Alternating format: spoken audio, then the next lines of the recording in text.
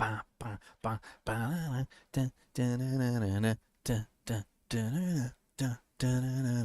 I'm excited. I'm excited today. I'm finally off. I scheduled off some work for the new season, so I'm finally off work. I had to go to night shift last night, but you know, whatever. We're going to be doing some theory crafting today, and I already have finished quite a bit of theory crafting, so I think it's important that I highlight some of the previous theory crafting that I do. I also just put out a video on the new unique gambling tools. If you guys want to check that out, should be fun. So, if you check my community page, I do have quite a few of these already up, so you guys can find them. This is where I post a lot of my stuff. If you guys are unaware that the community page even exists, it's basically just a place where I can post all sorts of cool stuff for you guys. You know, like updates. Try and sell you crap. Show you my dupe cookies. Things like that. I'm sure you guys like my dupes. And on here, I have some of the builds that we have established already. We're going to be adding to this today. So that's the goal, is we're going to be adding as many as we can to this. So we've already finished the Flay Barbarian with the Ring of the Ravenous. I think it's going to be a solid build, by the way. If you're just looking for an easy build to pick, you don't have to worry about anything. It's probably going to be able to clear all content just fine. The Flay Barbarian with the Ring of Ravenous, I think, is probably going to be your pick, because I don't really think that they nerfed it enough to really kill the Flay Barbarian off completely, and then the Ring of Ravenous changes make it really interesting to set up. It's pretty much the same as my build from last season, though. I doubt that it's going to be hitting the same like 1.5 billion damage in a single rupture, but it's still going to hit really hard. I know it is.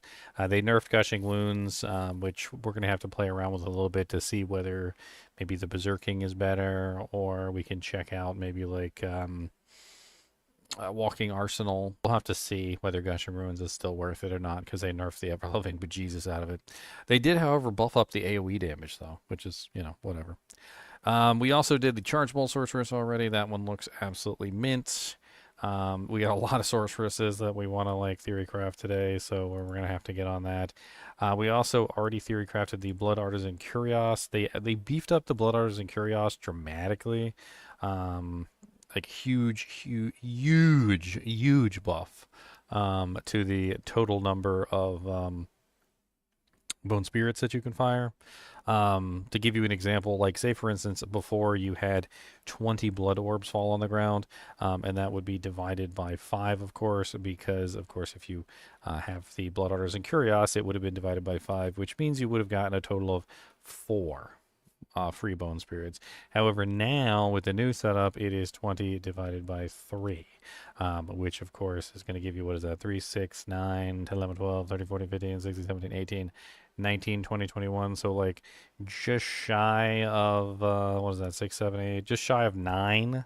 So as you can see, you're getting basically almost like double, a little bit more than double what you could before, which is pretty cool. So 3, 6, 9, 10, 11, 12, 13, 14, 15, 16, 17, 18, 19, 20, 21, or like, well, 6, 7, like 7, my bad. I calculated that wrong. It's like 7.5 or something like that. So it's a pretty big difference between the old version and the new version in the turn, like just the sheer number of them that you can fire.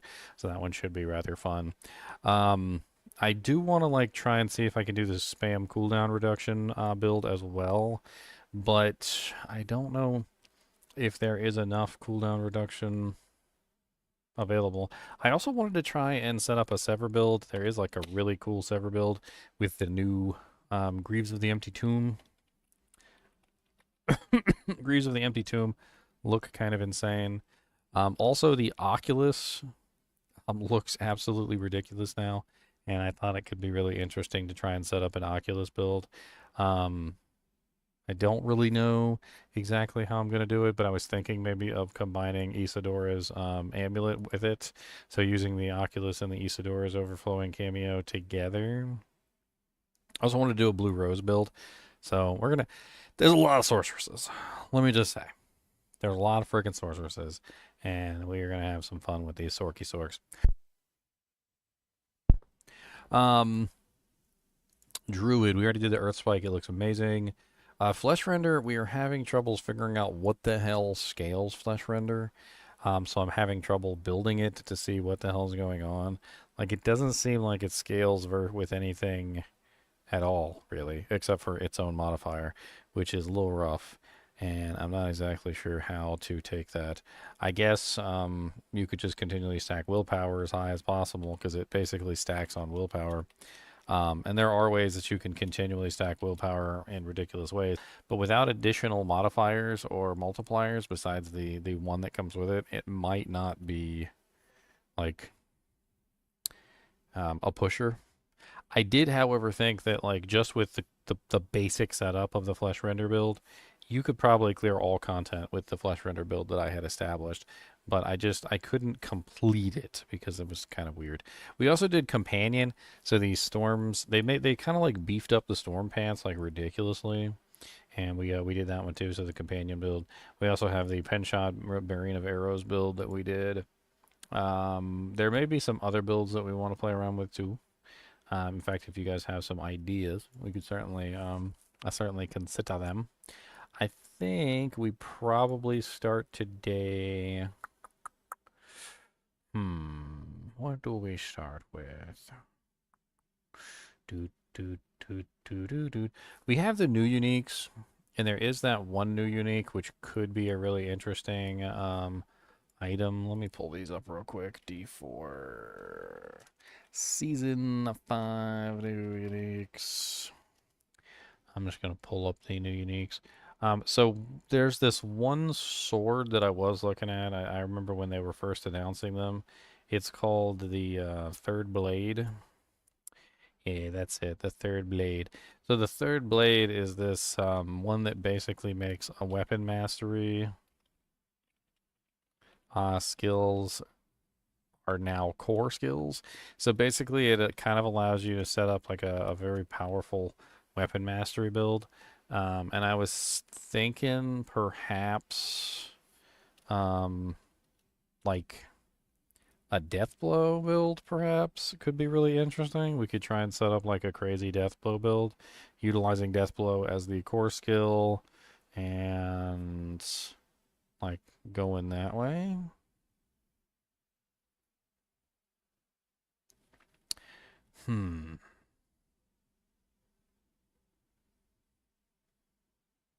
Not sure. That could be fun. Maybe we set up like a death blow third blade barbarian. You see how that goes. I'm also really interested in setting up this Vox Omnium. So Vox Omnium staff firebolt flame weaver kind of sorceress. Like it's kind of like a play on one of the sorceresses that I did last season with the Flame Weaver, but it like takes it a step further, which could be really interesting. I'm not entirely sure, but it could be really freaking interesting. Maybe we start out with that one today. Let's start out with the Vox Omnium Firebolt build. Why not? So let's go ahead and go over to Diablo 4.life. That's where we're going to play around with all these builds. Let's go back to the community builds, and then we'll go back to the build planner. We're going to change this to the Sakurai. Make sure we're on the Season of the Infernal Hordes. And we're going to pull in the new staff. So the new staff is called Vox Omnium. Now, Vox Omnium's special effect is that when you cast a core skill of any type, the skill will additionally fire 2 instances of the matching element basic skill. So basically, it's going to allow you to fire 2 firebolts every single time you fire a fireball, essentially, right? Or if you fire like Inferno or something. So it's going to basically give you the ability to spam a core and a basic at the same time, which should actually work out surprisingly well with the way that the Flame Weavers work. So the general gist of what I'm planning here is that the Vox Omnium is going to function as our firing like our main ability, which is going to fire the effects, right? It also increases the damage of those projectiles by 90%. Then we add in the Flame Weaver gloves, which also increases the damage of the firebolts. And on top of that, has obviously the ability to split the firebolts into multiple. So instead of going with the double casting like from the main item, we're basically just going to get a free double cast whenever we cast Fireball, which is exactly how we want it. And then I can't remember if they changed the Flameweaver gloves. Let's pull up the patch notes for 1.50, and let's take a look at the changes to Flameweaver. So we're gonna go down, down, down to the bottom. Down, down, down to the bottom of the pile. Down, down, down, and we're gonna swing higher. Let's get this Vox Omnium set up here. Alright, so Flame Weavers. Where are you, my buddies? So Flame Weavers also have a 22.5% chance to cast Firebolt twice now. So not only do we get the free double cast of basically the Firebolt from the ability, and we'd have to confirm this, obviously, but I'm pretty sure that because they added the chance to cast Firebolt twice on the item, we also get additional doojanks there. So what we're going to be doing is we're going to be utilizing obviously the multiplier and the doubling on the Flame Weavers, as well as the tripling from the Firewall, all in combination to get some really interesting damage output. These all should work together very synergistically to create a very interesting build. So it's going to look basically something like this. We're going to have Firebolt here, and then we're going to have Fireball here, and we're going to be firing them. Basically, Fireball is going to be our main attack, and if we need to, of course, we can fall back to Firebolt, which isn't that big of a deal. But for the most part, we're just going to be swapping back and forth between them as necessary, with Fireball as the main source. We're also going to be using the basic skill damage bonuses. So even though we're not necessarily going to be firing like Firebolt directly as often as the original Flameweaver build, we're still going to be using things like Moonrise to beef up the basic skill damage. And we're still going to be using things like the adaptability, which is going to obviously also beef up the basic skill damage. So in totality, we're going to have a basic skill damage, because Firebolt is a basic skill, of I believe it's 90% from Vox Omnium. They buffed it up to 100% on the Flameweaver, so that's 190. Then we get a 80% multiplier on the adaptability, which is what, 270. And then we also get 1.5 times to that, which is, what is that? 2 would be 160. 1.5 would be 120. So another 120% added on to the original, like 270, which is 379. So like 390% basic multiplier there, which is going to be insane. And you might be asking, well, if we're scaling basic damage, why are we pulling in Fireball? And the answer to that is that Fireball also has the added benefit of this, which is greater Fireball. Fireball deals 10% of burning damage that you've applied to enemies as additional direct damage. So we're basically just going to be using the greater Fireball bonus to pull the burning damage off the target and slap them in the face with 10% of all of that burning damage that we're forcing on the target. The general idea of this is that we get so much burning damage through Firebolt, which is definitely what we want. We want tons and tons and tons of Firebolt damage, and we're going to be stacking as much burning damage as we can through Firebolt, other things like Firewall, of course, which is going to help us split. And then once we have all that stacked on the target, Fireball is going to act as our way to solidify that damage and just like hit the target with a massive bump over and over and over again. So we're just going to max out Fireball as well, and this is going to help us out a ton. And then from there, it's pretty much just the standard basic skill stuff. So we're going to want let's see here. I think Lucky Hit actually goes surprisingly well with Firebolts. So we'll have to play around with that. My phone just buzzed at me because it was dying. By the way, I have snacks for tomorrow. Snacks. These are not my normal non-fattening snacks. I've got some good snacks. I got Oreos. I got some lemonades. I got some Minute Maid lemonades. They were on sale, so like the only reason I get this stuff is because it's on sale. See, these were all marked down for $2.11. Not bad price for what is that? 1, 2, 3, 4, 5, 6, 7, 8. It's like 8 of these doodays. And so forth and so on. I got some waters, and I also picked up these. These were also on sale. I'm gonna be a chonky boy by the time I'm done with this season. I got these. These were on sale. These are like baking M&Ms, but they're basically just like mini M&Ms that you put in like cookies. So like if you wanted to get a bunch of M&Ms to bake cookies with, but they were on sale. They were normally like $6, so I picked them up for like $2.70. Like you guys gotta have snacks. Like if you don't got snacks, I don't know what to tell you. We're gonna be playing for long hours, and I'm gonna be stuck here at this computer, so I'm gonna have to have something to crunch on. Otherwise, I'm gonna die. You just see me passed out. I just be like, what happened to Ginger? He streamed for like 18 hours straight, and he didn't eat any food, and he didn't drink any water, so I think he might be dead. I'm pretty sure Cody's gnawing on his arm right now, just eating his left pinky. Cody said, I don't eat people's. Come here, Cody. Come here. I give you some bread. Come on. You want some bread? Come on. Everybody say hi to Mr. Monster Dog. Come on. Come on, Mr. Monster. That's a monster dog like the bread. Look at his eyeballs. Look. Look, he said, give me the bread. He said, you person, give me that. So I'm going to eat your face. So what's this? Come on, this. No, that's my bread. Look, it's crazy. Now he's just dropping bread.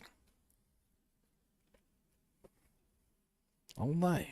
Say he's dropping stuff. Don't be dropping stuff. Big boy. Big old monster. Cody the monster dog. Are you ready for the ladder? Are you ready to steal all the snacks I dropped? You ready to steal some snacks? He said, "Where's snacks? I'm ready." So I was born ready. I was born to steal snacks. I was born to steal some snacks for you. Gonna steal them snacks all day. And I wait until it falls down, and I scoop them up right away. And I'll gladly steal your snacks every day. Don't ever hesitate to call if you got some snacks that need Stephen. I'll steal your snacks right away. I love you, buddy. All right, get down. Monster dog. Monster dog. I don't think he likes being called a monster dog. I do not think he likes being called a monster dog. He's a non-monster. He's a that's rude. What's up, Leon? That's it. I'm trying to do this Vox Omnium. That's nice. Let's see. Building my 2 builds, and then I have to choose which one to do first. First one matters.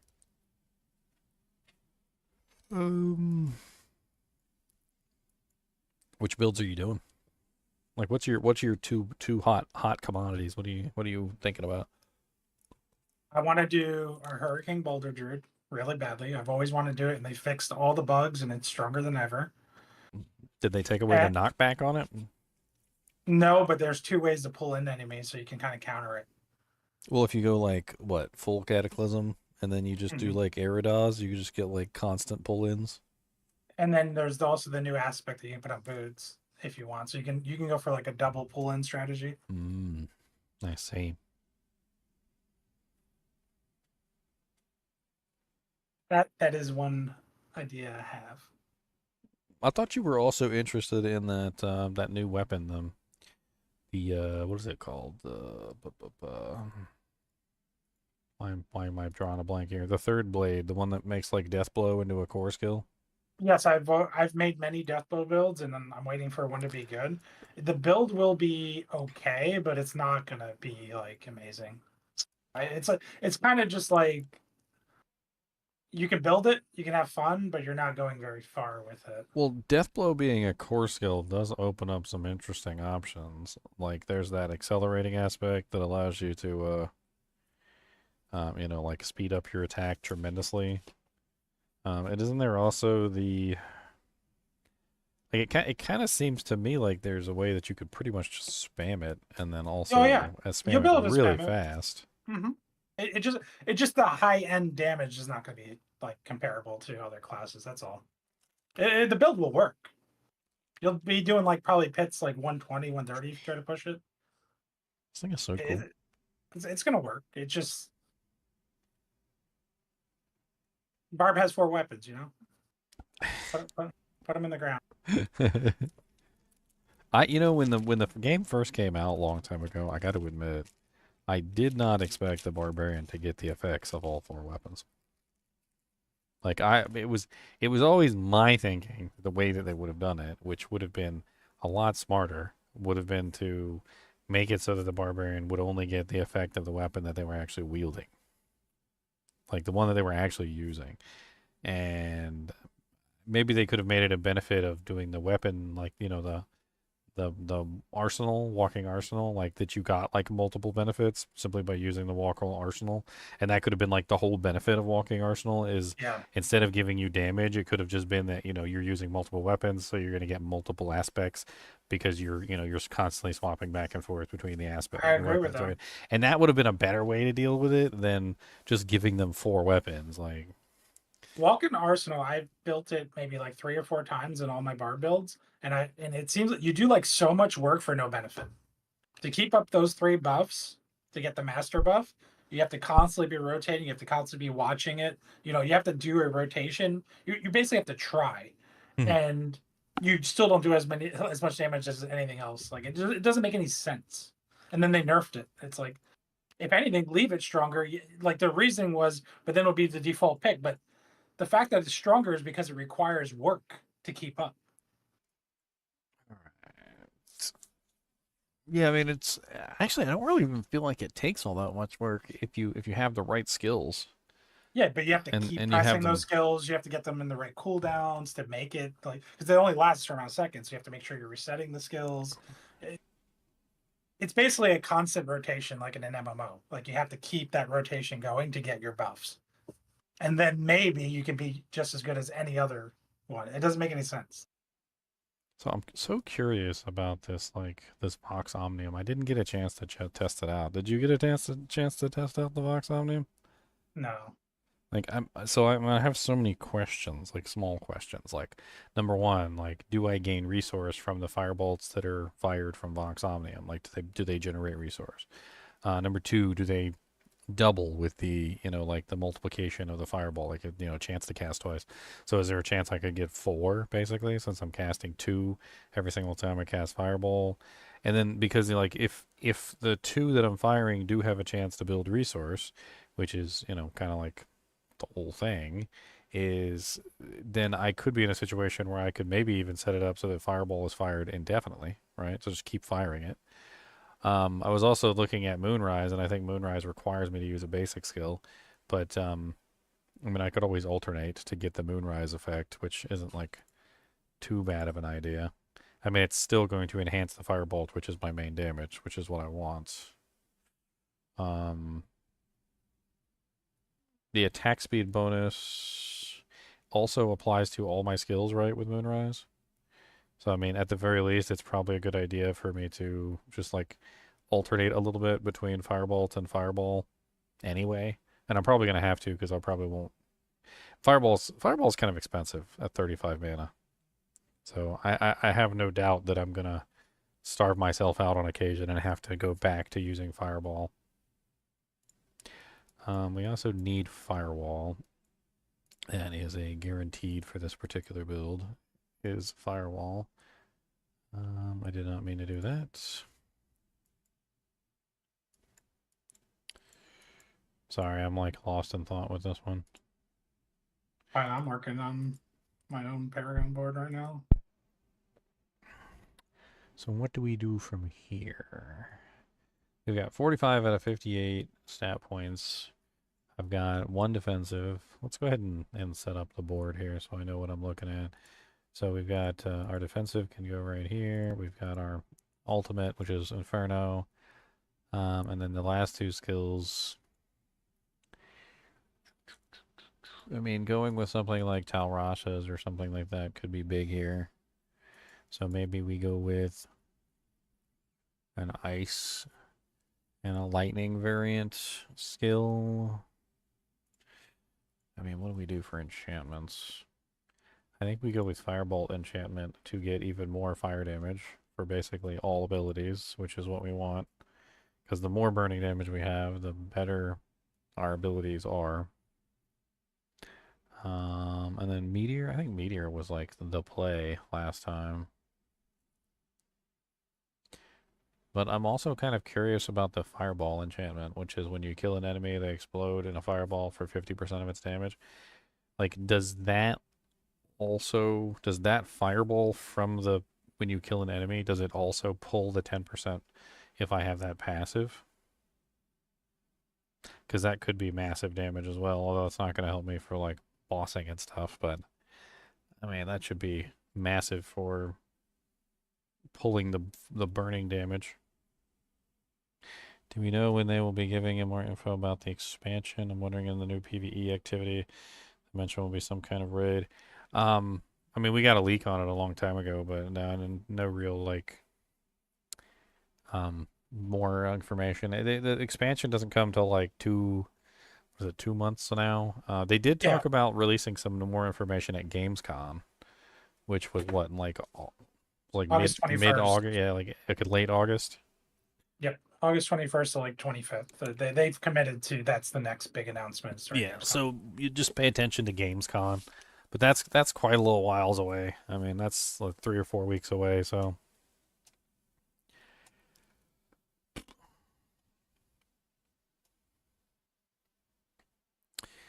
uh, every 40 seconds and cooldowns you spend, you spawn an ice blade on a random enemy.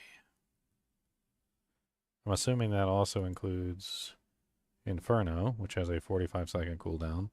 So that means it would be instantaneous to get a free ice blades. We could also just go with I kind of like going with the Blizzard one just for the defensive posture, but I think Meteor might be the play. And then we just don't have Meteor on the bar because I'm not gonna want to have a second spender. And I think we just go with like Ice Blades and Lightning Spear just so that we can get the Tal Rasha's bonuses. I think that's the best play. And then we're just gonna pull in a Tal Rasha's. Vox Omnium is a two-handed weapon, so we have no choice there. And we're pretty much just left with head, armor, pants, and boots. Gems would most likely be vulnerable damage, I think. Diamond, oh wait, no, not diamonds. Sorry, ruby. And then we're probably doing skulls. That would probably be the play for the jewelry. What do we do other than this? I mean, Starfall Coronet is kind of fun with this build, but it's also restrictive.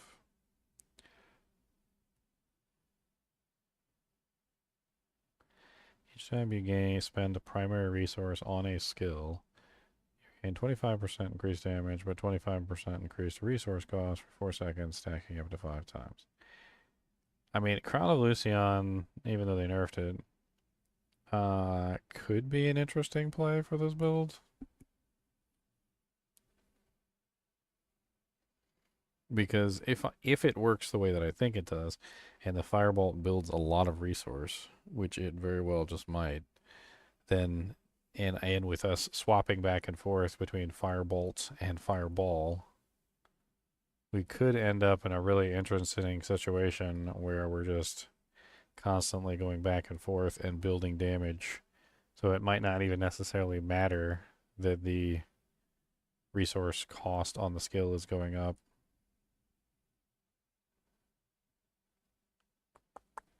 What did they change it to, by the way? They nerfed it heavily.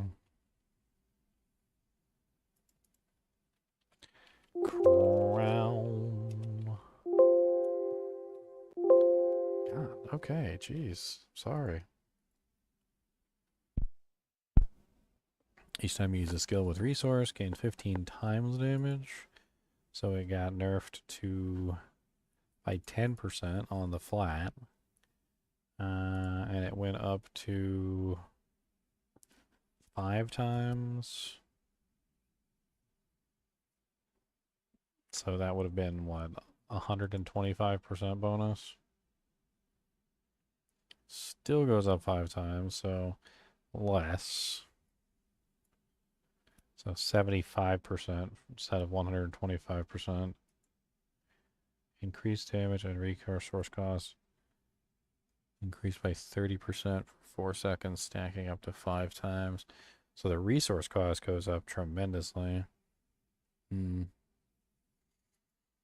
Hmm.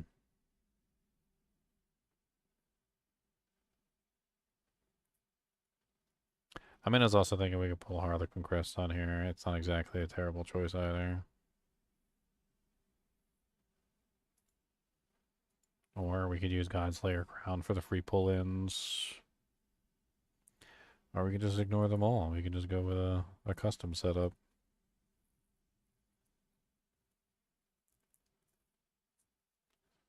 I'm so curious, like, how this works. Like, is it gonna trigger my basic, like, might aspect? Like, if I throw might aspect in there, is it gonna trigger that?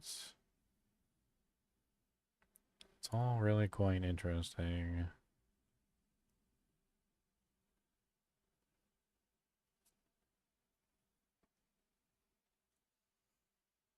Hmm.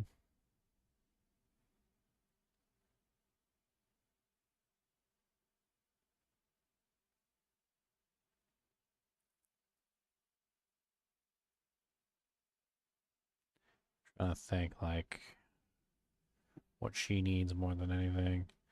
Probably gonna need a lot of damage reduction, to be perfectly honest.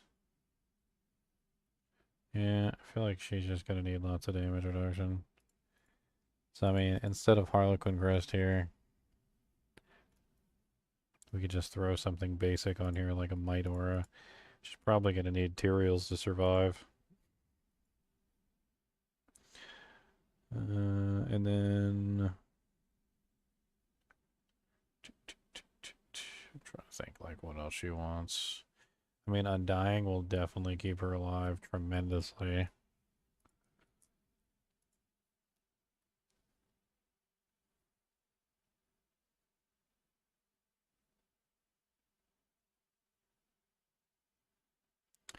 I wonder if Rackonaut's Wake would be an interesting one for this character.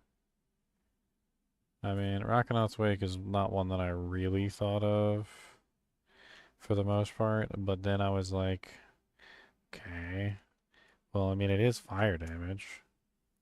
So basically, every single time you use a cooldown, you explode for fire damage out radially, right? So it could be rather interesting for a character that's based on fire. It does have a massive all-res on it, though, which the sorceress really doesn't need. So whenever you cast a skill with a cooldown, you explode for blank fire damage. Increased movement, cooldown reduction, and then it also has a bonus to non-physical damage. Hmm. I mean, be it that we're scaling fire damage, I would think that it would scale the boots, but I don't know that it would scale the boots. So I'm not entirely sure there. Might not scale the boots.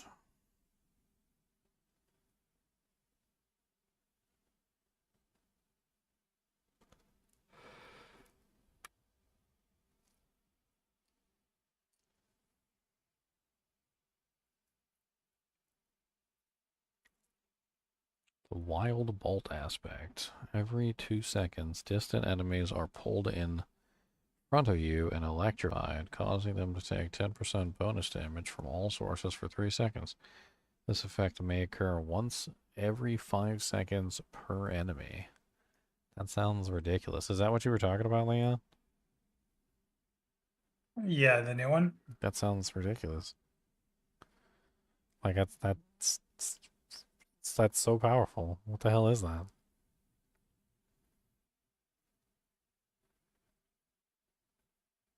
That seems I think if you combine that with the ring and Cataclysm permanent uptime with boulders, you'll be knocking them back with the boulders, but you'll be pulling them right back in. So it'd be like a pull, a push and pull kind of thing. It'd be fun, I think. That could be a good time. That's kind of what I want to do. You're just gonna see me gripping everything in and then knocking it away. You're like, what are you doing to do that to me? I mean, I think we put this on here and we try it out. It sounds amazing for this build too. Pull everything in and just like fire a fireball at it and it explodes and then just does like massive amounts of damage. That should be something. Alright, so skill tree. We maxed out fireball, which is what we want. We don't need 2 in flame shield. We're going to be spending a lot of mana, so we might as well put 3 in mana shield. I think that's a no-brainer here. We're also using 2 conjurations, so we might as well use conjuration mastery. We also want 5 in firewall as well. That's a no-brainer. That leaves us with 2 whole points left. I mean, with our 2 final points, we could potentially grab maybe glass cannon.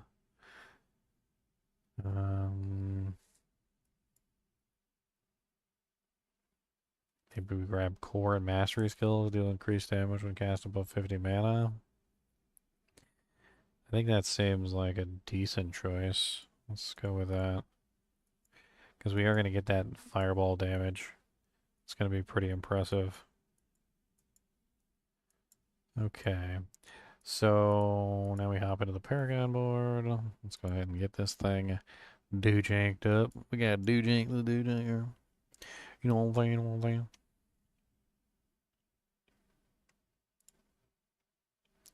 Alright, so boop. We're definitely going to want, I believe it's called Elementalist. Yeah, which is pretty much just exactly what this character needs. Just more multipliers. And then our first one is most likely going to be the, is it the Pyromancy skills? When do we get Burning Instinct? I think, honestly, since we're going with Fireball, I think we do both. I think we get Burning Instinct and we do Pyromancy. I don't think we avoid either of them this time. So we're just gonna get both of them.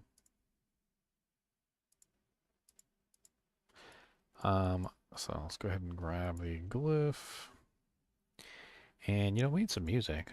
This is dull. We need music. Let's do some crazy music today. Let's do some chiptune music. I like chiptune music. What we got in the music list? Synthwave, chiptune. There we go.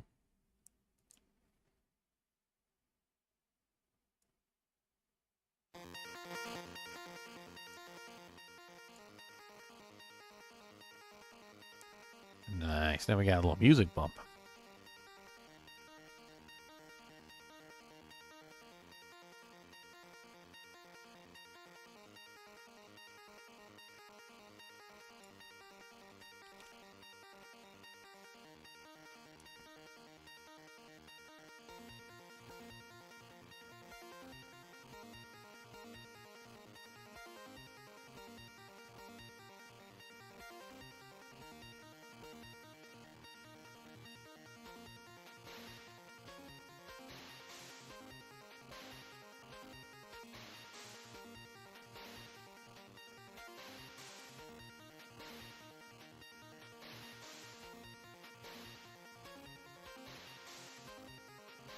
Fire damage, fire damage. Damage reduction from fire enemies, damage reduction from fire enemies, damage reduction from fire enemies. Alright. And then from here, let's go ahead and grab the Searing Heat.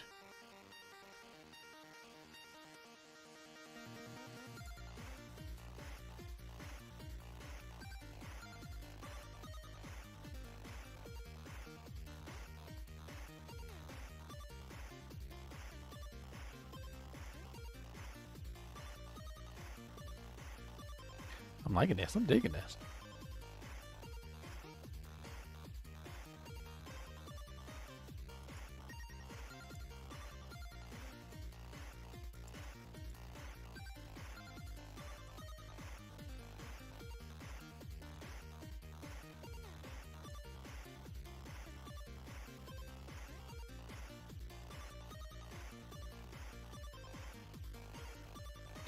What is this? Fire damage? We want that too. Let's go up here and grab this as well.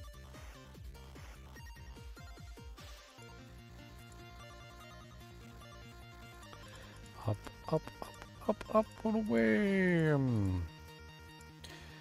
Alright, so the next one. We're not really too interested in Static Surge, Icefall. I think Frigid Fate still gives us a bonus, but not quite as amazing. You can also get Enchantment Master. I think Enchantment Master is pretty powerful. So we're gonna grab this one too, why not? What is this? Damage over time, potion healing.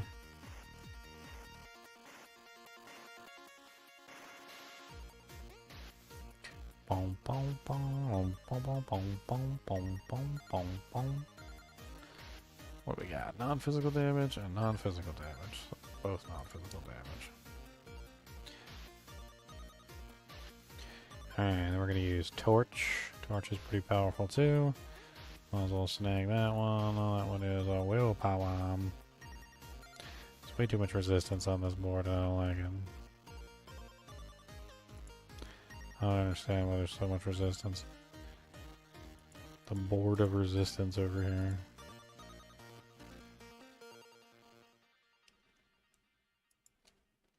Alright, next I'm pretty sure we're just going for glyphs now. So we're just gonna try and skip through and get as many glyphs as we can. Skippity, bippity, bop. I need a glyph on time.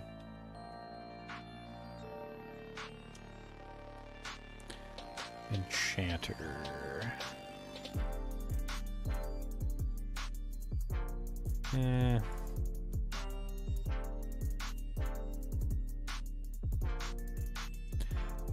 Let's take a look at what we have left.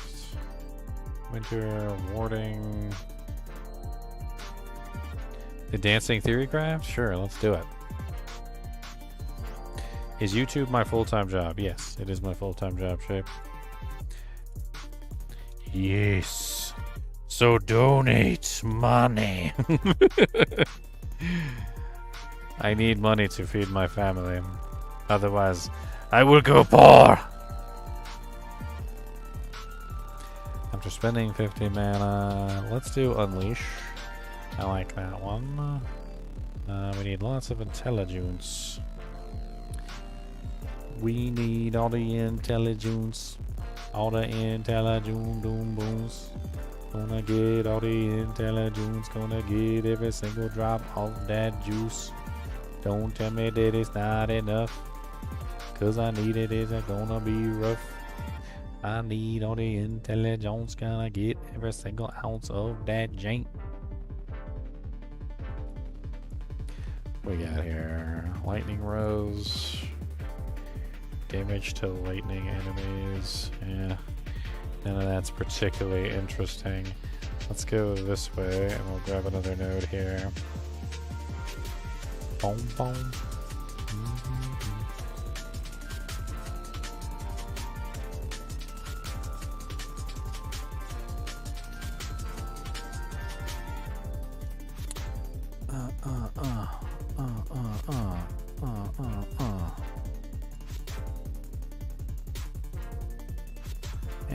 What else do we want?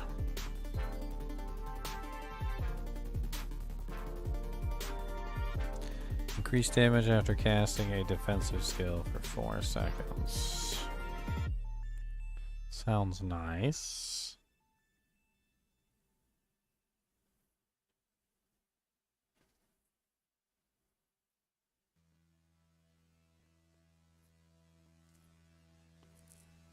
Let's grab exploit for the vulnerable multiplier or damage. The additive bonus.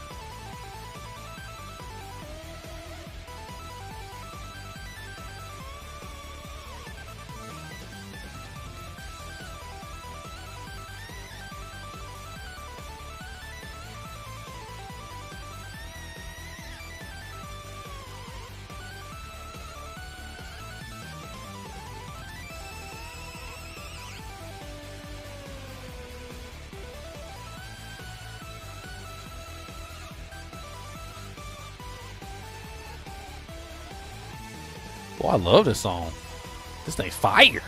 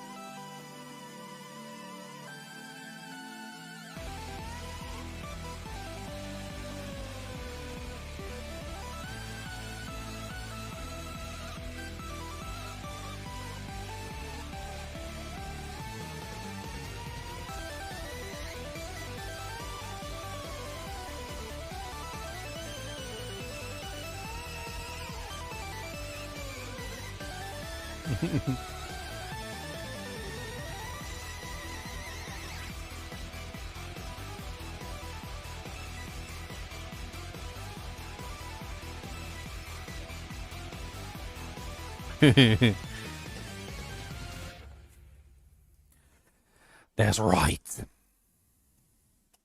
I like that song. I want to play that song again. I like that. I like that song. Let's do it one more time, boys. Will you go? Why are you not going backward to the song that we were just on? See, that's rude. Okay, this one's kind of nice too, though.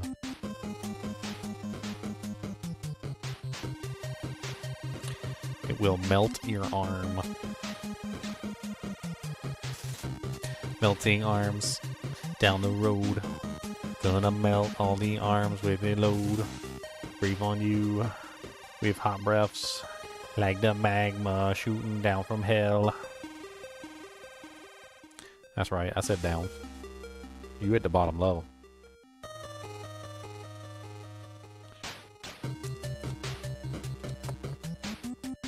I don't know. I think this build's pretty solid. I think we're done. Like I think this is it. This is the build. It's super solid. It's freaking. It should be really high damage. I don't see any reason why not. Let's go ahead and save this. GGM's Vox Omnium Fireball / Firebolt Basic Sork. Season 5. Save build. We're gonna add this one to the Doojanks for you guys. Might as well put this in with the Sorceress. Season 5. Vox Omnium Firebolt / Fireball Basic build.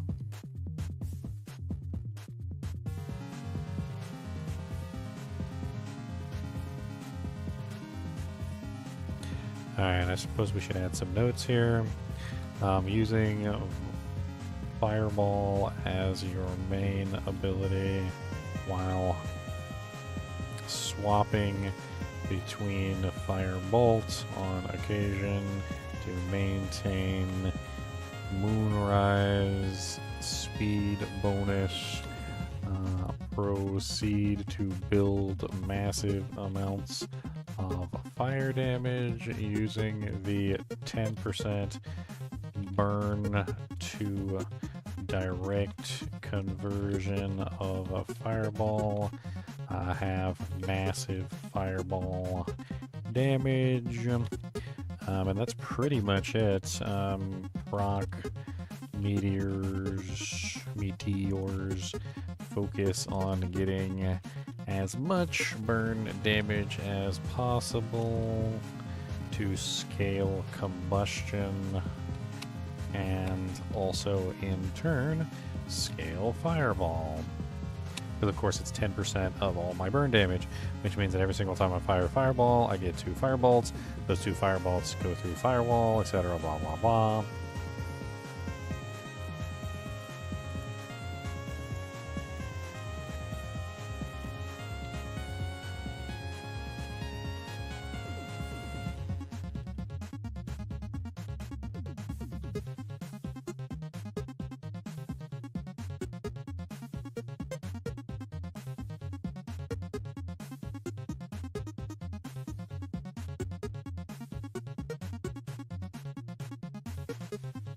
Boom, boom, boom, boom, boom, boom, boom, boom.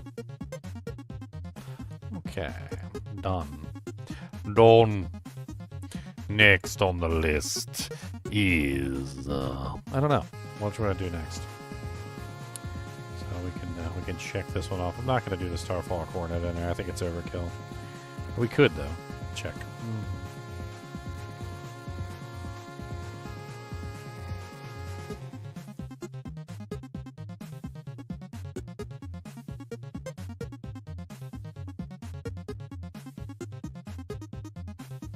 Dude, I love this music. It's great.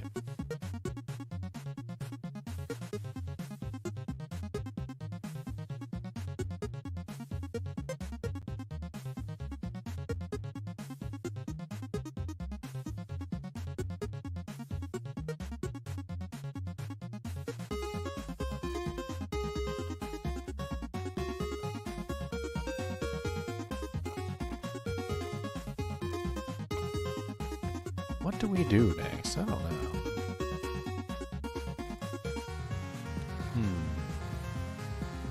There's so many sorceresses to theorycraft. God bless it. Maybe we try a blue rose setup?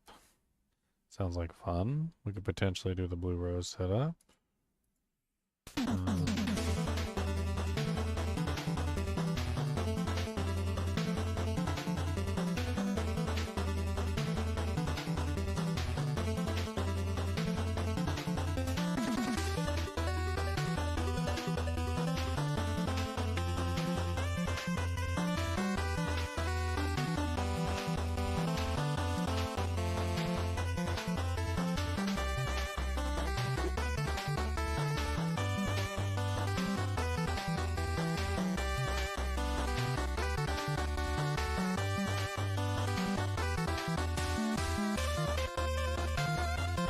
Dude, this music is fire.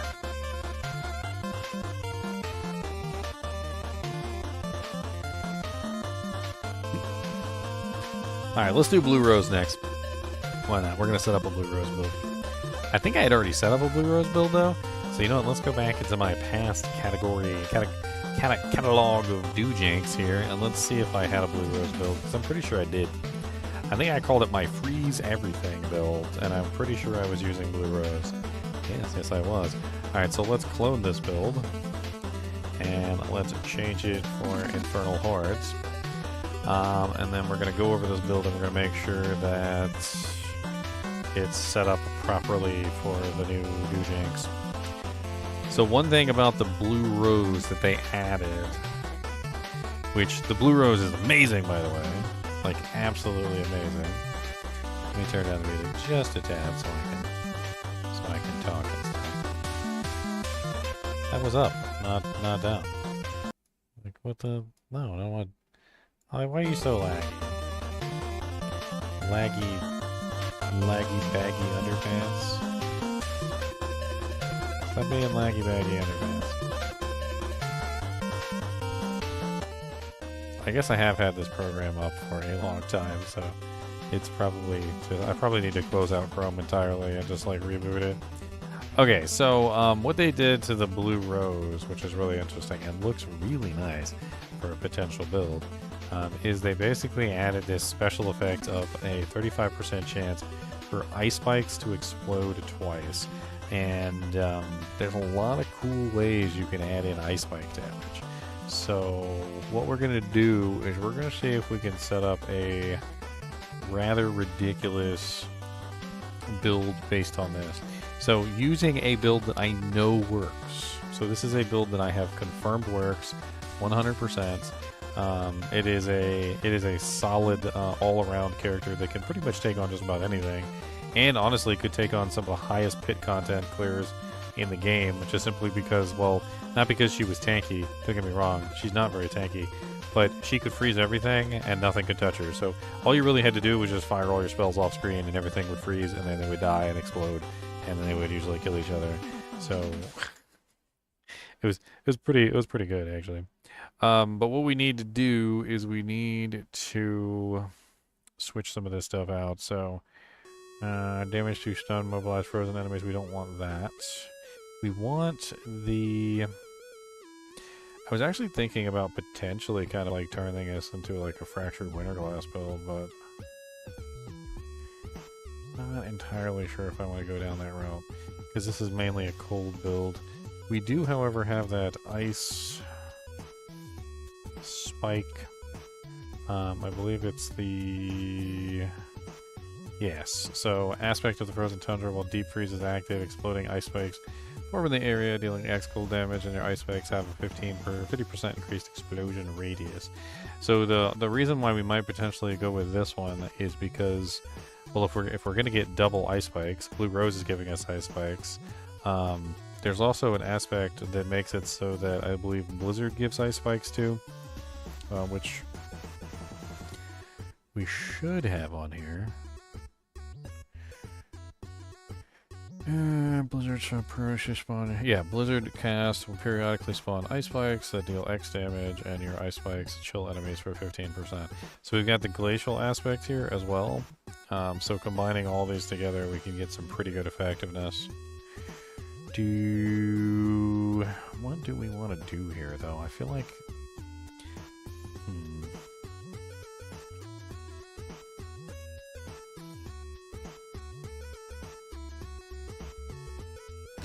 What am I using for enchantments? I've got Frozen Orb and Ice Shards. Now, when I played around with this before, I kind of felt like Ice Shards was not really necessary. So let's go ahead and scrap Ice Shards. Let's also add a little bit of burning damage in so we can multiply our damage that way. And I think we only need to put 1 point in Firebolt for that to work. And what we're going to do is we're going to take Ice Shards and we're going to replace it with the Firebolt enchantment so we get the burning damage on all the enemies as we are freezing them, which I know sounds absolutely silly, but that's how it works. We also probably don't want to actually main cast Frozen Orb. As much as I like Frozen Orb, I think I'd be better off not main casting it. So we're going to drop Frozen Orb. And we're not going to drop it completely, but what we're going to do is we're going to use Blizzard as our main ability instead, just simply because I think it just works better. So we're going to spam Blizzards. Blizzards are going to be our Ice Spikes, because this is going to be more of an Ice Spike build than it is going to be a Frozen Orb build. And we're also not going to need the aspect of the Frozen Orbit anymore, so let's unequip that. And we're going to use Talras's Iridescent Loop. We have the fire, so that's useful. Then we just need lightning. So I think in this particular case, we probably just pull in like Lightning Spear. It's probably the easiest way to do this. Aspect of Control needs to go. Aspect of Piercing Cold needs to go. Ice Heart Rise is kind of beefed up in the latest patch. I'm not exactly sure if I still want to use that, though. What do they do to it? They increase the chance of Frost Nova on death. It also has the 6% extra damage to Shatter's Echo. And then the Frost Nova size. Was I using... What the hell is that? I don't know what that is. Was I using Shatter? I can't remember if I was using Shatter or if I was using... No, so I was using Avalanche.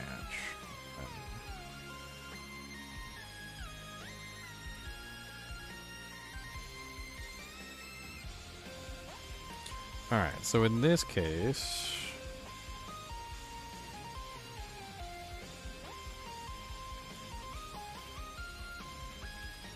we still want the Frozen Orbs firing off, right? So we still have that? Yes, we do. Okay, so the Frozen Orbs are going to fire off for free for us, which is basically what we want. We're not really worried about that. We're just going to get the free Frozen Orbs from spamming Blizzards. The, it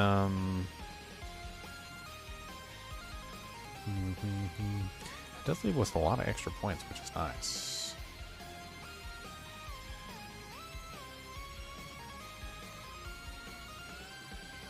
Let's go ahead and grab the Lightning Spear, because we need that to hit the 3 points for Talrash's, which we're going to be using with this build. What do we want on our other aspects? So let's take a look real quick at what we've got.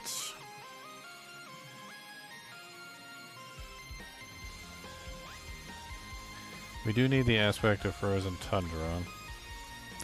We actually need to test some of this stuff, so let's go ahead and pull up Diablo 4. I know. Lay gasp. Most of this stuff is not done on the actual game, we do it off the game. It's all intellectual. But I need to test some of this stuff to see what scales on the amulet and what doesn't, and how it scales, so that we know exactly which ones to put on the amulet and which one to leave off of the amulets. We've got a couple different aspects that we could potentially put on there, so I'm not exactly sure which one to do. The Blue Rose and the Talrasha have to go on the rings. We do have also 2 others. I should still have the Cold Sorceress on here, I think. Well, maybe I deleted her. Yeah, looks like she got deleted. Sadness. I guess we pull up the Frost Flame.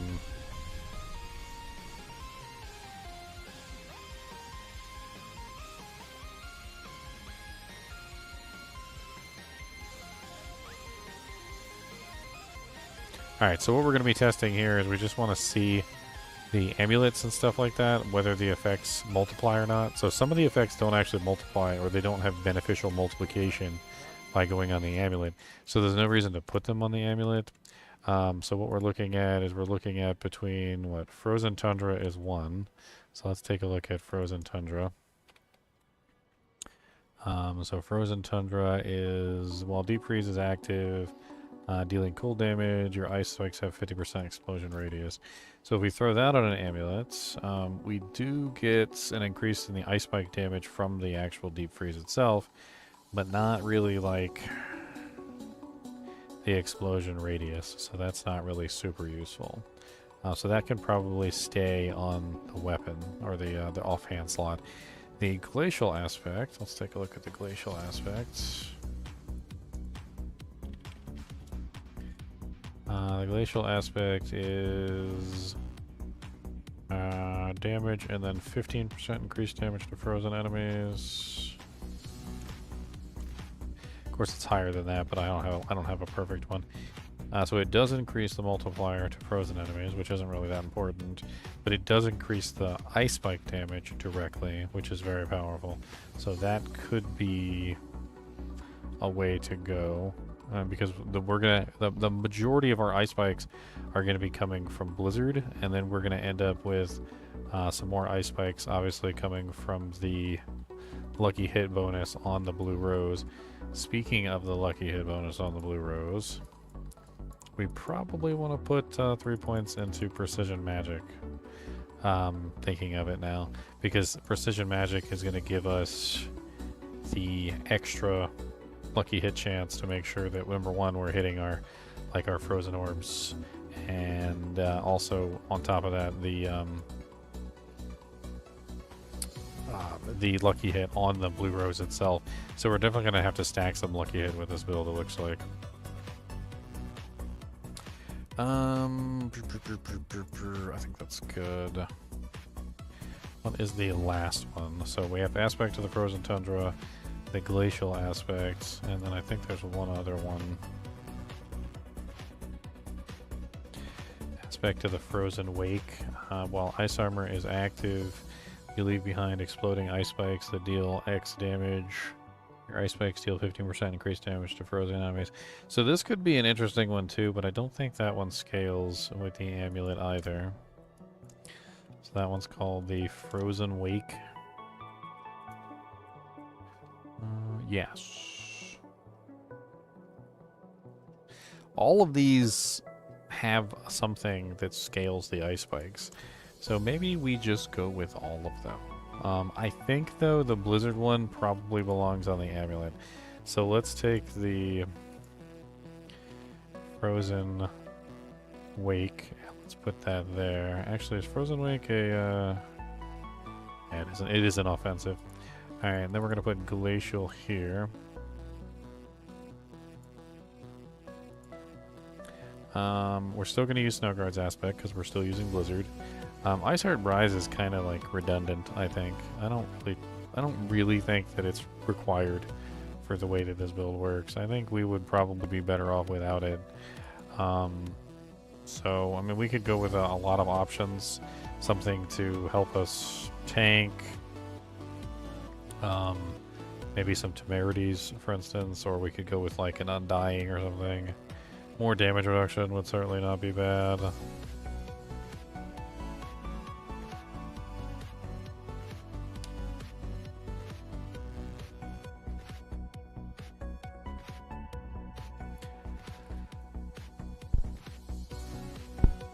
Oh yeah, I'm forgetting. We're using Avalanche, right? Avalanche, I'm pretty sure has an offensive that we need. So Avalanche is the Avalanche key passive now applies to 2 additional casts.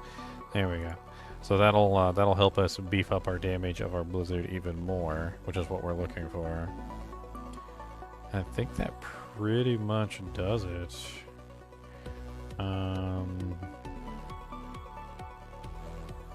I mean, overall, we're pretty much just using the same build that I set up previously. It's just tweaked a little bit here and there. We could also tweak the board a little bit. So let's see here. Oh no, Galaxy Updater has thrown an error message.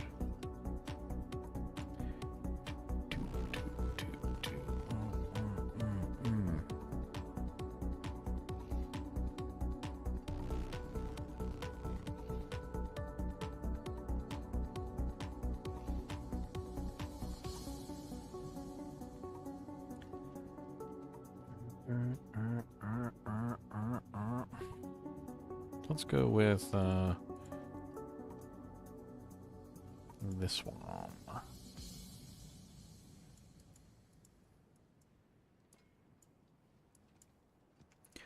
We're also running the burning stuff, so hold on. let's pull this for right now. Let's grab the pyromancy skills. That one, Devouring Blaze. So we're gonna put 3 into Devouring Blaze. We also can probably drop some of these, like chance to instantly freeze. 24% more. Chill. Yeah, we don't need that either. We can just grab this one, which is gonna help us out for the critical strike damage against burning enemies. Raw skills deal increased damage to elites. Yes. Yes. This one's not really so important, but it's okay. Killing a burning enemy increases your mana regeneration, which is going to come in super handy.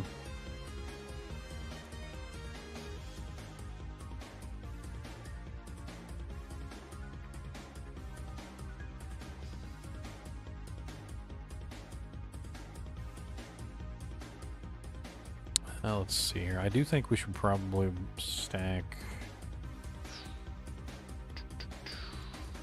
Trying to think here. We got 3 in glass cannon. Let's pull glass cannon. That's no good for how we currently have our build set up. Let's go with the DR side of things, and then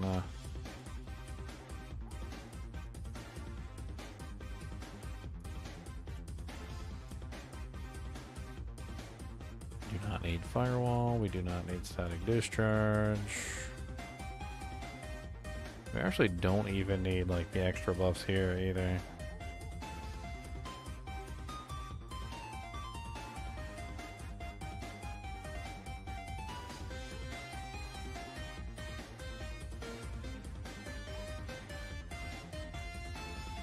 Let's go ahead and put 3 in elemental dominance. I think that's a good play. I think we're pretty much solid there. I think we can pull 2 from Hoarfrost, which Hoarfrost is really only against like chilled monsters, and we can put 3 in Conjuration Mastery, which I think is going to help us more anyway. Just getting an additional damage, mana regeneration, etc. for having the Conjurations active. I don't see any reason why not. I'm also considering maybe swapping out Frost Nova? Not entirely sure we need Frost Nova. Do I think the Bone Spirit build that casts Bone Splinter is viable? So I actually did a whole test of it on the PTR, Julian. You're actually talking to the right person. So I did a whole test of the Bone Spirit build with casting as many Bone Splinters as possible. I even tried to do like a basic build with Bone Splinters and then use the Bone Spear, the Bone Prison to cast Bone Splinters, and I was able to scale up the damage kind of interestingly. I actually have a Bone Spirit build already set up if you want to check it out. Let me get you a link real quick. I do think it's going to be pretty powerful. Here it is right here. So this is the Bone Spirit Blood Orb build, and I am utilizing Bone Prison. So I'm utilizing that as well. I think this is solid, except for the Ice Heart Prize. I feel like the Ice Heart Prize can go. It's not necessary for the build. In fact, maybe something like Temerity would be a better choice. Or maybe we just go with something that's going to increase our damage reduction. Just, you know, something make us a little tankier, maybe.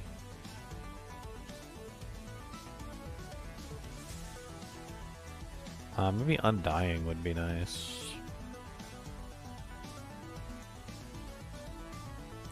Take 25% less damage from crowd-controlled or vulnerable enemies. That sounds like a good plan. There we go. And then we're still using Shared Misery, which is a good choice for this particular build. That's going to give us a massive amount of like blowback on the chills and the freezes that we get. So every time we chill or freeze something, it's going to get like passed on to the next target. It's pretty powerful.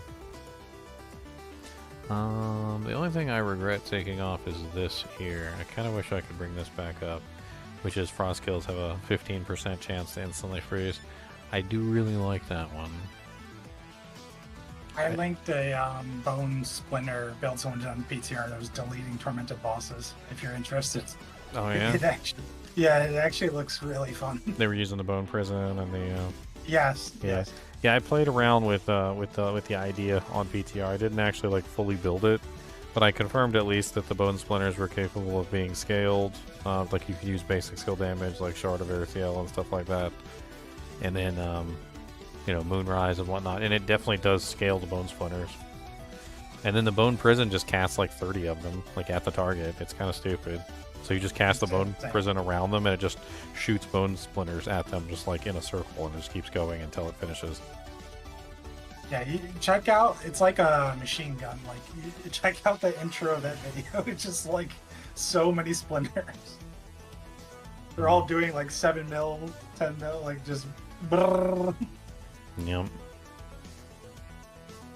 Okay, let's put 2 here, and then let's put 1 back here.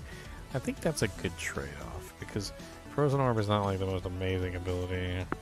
So pulling 3 points there, or 2 points there, isn't the biggest deal. This instant freeze here is massive. Gives us lots of staggering ability on the bosses, which is what we want. It's like it's a 15% chance for basically all frost skills to just instantly freeze targets instead of chilling. And when we did all the stagger testing, we found out chilling is just like not really the most amazing thing in terms of like staggering a boss. And freezes are like way better. So having like the 15% chance to just apply a freeze means I'm gonna stagger bosses a lot faster. Why am I missing deep freeze? Oh no. I'm missing deep freeze. I guess technically I don't have to take deep freeze, but I was using it as like my main defensive skill.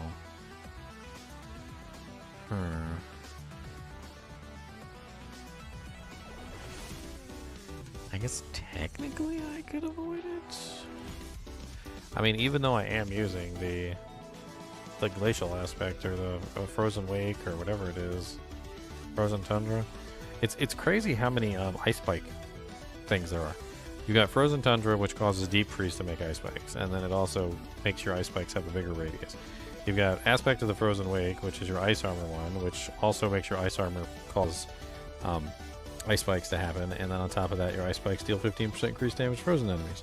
Then you get the glacial aspect, which makes blizzard cause ice spikes, which makes them chill for 15%. And then you've got the blue rose, which has the 30% chance for basically anything to cause an ice spike. And then it triples the ice spike if the enemy's frozen. And then, like, you add it all up, and there's a lot of freaking ice spikes just like popping off everywhere. I don't even know. And then, of course, the blue rose now also has the double ice spike potential, which I think applies to all of the ice spikes. So the ice spikes from the blue rose, the ice spikes from the blizzard, the ice spikes from the ice armor, the ice spikes from the deep freeze, all of them can potentially be doubled. So I got like potentially 8 ice spikes that I can cause happen at any given time. I don't know. This build should be crazy. I think this build is going to be crazy, actually.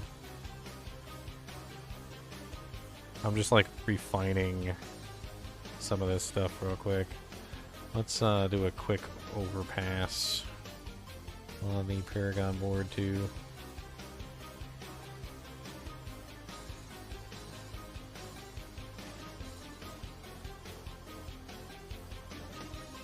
Why am I not using Frigid Fate? Like, what the hell's wrong? Oops.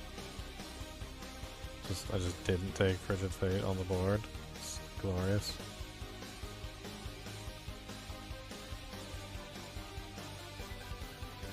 Okay, we're also using Icefall.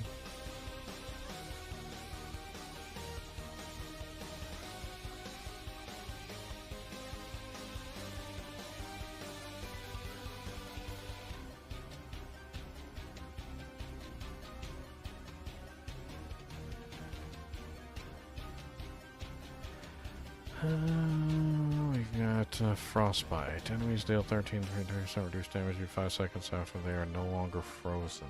I do not like that, although it does increase damage to chilled. That's one of those ones that's kind of just like, meh.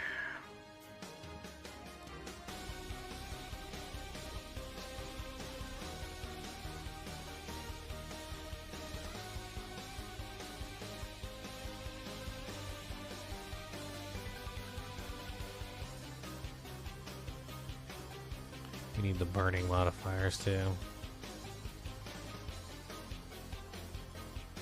What the hell am I doing here? This board, I think this board just needs to be redone. I think I just need to reset it. Yeah, it looks like it's all over the place. Let's just refine it. Redo. Let's hit the redo button.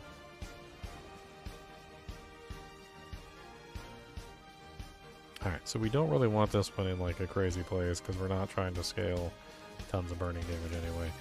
But it does give us a scaling multiplier, which will help us out. We're definitely going to be using Frigid Fates and Icefall.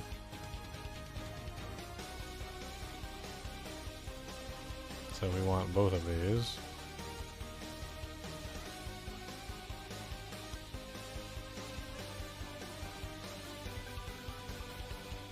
Whenever you chill or freeze an enemy, you deal 3% increased cold damage to them for 10 seconds up to 15 times. That seems fine. Pretty sure that even works on bosses, because technically you can chill and freeze bosses, even though it doesn't actually do anything. It should still stack up the multiplier. I don't see any reason why it wouldn't. We got Dex.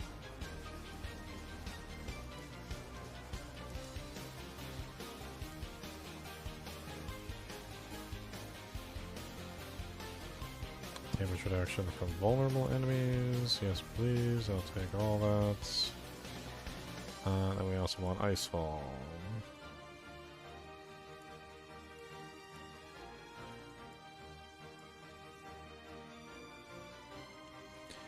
We also want the Elementalist. That's a big one for us. It's going to give us a massive, ridiculous amount of dojak.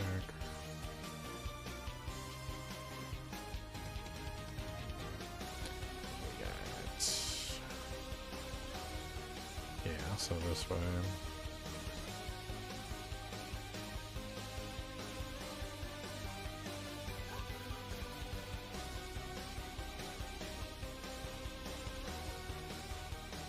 Alright, now I think we can get access to one of these burning ones. I don't know which one.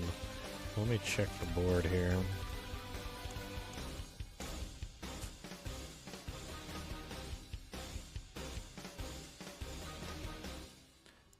Alright, so the burning ones are you deal bonus. Oh, wait, no, that's the cold one. Vulnerable damage equal to 10% total amount of your bonus damage with cold. Hey, that's fine. Your frost skills deal 15% increased damage to vulnerable enemies. Doubled against frozen. That's good too. What are the other ones? Pyromancy skills deal 12% increased critical strike chance. No. Burning Instinct. Your burning damage is increased by 10% of your critical strike bonus. Yeah, we don't care about that either. Alright, so at this point we're pretty much just hunting for glyph sockets. That's all we're summoning for. So we could go for Enchantment Master though. Which I do like Enchantment Master.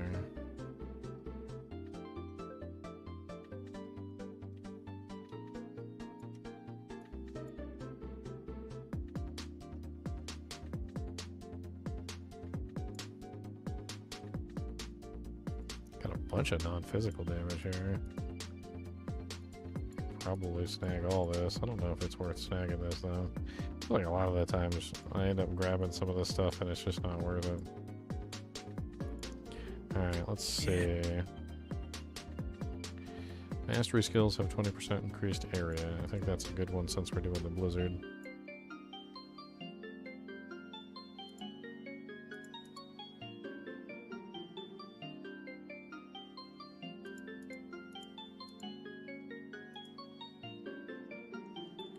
Don't need dex, we need intelligence. I wish this provocation was less than 12 seconds. What provocation? So it's 12 seconds while you're in werebear form, your next skill will overpower. I want that. I need it to be a little bit less. I wonder if I can get plus the ranks or something. Is that a thing? I don't know.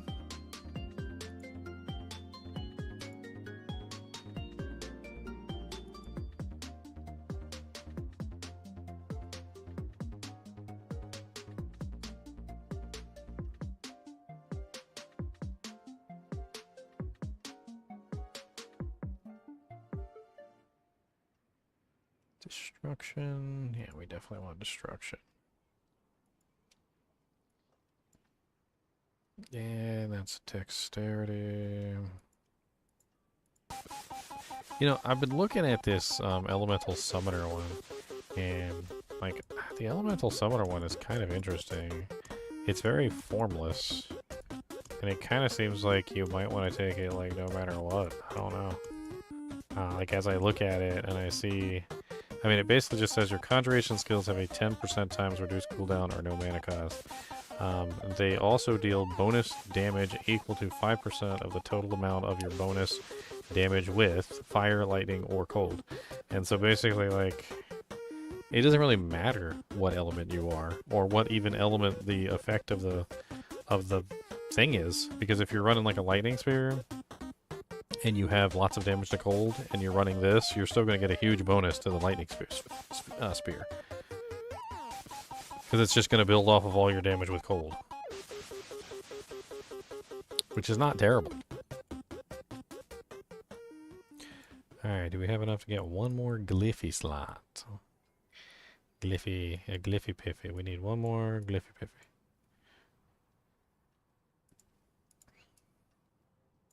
What's that?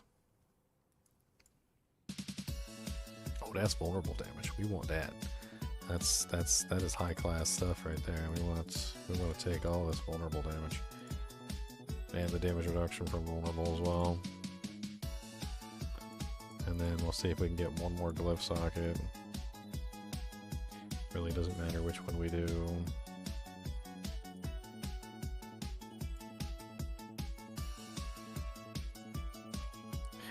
We have just enough to get here, but not enough to actually like activate the glyph. That's funny.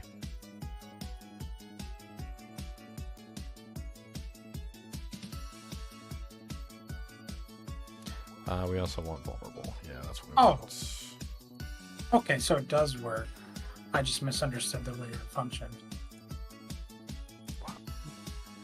So you don't have to be 12 seconds consistently in the form. It just like stops the counter and goes back counting until like if you transform and you go back to bear.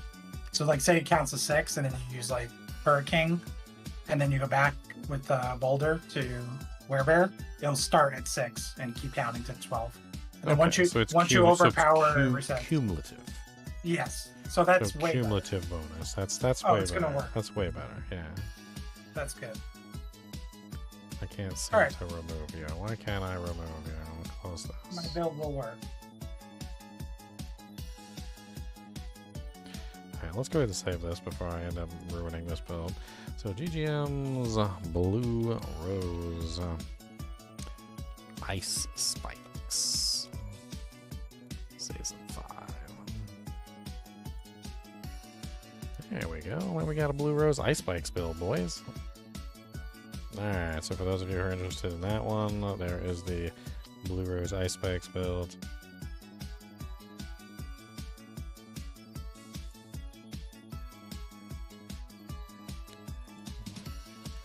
Season 5, Blue Rose Ice Spikes.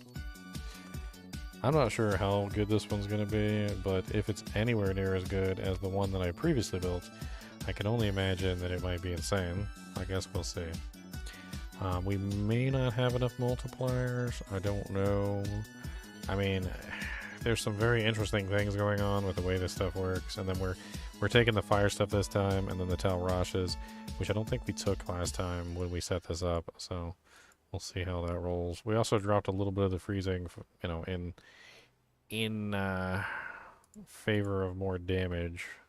So that should be interesting.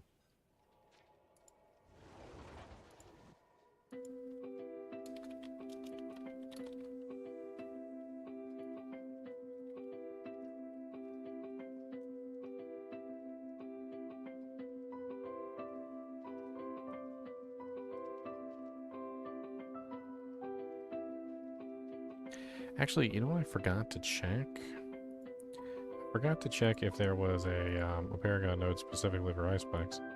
That is one thing that we probably should have done in advance.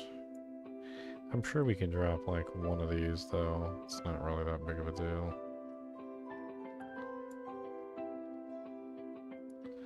Like, we could probably drop Torch. I think we could drop Torch. Let's just double check real quick. Because, you know, they added all those ones that are specific. They have, like, the specific doojanks. Why can I not edit anything now? The hell? I'm just not allowed to edit anything anymore? Well, that's rude. Let's try refreshing the page. Oh, we were logged out. That would...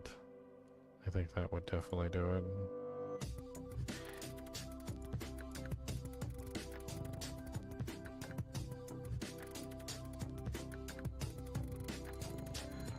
I had this happen one time before and it wouldn't let me.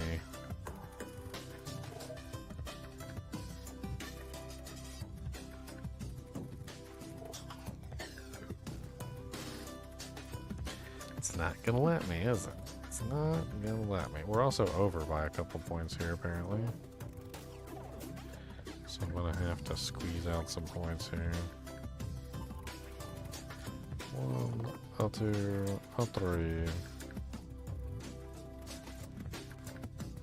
I think Nature's Fury might be the better version. And just get rid of the werebear stuff completely. You have to try both. I mean, now that it's a core skill, where it counts as core and mastery for scaling purposes, I mean, you could do it either way, right? So you could potentially leave it as a mastery skill, spam it that way, or you could I want to take turn advantage. it into a core and spam that way. Well, that doesn't even turn it into a core anymore because it's already a core, right? Yeah. I want to take advantage of like what we were talking about yesterday with the whole Nature's Fury tags it as both Earth and Storm, so you get both multipliers. Oh, I see. I see. Fancy, fancy. Dang it, I need to... Oh, there we go. It finally let me do it. Alright. So, spike. Stalagmite. Yeah, that's it. That's what we're looking for. So what does that scale on? Intelligence? Oh, good. That's easy to do here. We can grab all the intelligence in the world in this place. We're gonna have to scrap some points from somewhere else, but it'll be worth it. The goal here is just to get as many bonus points to our ice spike damage as we can possibly get, which that should do it. I believe so. Here.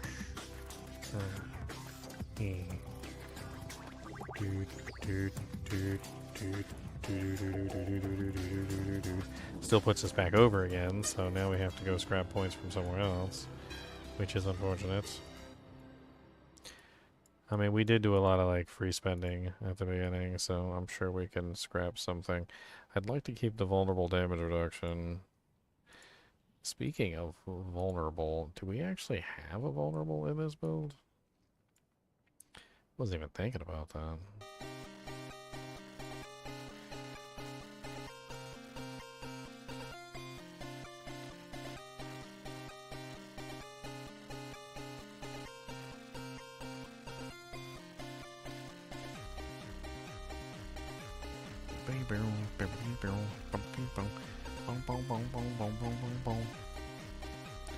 Take that one out.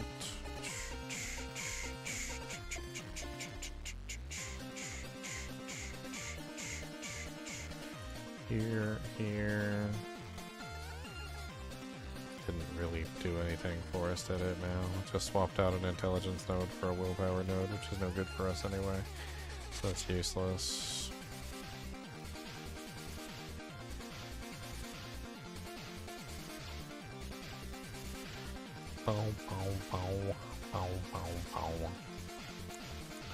So many points, I got the points.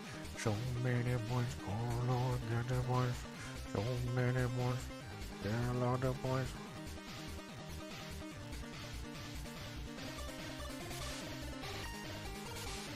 Okay. We don't need you. Yeah, we don't need you. $1 extra. That brings us down to 5. 5, so we need 5 more. We gotta scrape 5 more from somewhere. I really didn't want to have to drop any of this vulnerable damage, but we might have to. It's not really like the most amazing amount, but I think if we scrapped a little bit of this, maybe not all of it. Man, that's... I still want that node. I still want that rare node. But that brings us pretty close. So we only need 2 more scrapes. 2 more scrapey-dapey-dapes. A little scraper-lapper-laps. Just a little 2 more. A little 2 more scrapes. Not big deal. A little 2 more. I guess we could pull 1, 2, or here, hold on. Let's just pull these 2 right there. That pulls 1 intelligence from our stalagmite, but it still keeps everything in order. Yeah. I almost forgot to include stalagmite. I'm an idiot. Alright, that should be super powerful. So let's take a look at what we got next. Saw chick. Do we want to set up the traditional fireball sorceress too? The one with the bouncy bouncies?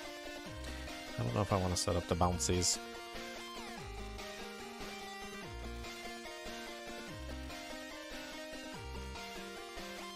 Bouncy, bounce, bouncy, bounce. Bounce, bounce, bounce, bouncy, bounce. We could set up the chain lightning sorceress. I know people are interested in the chain lightning sorceress.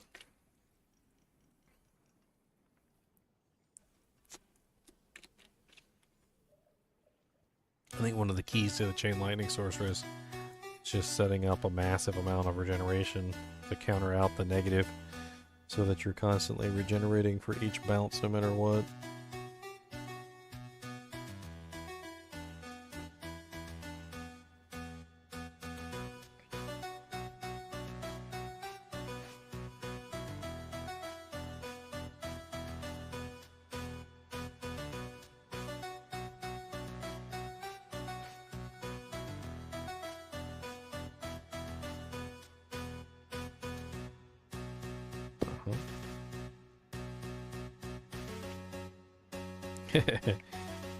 Somebody put a poll up. Which season 5 are you going to start tomorrow?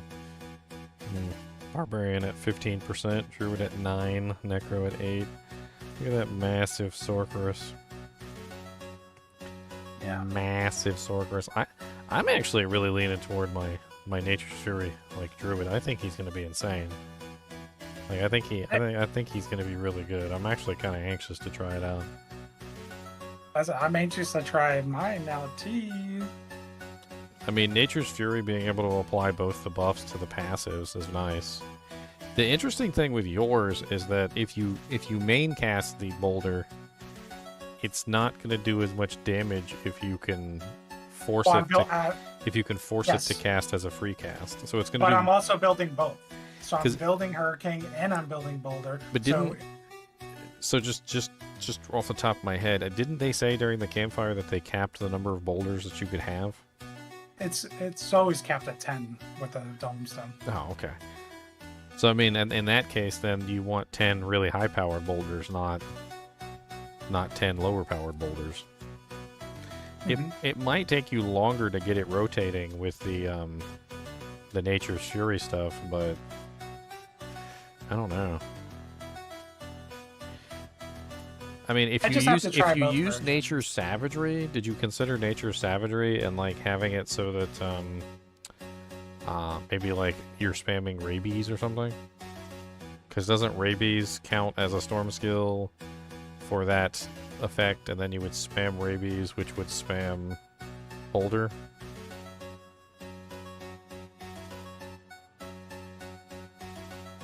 I don't know if you can spam Rabies though. What's the cooldown on Rabies?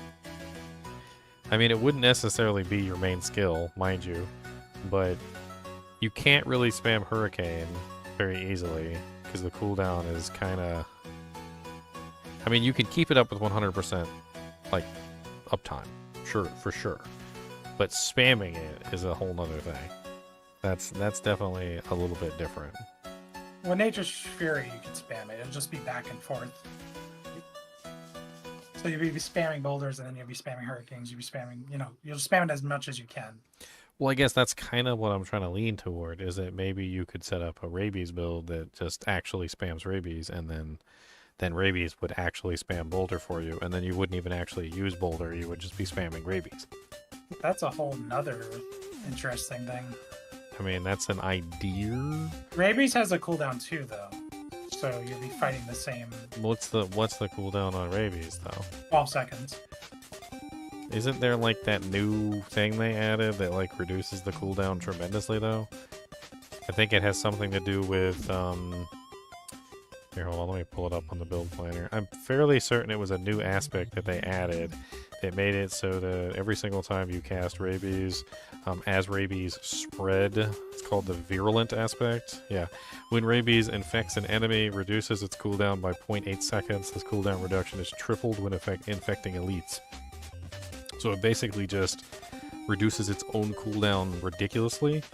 And if you bite a big pack, it almost instantly comes back up again. Like, I've seen it happen before. I wasn't particularly impressed with the damage of rabies, mind you, but you also, in this regard, you also kind of have an interesting aspect of, now you have everything poisoned, so now you can go with the, like, damage to poisoned monsters. So, like, when monsters are poisoned, you gain additional damage.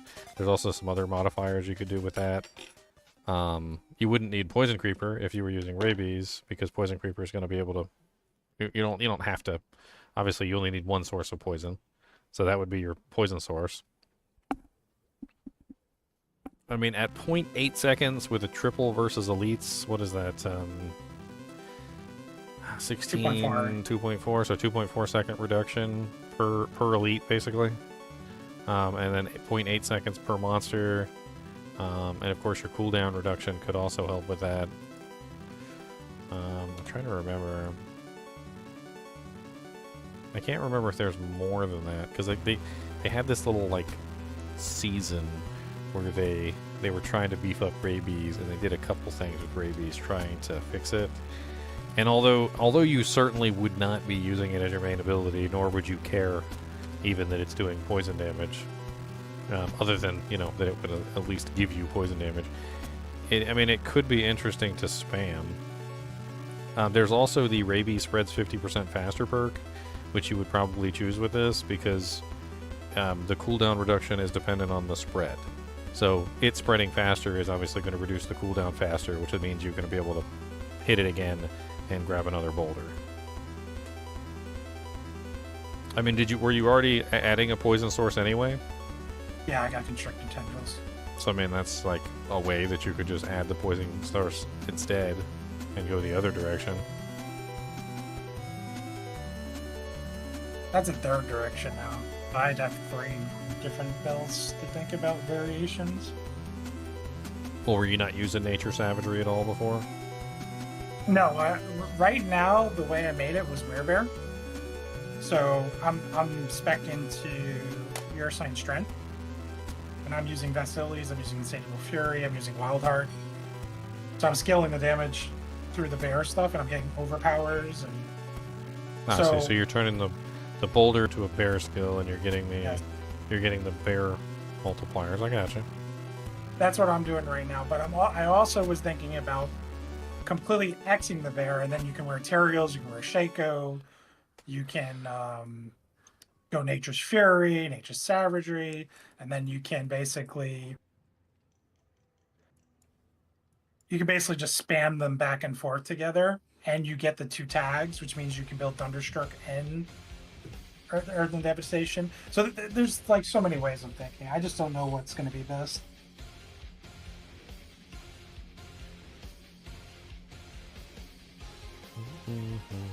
Maybe he only has a 12-second cooldown. That's not bad. Yeah, with perfect gear, you can probably just spam it. I mean, if you were using that aspect, even single target with that aspect, you get like a 2.4 second reduction. Yeah, so if you're thinking, and then you get your cooldown reduction too. So like, I mean, what's the cap on cooldown reduction? Like 75%. 75%. So say you hit the cap, so 1275 was that. Yeah, so we get 12 minus 75%. brings us down to 9. 3. So 2.4. And So then it'll have like a subtracting 0.6. Yeah, so we're subtracting the 2.4. It'll only have a 0.6 cooldown. So yeah, you'd be able to spam it, and you'd be able to get as many frickin' boulders as you wanted through that method. I mean, it's. I'm not saying like build poison. I'm not saying build werewolf. I'm not saying do any of that stuff. In fact, the way that you're set up, I don't think anything changes. I think you still set it up exactly as you have it set up. You just use rabies to force the boulder to happen, and then the boulder still gets your werebear multipliers. It still gets like the bestial. I'm not sure which werebear you're using. I mean, you could even go with bestial rampage actually. I mean, thinking about it, because rabies is a werewolf skill, and you're also using boulder, which boulder is technically a werebear skill, so they basically just go back and forth with each other. I mean, you're kind of in an interesting situation where, similarly to my Earthspike build, where I originally decided to go with Earthspike, and then I was like, okay, well, I could also spam Windshear, and then I just sat there and spammed them back and forth. I mean, you could just sit there and spam the two back and forth, but like maybe another like werebear skill or something. I'm not sure what you're using.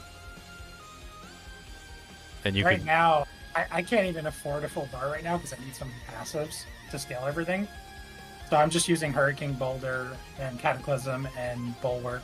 I have unlimited Cataclysm. Like, I set this up, Cataclysm will have 0 downtime. 0. Yeah. I mean, that's kind of like one of the biggest things with that new one, where you can just spam. Yeah. I guess so. That means you're going. Are you going with the one where boulder cost resource then? Yes. Oh, okay. So you're in the other. You're in the other pit, which is like okay. So in that case, you'd be looking at like shred or something like that.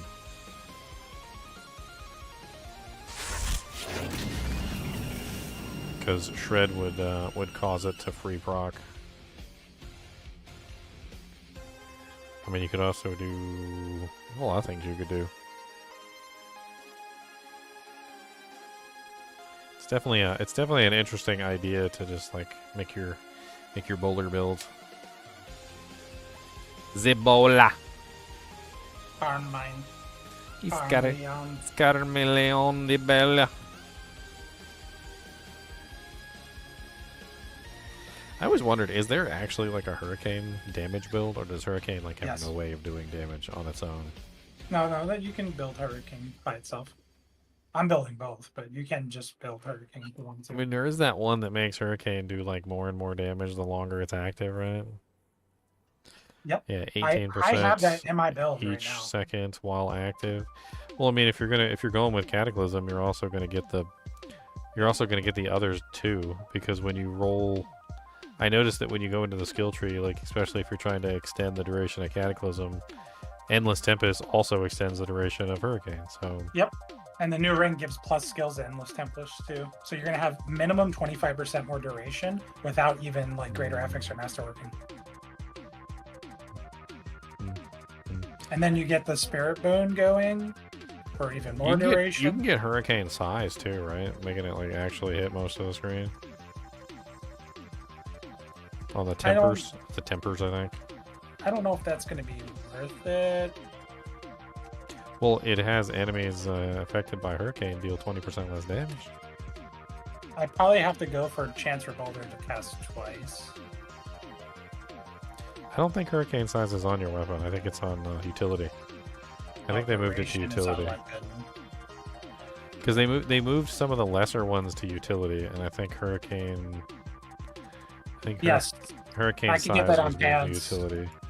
Yeah, I can get that on pants. Yeah, so Hurricane size moved from augments to Druid Magic Innovation. So it's basically they were just trying to like fix it so that it wasn't. Oh, I can cap that because I can do pants and gloves. Yeah. Utility. That's easy. I can get Hurricane size next. Yeah, so you can make that bigger and you can do more damage that way, or more damage reduction to more monsters around you in a circle.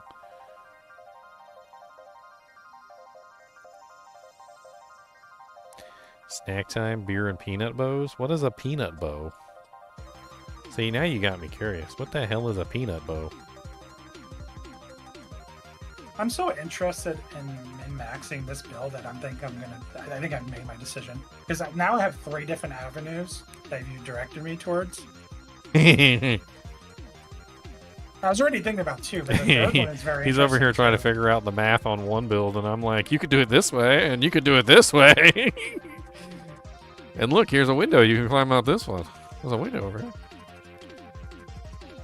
I don't know. I think the rabies method might be the strongest, but it really kind of depends on how you're trying to set it up. Oh, don't forget, if you actually were Nature's Fury too, you'd have unlimited rabies. You'd have unlimited everything because it's just 5 seconds. Well, yeah.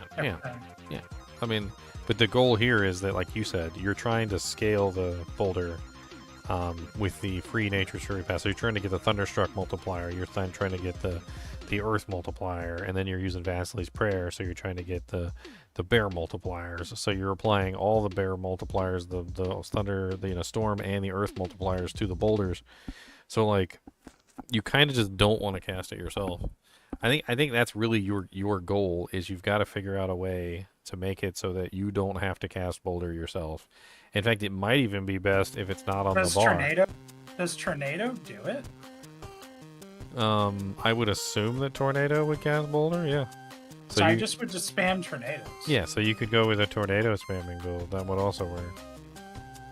And then, of course, you could go with, like, Raging Tornado for the free vulnerables. That way you could go with the damage reduction on your Hurricane, so you don't have to worry about doing the vuln on the Hurricane. That's better, yeah. And then, like, your goal at that point would just be to get Tornado's, like, spirit cost down to the point where you can just spam it without having to worry about stopping at any point. Because it's not like instantaneous, and this is one thing I found out myself is, like, yeah, it's gonna give you free casts, and those free casts are nice, but it's a 30% chance. So if your cap is, like 10, right? So you got 10 boulders, and then I don't know how long they last, but if you want to cast 10 boulders, you only have a 30% chance to cast those 10 boulders every single time you strike. So it's probably going to be, mathematically, something like, what is it, negative 70%? So yeah, it's probably going to be something around like 29 attacks with Tornado before you get your full 10 boulders rolling. So you're going to have to attack fast, and you're going to have to, like, the damage of Tornado is not going to matter. You just need to attack really fast. Like, you probably want that, accelerating one, which is like every time you crit with a core skill, you get like the 25% bonus.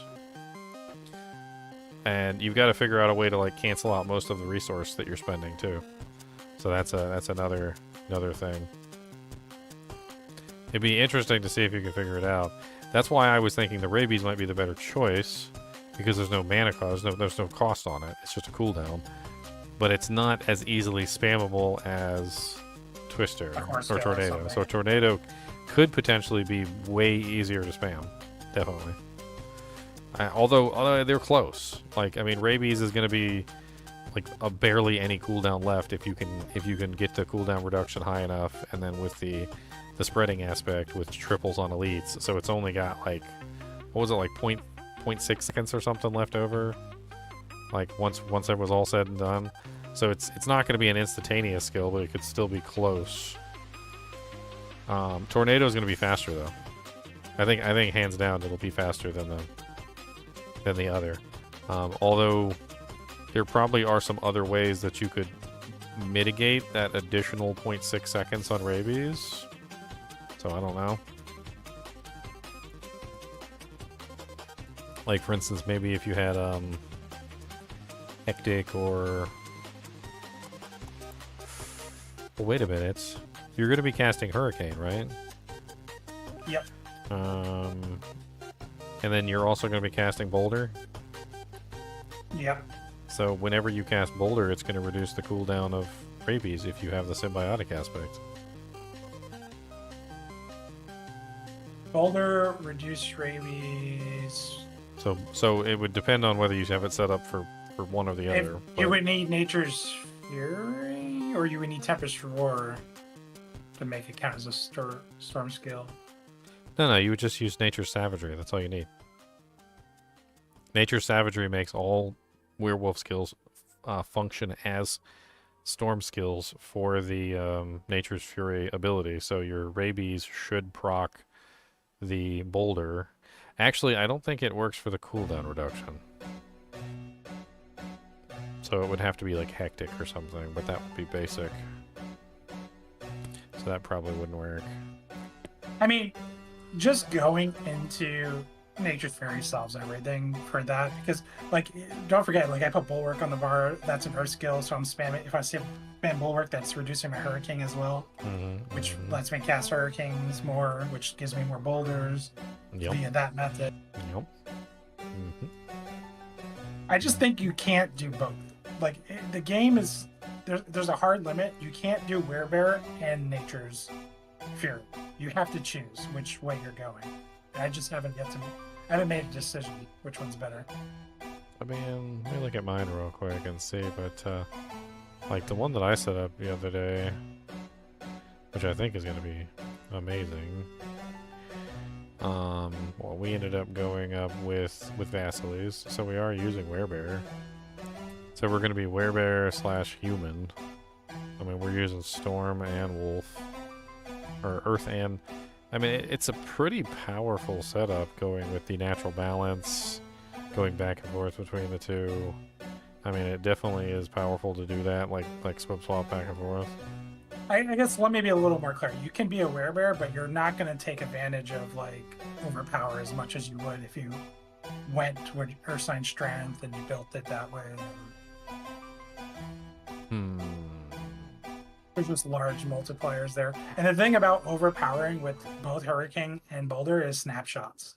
So once you proc and overpower, it's on there for the duration. Ah.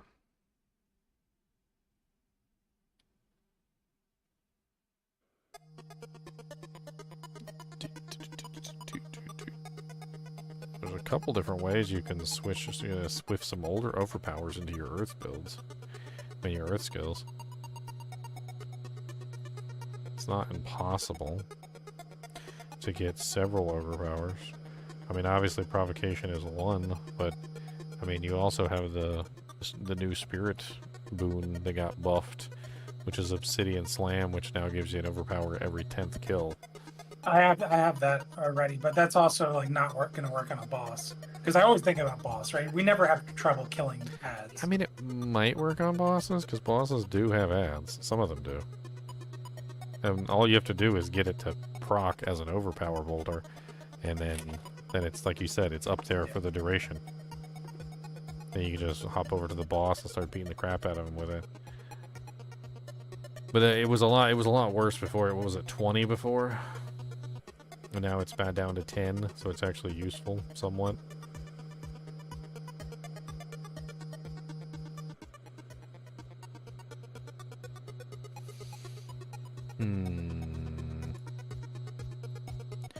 I mean, you're grabbing the 20% maximum life too, right? Yep. Also gonna have an insane amount of willpower.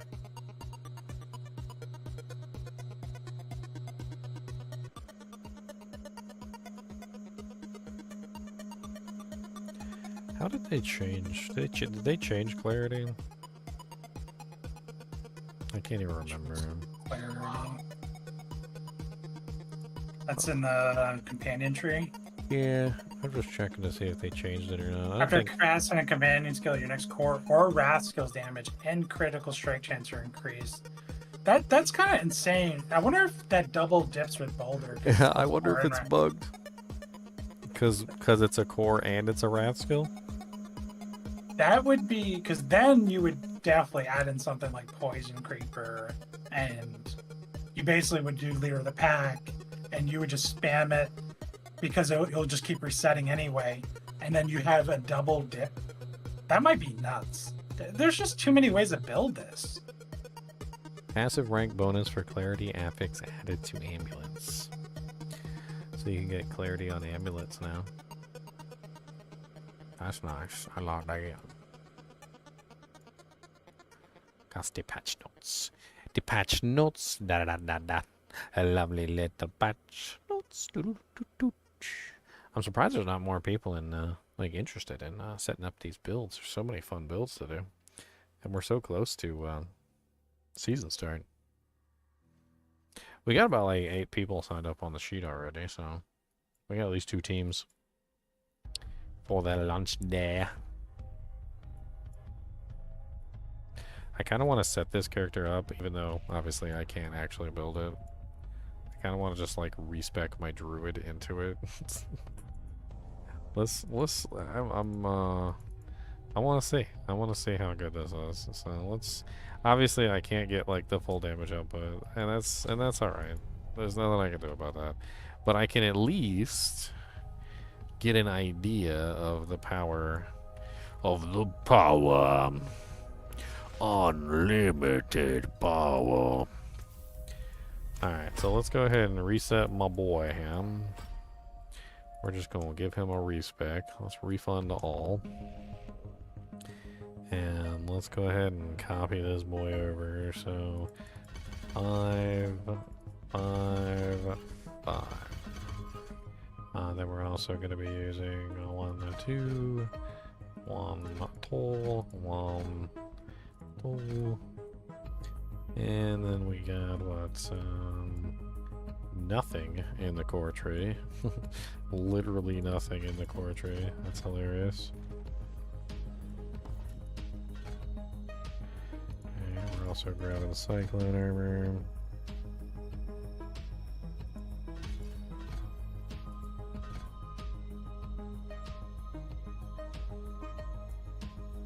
And we're grabbing a 1 and a 2. Yep. Alright, and for the companions, we're actually not pulling any companions for this build. Could be interesting. I rarely ever build this and don't pull companions. It's actually kind of strange for me to not pull companions at like some point.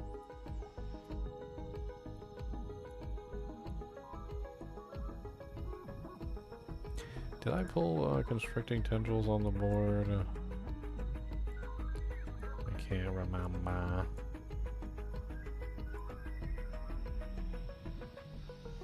I got survival instincts. I got heightened malice. I do have constricting tendrils. So why is my skill tree missing Envenom? Envenom should be on here and it's missing.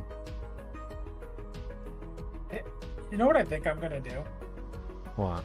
I think I'm gonna build it Werebear, and then if I get both Shaco and Teriel's Might, I will just switch completely out of Werebear and just wear those 2 items, and then go full Nature's Fury with what we talked about. Because then I could go like Ring of the Starless, and I could just spam Tornado and just have boulders generate that way. I think with the Uber Uniques, I go Nature's Fury. Without Uber Uniques, I stick to the bear. That's my plan.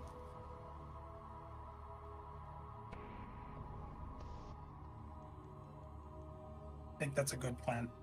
So you're going to do the bear without the Uber Uniques, and then once you get to Uber Uniques, you're going to go to full Storm Earth? Yes. So just full nature magic, basically? Yes. Because then I can make use of all the Uber Uniques. Okay. I think that just might be the better play. I realized I forgot Envenom. Like a big dummy. I'm going for the heightened malice and the constricting tendrils, so there's no reason not to pull those.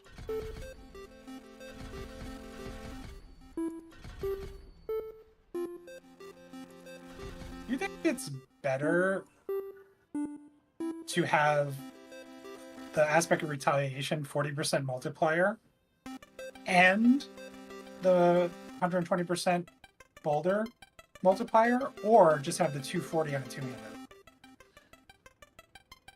The 240 for what? So you know how like it doubles on a 2-hander? So boulder's now a core skill and costs 40 spare, and casting it dealing 120% normal damage. On a 2-hander, that'd be 240. I guess we talked about this before, because it has a cap of 10.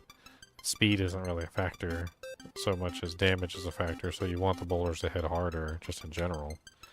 So I guess maybe the But two-hander might be the better play if it's hitting for harder. You'd have to. I think you'd yeah, probably just have to test it on the dummy and see which one hits the hardest. yeah. Sometimes this game is weird though, and even though 240 is a higher number than 120 plus 40, 40 being a separate multiplier seems like it might just jack up something in this the way this math works. No, I mean you're right.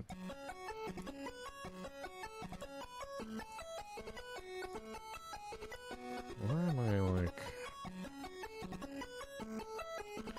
I don't know what the hell I did wrong.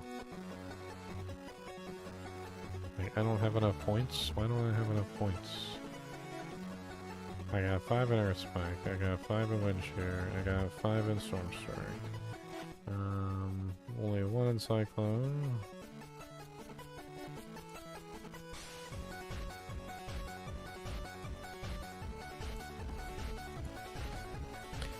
Still missing 1 point somewhere.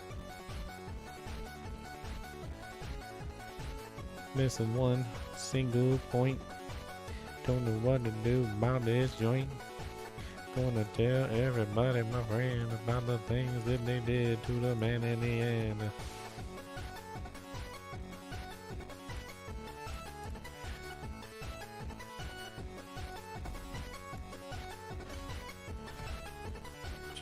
Damage to close enemies.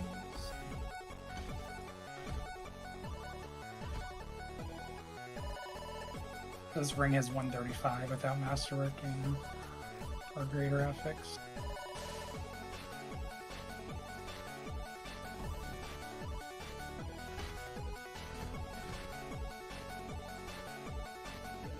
Just 1 point. Okay, that must have been it. Okay, we fixed it somehow. I don't know how we fixed it, but we fixed it. Alright, 3. Yep. Okay, confirm. Paragon board. Papa Bear gonna get a reset. Papa Bear gonna get upset. Papa Bear gonna get a reset. And he's not coming back with his jet. I don't know what to tell Papa Bear. He's gonna lose all of his hair. Mama's gonna leave him, that's for sure. Papa Bear looks ugly with his hair gone.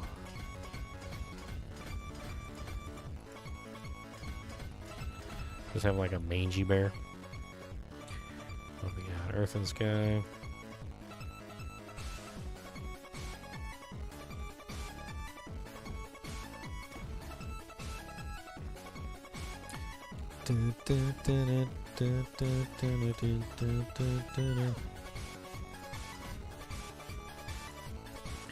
Alright, and the first board is Earthen Devastation. Don't forget about what we talked about, if, like using, rabies, tornado, or whatever, hurricane to proc the boulders. The chance to proc twice is now fixed, so you can double up there. And I think we found out that it does in fact affect the Yeah, you were doing it with procced wind boulder. shear. So yeah, so we were playing that and wind shear was in fact proccing twice. So that would work on the boulders too. Yeah, so so- it wouldn't even count, like you said, it was like 29 tornadoes or something. It probably have it basically, or Yeah. close to have it. Yeah.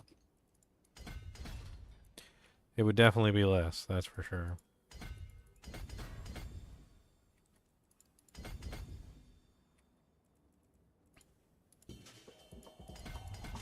God, they need to add the shift feature already to this Paragon board. Jank pisses me off so much every single time I go to, because I'm used to using the build planner, and then every single time I go to use the something that's not the build planner, I'm like over here just like holding the shift key down and nothing's happening. I'm getting pissed off.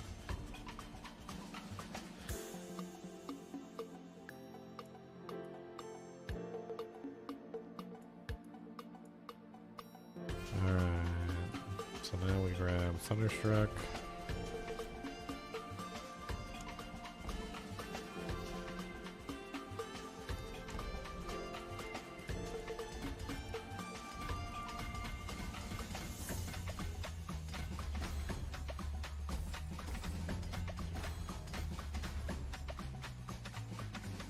Oh yeah, we were unable to do that because we didn't have enough points. Alright, I'm gonna go all the way up.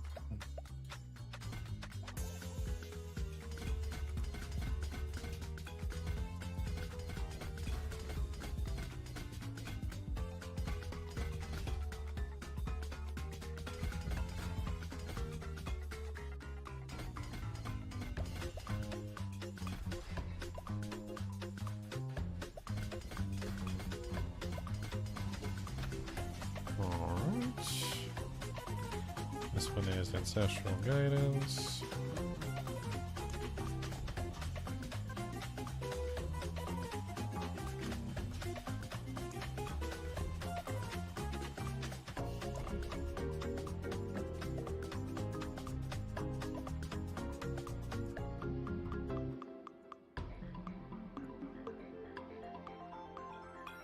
We didn't do much in Ancestral Guidance, did we? We just grabbed Ancestral Guidance and we jetted. Oh, never mind. That was, okay, that's Survival Instincts.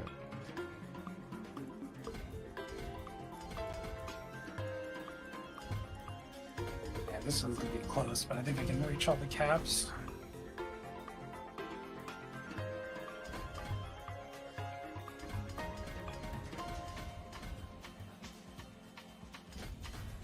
What a build, man. I mean, the free cast getting the benefit of everything sounds amazing as long as it actually friggin' works. I'm so sick of making builds and literally like we'll make a build around something and then later on they're just like, oh yeah, by the way, that doesn't work. And we're like, what? Like the patch notes are like, yeah, this effect that we said that worked, yeah, it hasn't worked all season. Sorry guys, placebo effect. And you're like, I will fong you. That's the one thing I'm scared of is the boulder build has been bugged since its creation. Like bugs after bugs after bugs, and they say they finally caught them all. Like, yeah, right. Boom, that's fine. Okay, what's up here? That's Survival Instincts. Okay.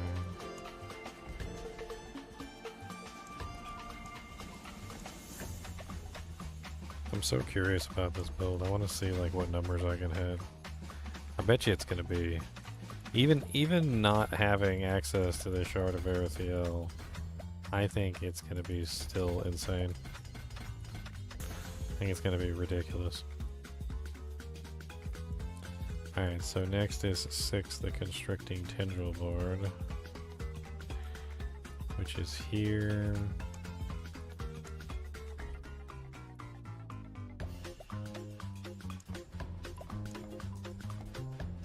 We're going through the denial.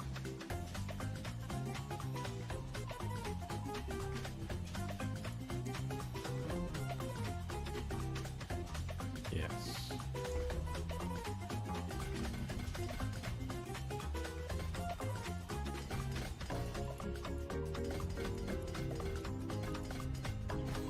I think I'll have a lot of fun min-maxing this build because there's just so much that we're talking about, so much unknown, so much testing.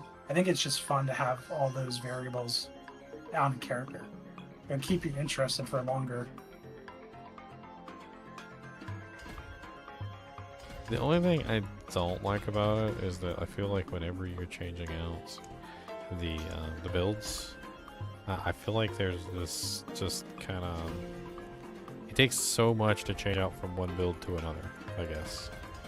So like you have a bunch of different options for sure, and then like we're sitting on this like fence here where we're like, okay, well, like how do we get these options to test all these? And you're gonna need a lot of gear, A lot of masterwork materials. You're gonna need a lot to test all this.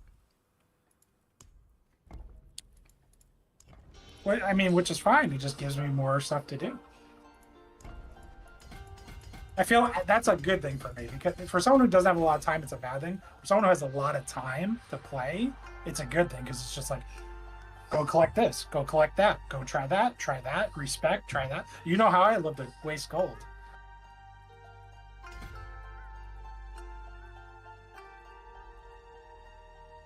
Okay, that was not activated because it can't be activated, which is... I guess, okay, what's on my Thunderstruck node? I'm trying to actually test this and see how it works. So this is Spirit.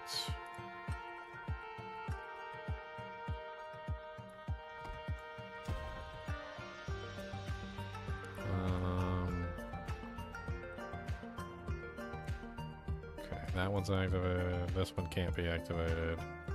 This one that can be activated, but is not.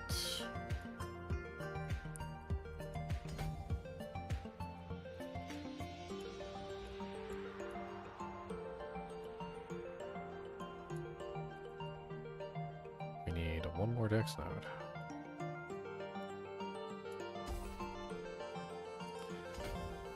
Alright, that one's activated. Activated. This one's activated. Okay, so the build is like mostly in place now. I've got to get the gear correct. Or at least mostly correct. I don't really know what the hell I'm gonna do here. I guess with the lack of Shard of Erethiel, I really don't have much choice in some of this equipment. I'm not really sure what I would put in place of Shard of Erethiel for the moment. We need Wild Hunt Harga boots, yes.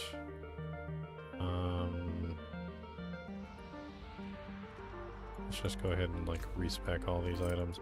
I know these aren't the correct items, and I don't have everything set up the way I need it, but it should still work. These things have +3 basic fills on a greater affix roll. That's amazing.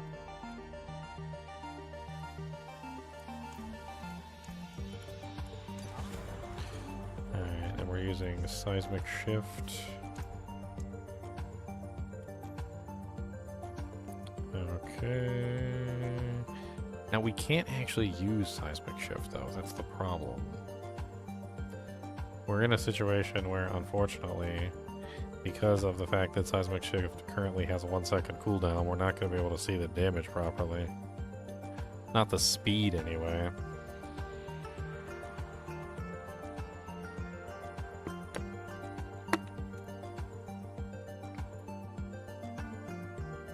Wait a minute.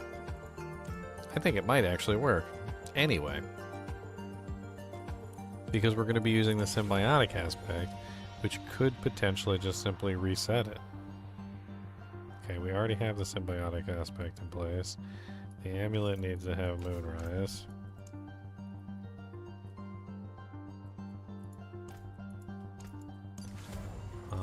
We have Edge Masters. No, we need Natural Balance.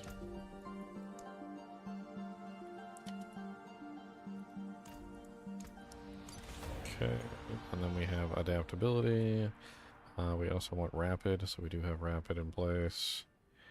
We are like almost set up here. This should be beautiful.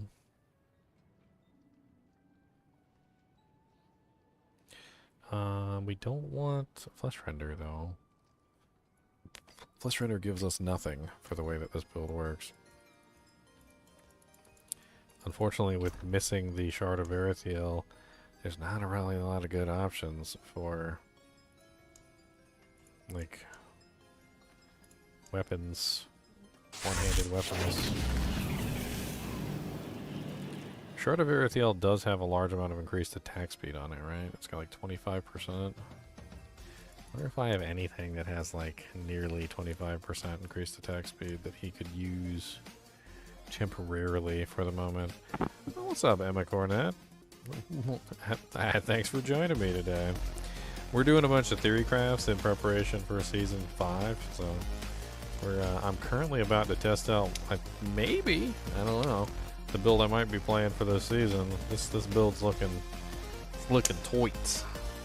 It's looking very toits. I'm actually very excited about this build so far.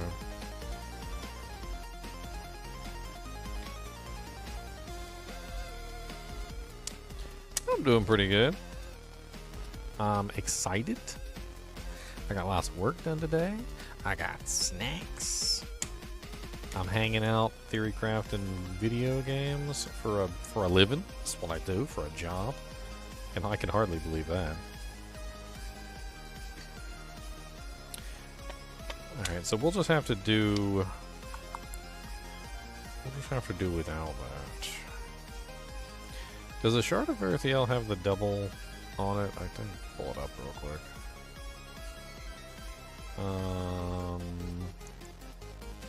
Does not, but does have 25% basic attack speed, which is really nice. Okay, so maybe we can throw, we need to like throw Earth Spike double, at least on one of these weapons, to really get a good feeling for this.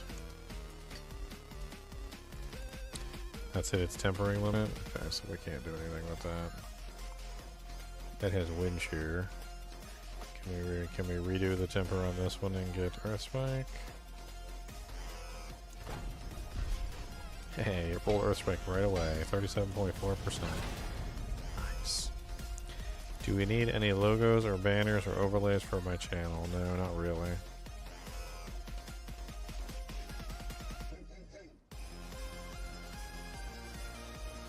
I am good. I'm good. I'm good. Alright, so now that we have everything set up, let's make sure that we've got all our boons in order, and let's really get this, we'll really give this like a real serious test. So I really want to, how do I pull up my boon panel? I don't even remember. Damn it, where's my boons? I need my boons, Captain. Alright, so boons. What do we want for our boons? Boons, boons, boons.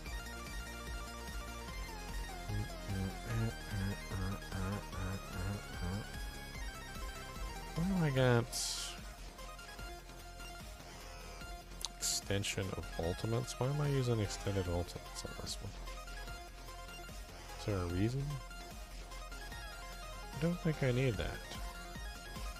Yeah, I don't know why that's there. That's weird.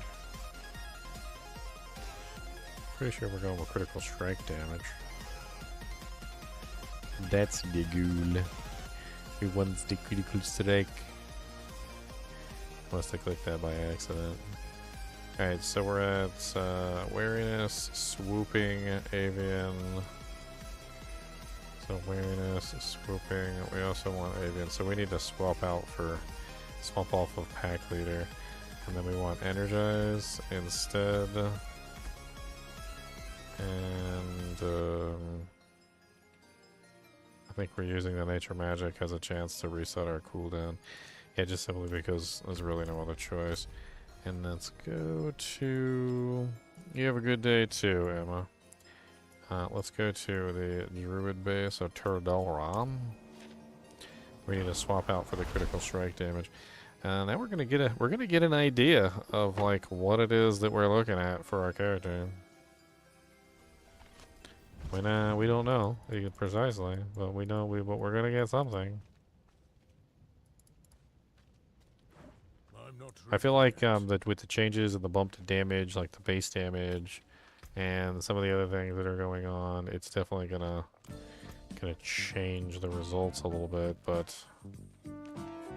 I need to put two Dujanks. We need to go to the avian, choose the avian spirits, grab the crits. Let's go back to the shed. We just need some topazes. We need some royal topazes to really get a good test. Because we're already lacking on the Shard of Erethiel, which is going to be a 300% damage bonus for our basic skills. So I mean, we're currently set up properly, but we're missing like one of our major multipliers, which is definitely going to make things a little bit awkward for us. All right, so you know what? Let's put. Do I have another Royal Sapphire? I do. Okay. We're just gonna like load up Royal Sapphires in here because that's gonna give us more willpower, which is gonna help our little multiplier out. But it's not gonna be enough. It's something, but it's not enough.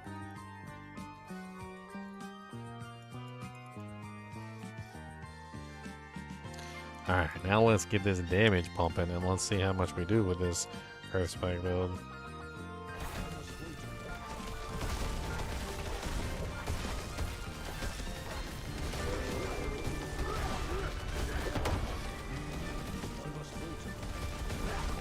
Holy crap, Leon. These numbers are kind of ridiculous.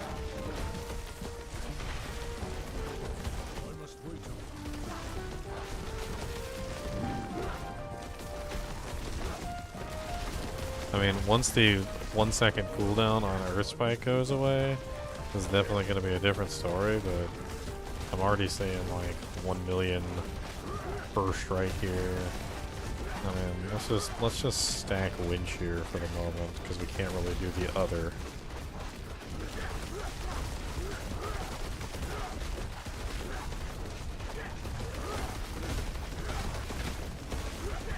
Unfortunately, the way that this build works, it's hard to use this aspect at the moment because it has that cooldown on it.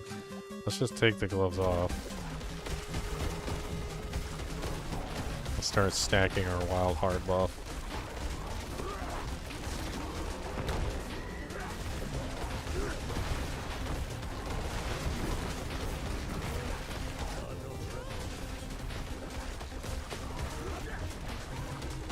Up to 11.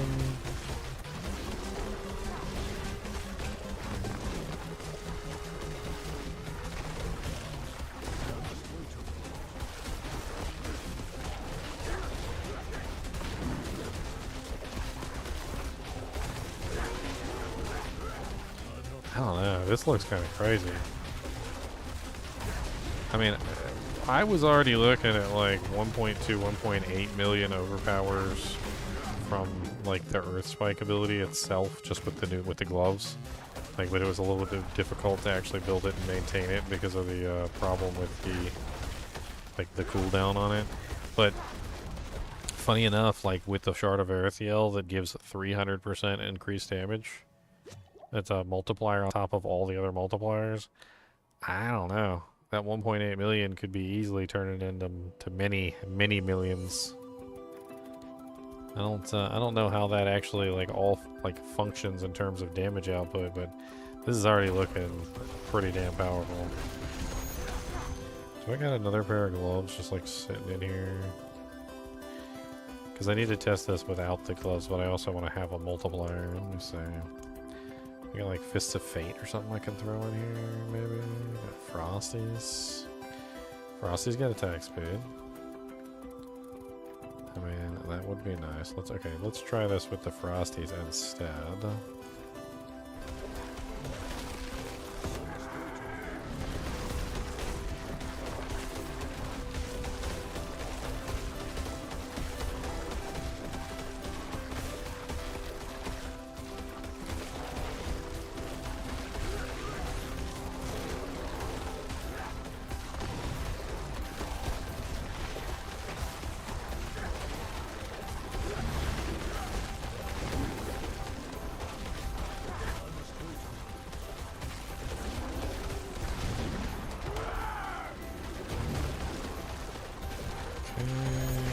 We got the full wild heart buff up. I mean, we're looking at like 300 to like 700,000, 1.3 to 1.8 million overpowers. I mean, it's certainly not a slouch, and we're getting like ×3. So I'm not sure if you guys are realizing this, but I have basically 3 basic skills going off. Although it only does 2 at one particular time.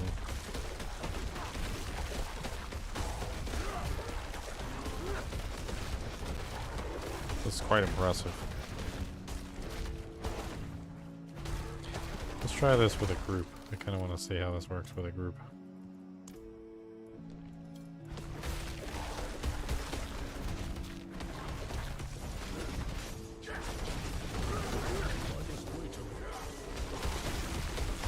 Yeah, quite a bit of my damage is just translating through.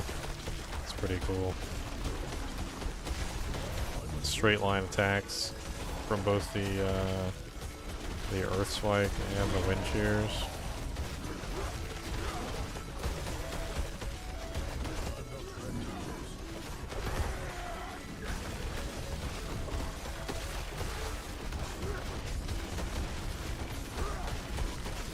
So I doubt I'm actually fulfilling all the multipliers, which is another thing that I'm probably going to have to worry about when I actually do this build.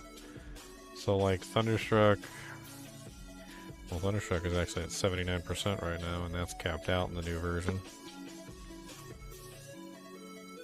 Earth and Devastation, however, is only at 16%, so that one can definitely be brought much higher. So we need damage versus crowd control for that.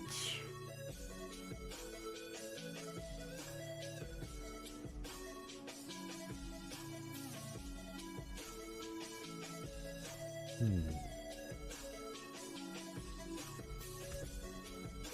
don't know. This build smacks. I think once you put that shard of Erythel in there, I think things just go insane. And the build just starts just demolishing everything.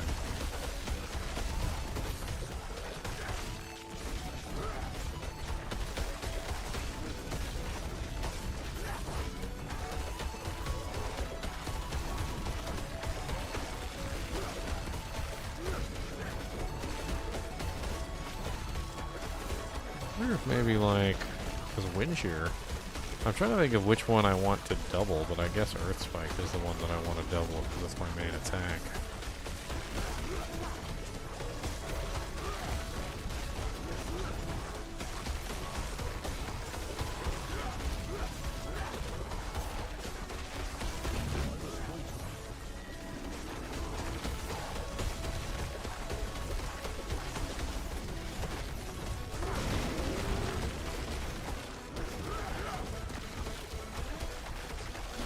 Nice 1.6 million overpower there.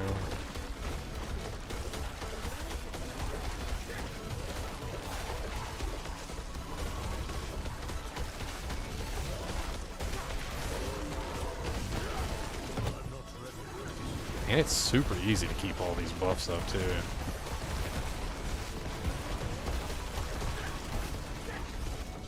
The number of crits I'm getting is insane as well.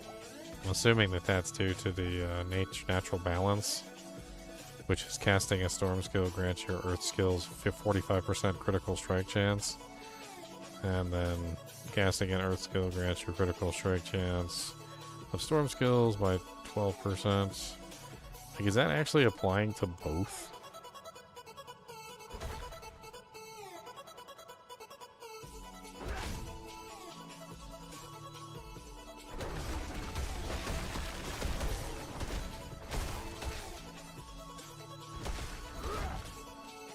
So, interestingly enough, Leon, I mean, both buffs stay up basically constantly. So while the storm skill that's cast as a free cast from Nature's Fury isn't necessarily causing the earth skills bonus or the storm skills bonus to happen,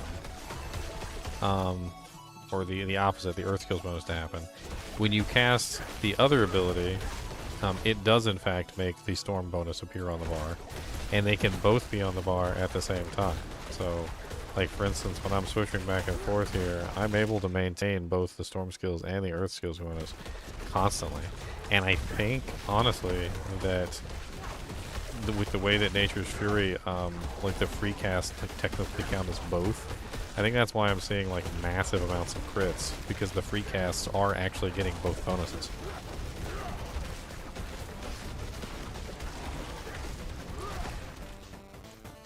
I mean, my native crit chance is what? 50%? Hold on. Wait for all my buffs to fall off.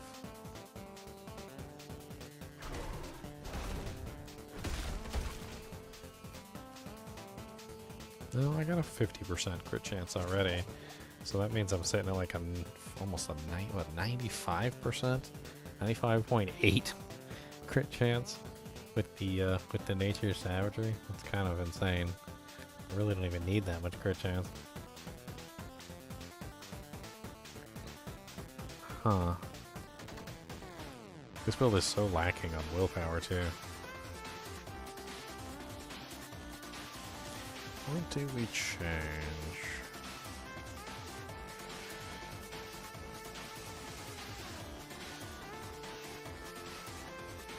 Let's try putting Fist of Fates into the build. I know I got Fist of Fates in here somewhere. Probably got a decent pair too.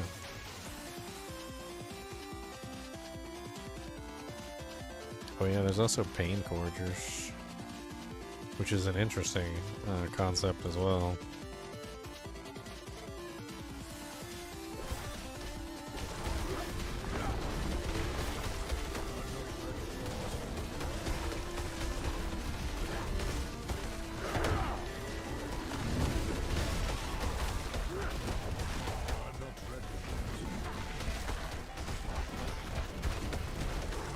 Pain Gorges might be an interesting way to add a lot of AoE damage to the build.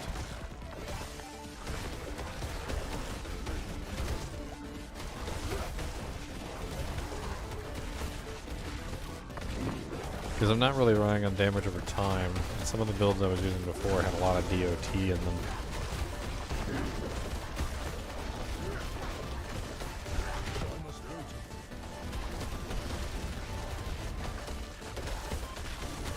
Unfortunately, they don't stay marked for very long.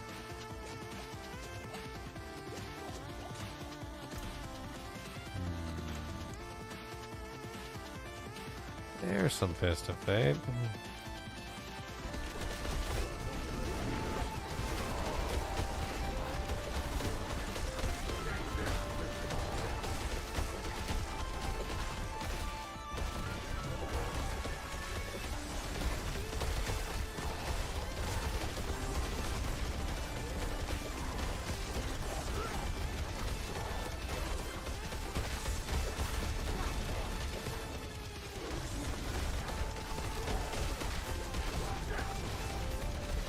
Gonna get that 16 Wild Heart.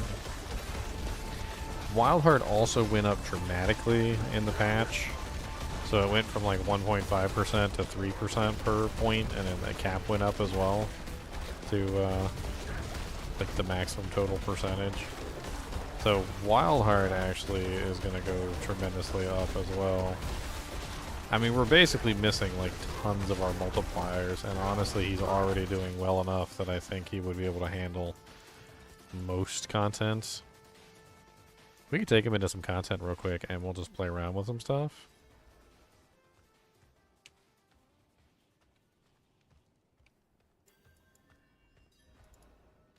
Let's go. Let's just go do like a low pit real quick. I don't know what he can handle. I really don't know. We'll do like a 30. Let's see if we can handle a 30.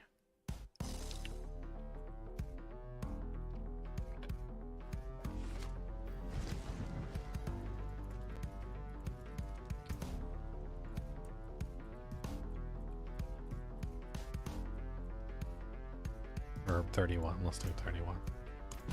Because there's our Ingolith.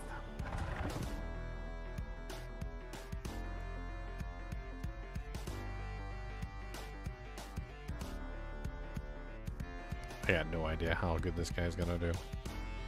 Might just get one shot. I actually didn't put rubies in his equipment, which, you know, could potentially like drastically alter his survival rate having only 11,000 HP.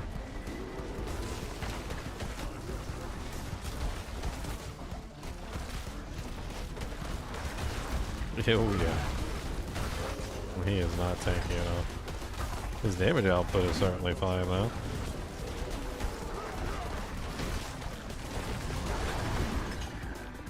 Yeah. Damage output, but no tankiness. What an interesting build.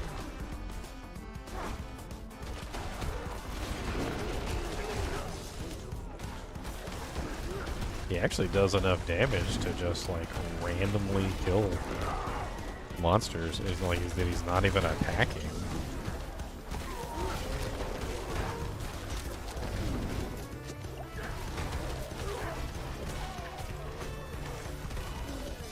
I mean, this character could go up in tankiness tremendously if you threw in something like materials.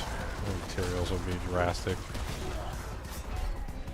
Of course, also if I switched over to rubies, would be a really good good swap out. Let's swap out to rubies real quick because we're currently using all sapphires, which does not help us at all for survivability. Not anymore, anyway. They used to be like the bee's knees for survivability. They were my personal choice.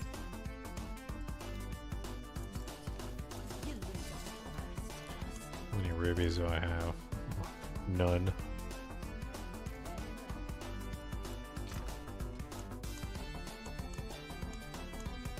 I can go steal rubies from another character. Oh, there we go. We've got some rubies. Look at that. 3. Not bad. What my resistance is at? I got not enough shadow and not enough poison now.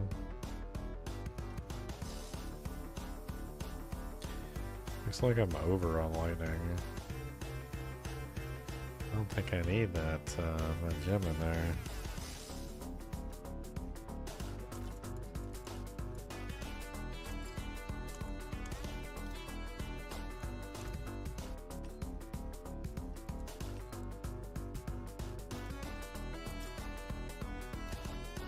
I didn't need that at all. So we can put, what is it? Poison or Shadow, one or the other. Or probably just Royal Diamond. Let's try that. Brings us up to 60.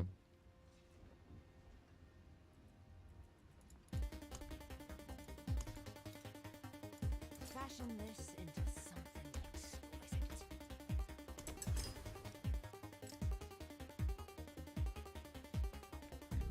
It's close. No cigar.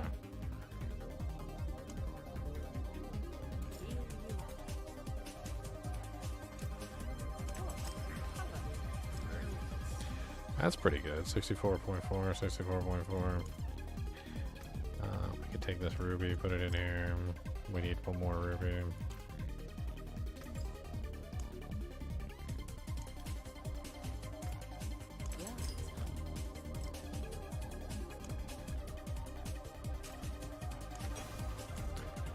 Alright, let's try that again. Now we've got like an extra 4,000 or 5,000 health more than what we had before. That'll definitely make a bigger difference in trying to stay alive. Let's go back to the same tier. Back to the same tier, boys.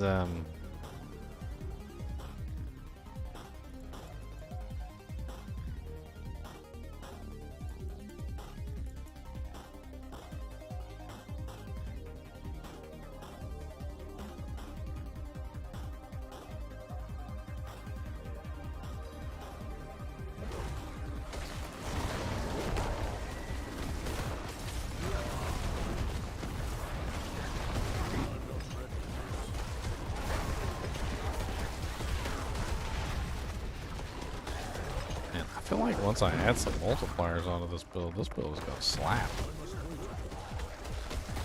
I mean, I need more damage versus crowd control. I'm not really sure if I can add that to stack up the multiplier. Thunderstruck is already over the cap that it's going to be for Season 5, so that's fine.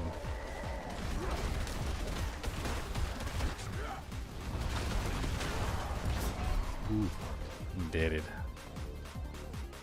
Tankiness isn't quite there, is it?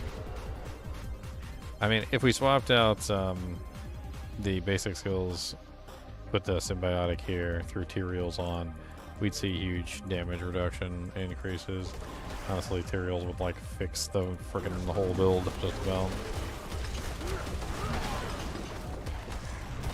Not only that, but it has that massive all resistances now. We wouldn't even need the gems in our equipment.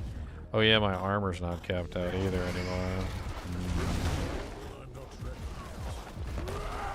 Interesting. I think that was from the gloves. I think that's from the gloves. So my old gloves had my armor cap on them. That's what it was. Yeah. Okay, hold on.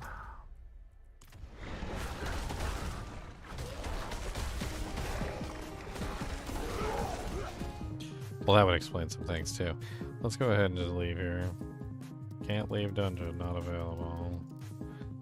What do you mean not available? Teleport back to town. We're gonna try that. We're gonna try it with the spike, the line. I can't really use the line as effectively yet because the cooldown is still in place and it's gonna be taken away for the next patch.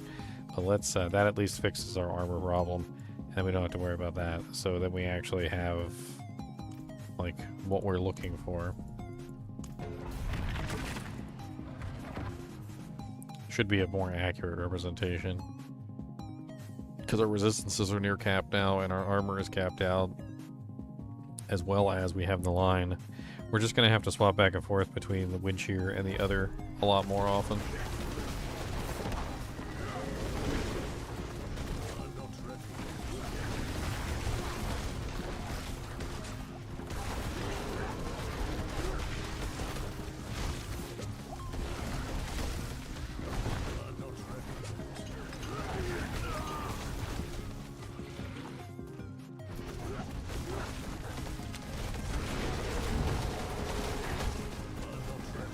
I'm so glad they took the cooldown reduction off of the Earth Spike thing, though.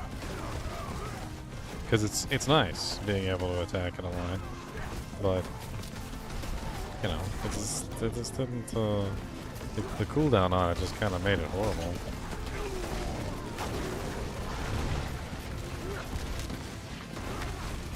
Alright, I'm doing a lot better now that I have my armor cap back in place. Although it's still a little spicy on occasion.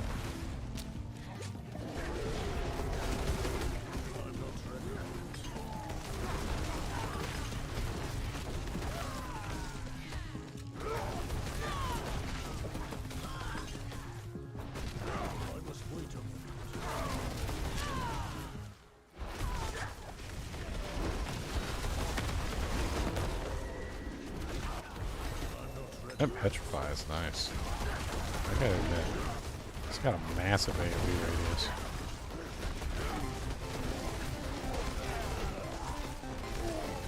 If only I had some way to pull them in so I could dish out more damage.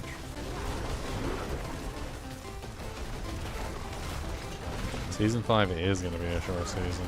Absolutely.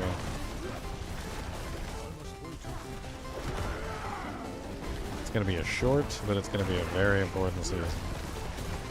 Because there's so much to learn. They've changed so much around between this season and the last. And I don't know, if you don't like hop into season 5 and learn about a lot of the stuff, you're going to be starting from scratch in season 6. And there's just too much. There's too many changes.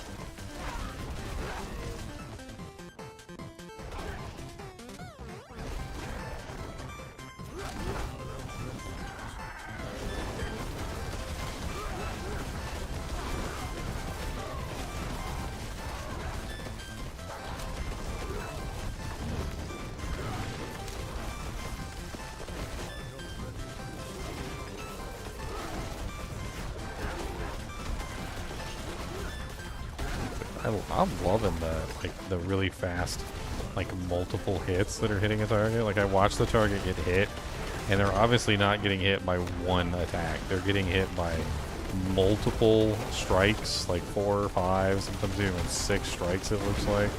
Depending on how many times I'm, multiply using, a specific ability. It's kind of insane. Like, I literally watch them get, machine gunned down.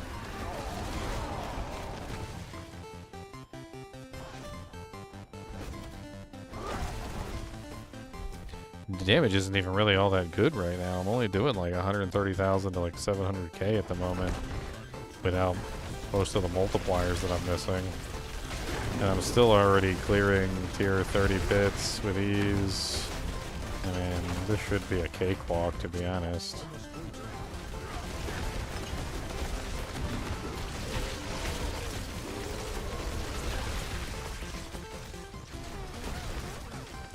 Do I like PoE 1? No, not really. I used to fall asleep playing it. I also really don't like how the classless-based system. I'm not a big classless-based system person. I swear, anytime I get into a game that has no classes in it, I'm immediately turned off. I like a little bit of rigidity in my choices. I love the general concept of choosing a specific class and being stuck within the constraints of that class.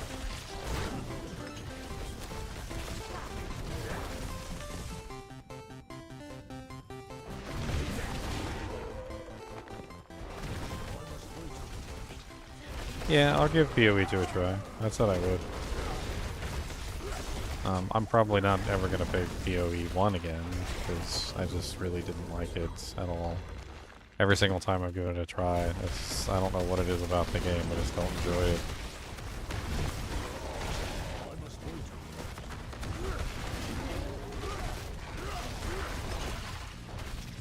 And that's fine. I mean, you don't have to like every single game you play. Some people like it, more power to them. Have fun.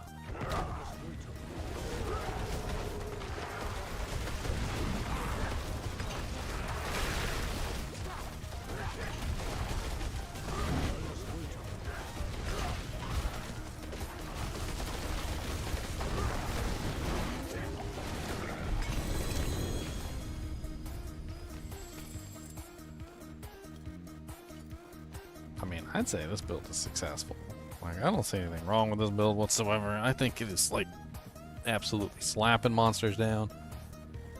I think that, given the Vishard of Verithiel and the huge 300% damage bonus that it gives, the removal of the cooldown of the Earth Spike, which is going to be massive for the damage output. On top of that, I still need to get, like, for instance, I got to make sure that I'm capping out Earthen Devastation, and I got to make sure that I'm capping out Thunderstruck, and I got to make sure that I got to get a better pair of Wildheart boots, because these are only 1.2s, and the new unique ones that are coming out are going to be 3%, so there's going to be a huge bonus there, especially since you could stack it up to 20 times. So 3 times 20, which is a lot. Oh, the damage reduction on these are terrible too. Absolutely god awful terrible, dear Lord Jesus, look at them things, they suck, bully wikis, oh my god, oh no.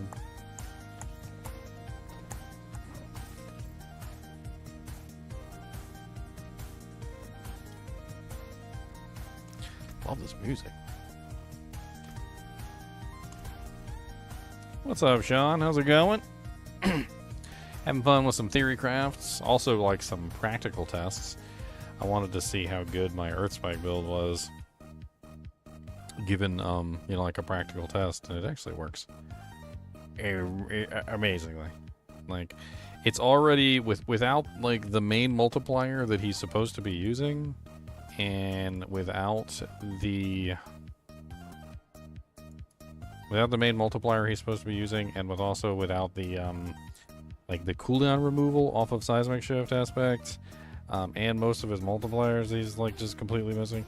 He's still able to do like tier 31 freaking pit like with relative ease. So I mean, that's not bad, especially considering I'm missing the majority of the changes that are going to make this build a lot more stronger. Like Vastley's Prayers changes are huge, Wildheart Hunger's changes are huge, Shard of Erethiel changes are huge, Seismic Shift changes are huge. On top of that, they also just kind of, I don't know. It's going to be nuts. I think this build's going to be nuts. It's going to be nuts. It's going to be huge. It's going to be huge. So huge. Huge, huge, huge, huge. So freaking huge. So huge, huge. It's so freaking huge. So huge, huge. Got the freaking huge. So huge, huge, huge, huge, huge, huge. So huge. So freaking huge.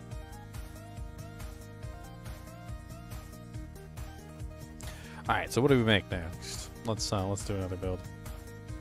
Build Planta. I feel like we need to do a bunch more Sorceress builds because everybody's excited about Sorceress this season. So let's start with the build that I think a lot of people are excited about, which is the Axial Conduit build. So that's the build that builds around Chain Lightning. And has to do with the Chain Lightning draining mana, you know, like, and then it explodes for lightning damage, and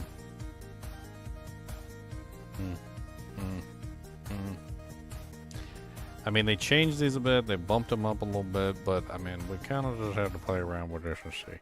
So first off, we're definitely going to be using Chain Lightning as our main ability there.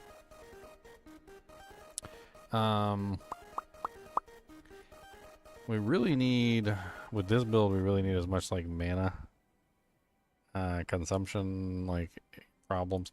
Like, you can't reduce the amount of mana that it's going to drain from you. It doesn't work with that.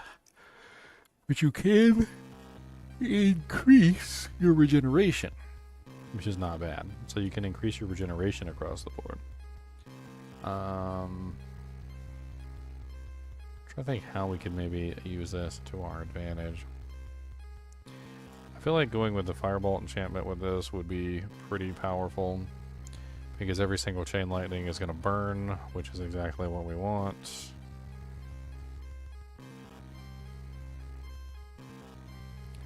saw on the Rabbit forum that there's a definite rework of D2R happening. The Rabbit forum? What the hell is the Rabbit forum? I have no clue what that is.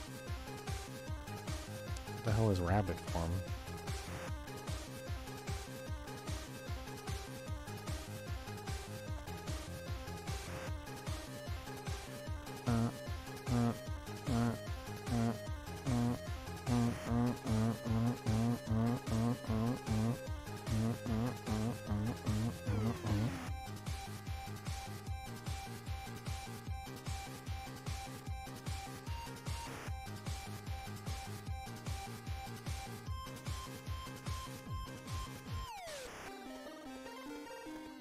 Oh, on Reddit.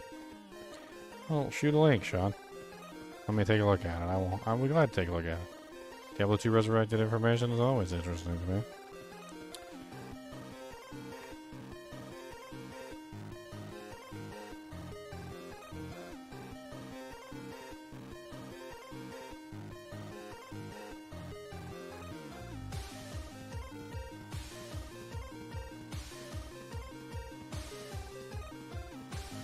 I'm trying to think how best to set this up.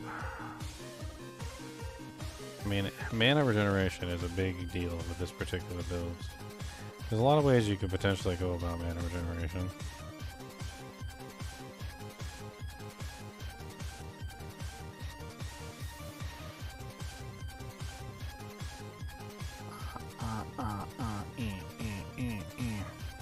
I mean, I think we go with Tal Rushes, no matter what. I think that's a big win for this particular build. And then from here, we need things that are going to enhance our regeneration as much as possible.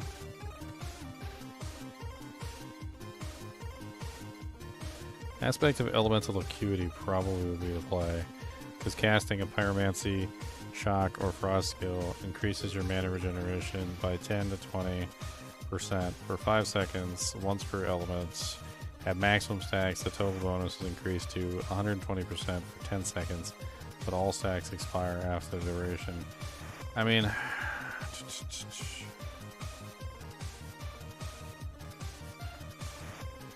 20%. Total bonus is increased, so it would be 20, 40, 60. So maximum stacks is once per element. Okay, so yeah, so 3 stacks is maximum stacks. So it just goes to 60, and then it doubles to 120.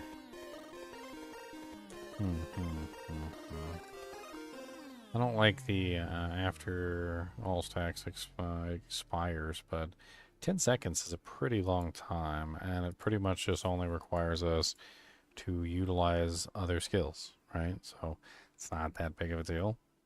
You know, we could be using, say, Flame Shields, right? So Flame Shield could be an easy one. And then, honestly, I was thinking we'd probably use Ice Shield for the regeneration. Is Ice Shield regeneration, or is it... Yes, Ice Shield is regeneration. So that's not a bad idea either. That's going to give us a huge amount of regeneration. And then, of course, we already have lightning. So, like, that's already fine.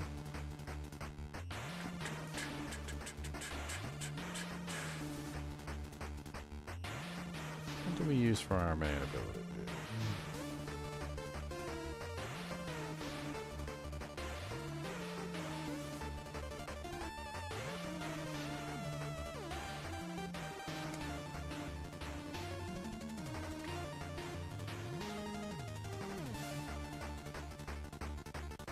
I'm thinking maybe about Firewall.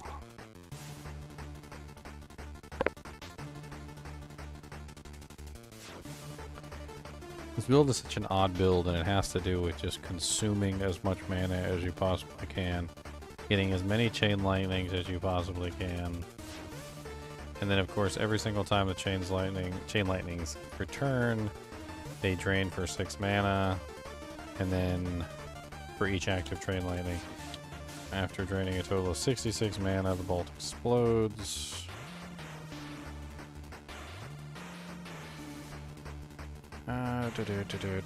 We kind of need maximum mana for this too. Like now that I'm thinking about it, like I feel like we do. We just need. We need maximum mana of some kind.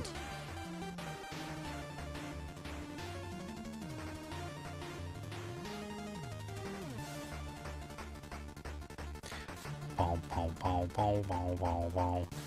Boom, boom, boom, boom, boom, boom. So let's go ahead and snag 3 in Devastation. I feel like that's really important for the way this works.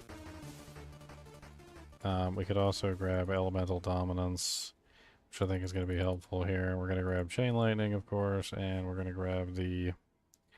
Each time Chain Lightning bounces, it deals 5% increased damage for its duration. Actually, I'm not sure which one we'd want. Do we want the Crackling Energies? Or do we want the additional damage? Alright, so, and then from here, we're definitely going to be grabbing Ice Armor for the regeneration, which is going to be huge for this particular build. Might as well grab the Shimmering Armor, because we're going to be spending a lot of mana. There's really no reason not.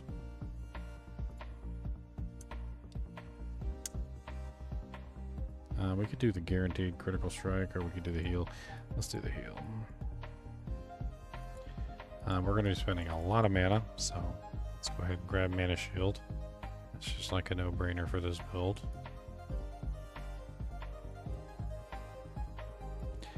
We're going to be taking advantage of Devouring Blaze.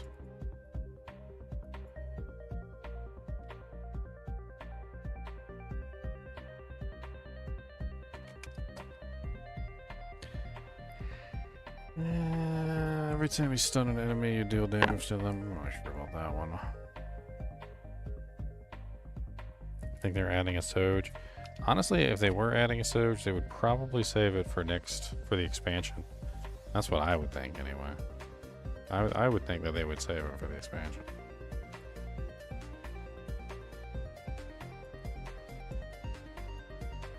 Save it for the expansion.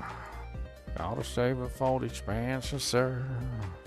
They're probably not gonna waste it for the little doojanks in the world. They don't wanna do silly things for the season 5 season rings. Did you see that lucky ring they found? What lucky ring? What is that? See the Ring of Misfortune? I think so. It's been in the game for a while, right? The game it's been in the game, but it was never found until like a couple days ago. Oh, somebody actually found it? Mm-hmm. There's like a well. Yeah, people were in the cow level thing. They've been talking about it for a really long time. Yeah, they found out where they use the lucky coin.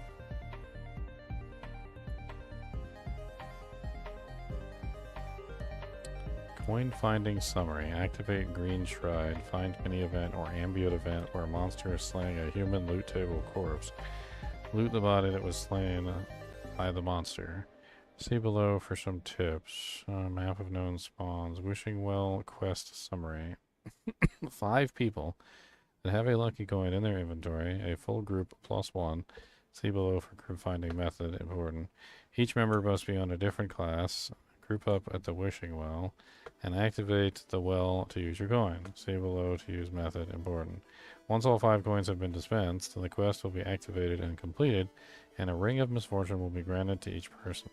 No level requirement, seemingly, found on a 66 and 100s. Works on eternal and seasonal. It's linked in the cow channel for our Discord. In the cow. It's linked in the cow. Moo.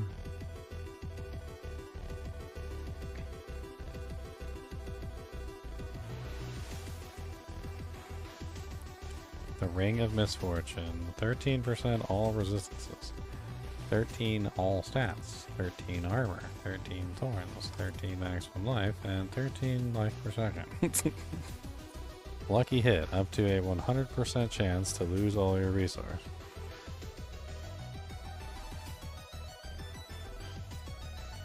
If I remember correctly, the ability to lose all your resource like that can count as spending for certain abilities.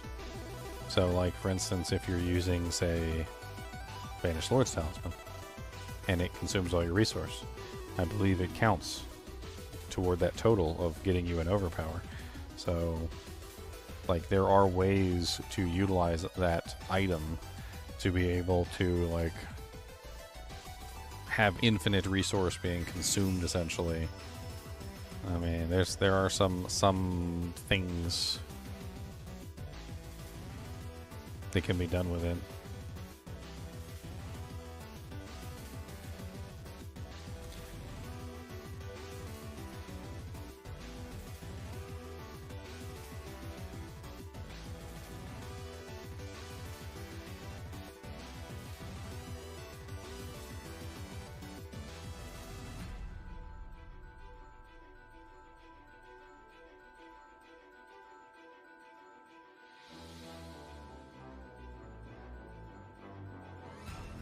The Ring of Misfortune. Did this guy take a picture of his screen?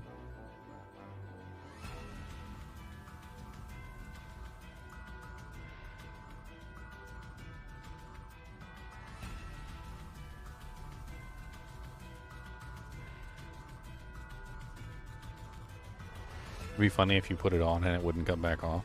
You're just like, wait a minute.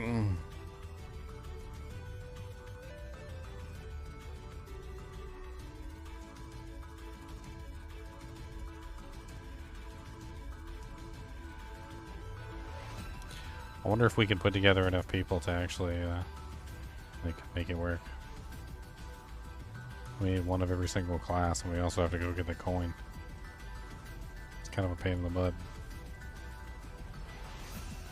So we need 5 people. Well, 4. Plus me.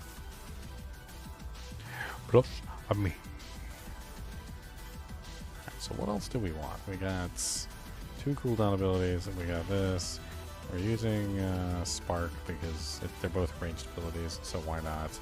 We're already using the fire enchantment, so we're not worried about that. Chain Lightning forms automatically after spending 100 mana. I mean, that seems solid with the way that this particular build is set up, and spamming Chain Lightning just seems like another way to add even more Chain Lightning into the pits.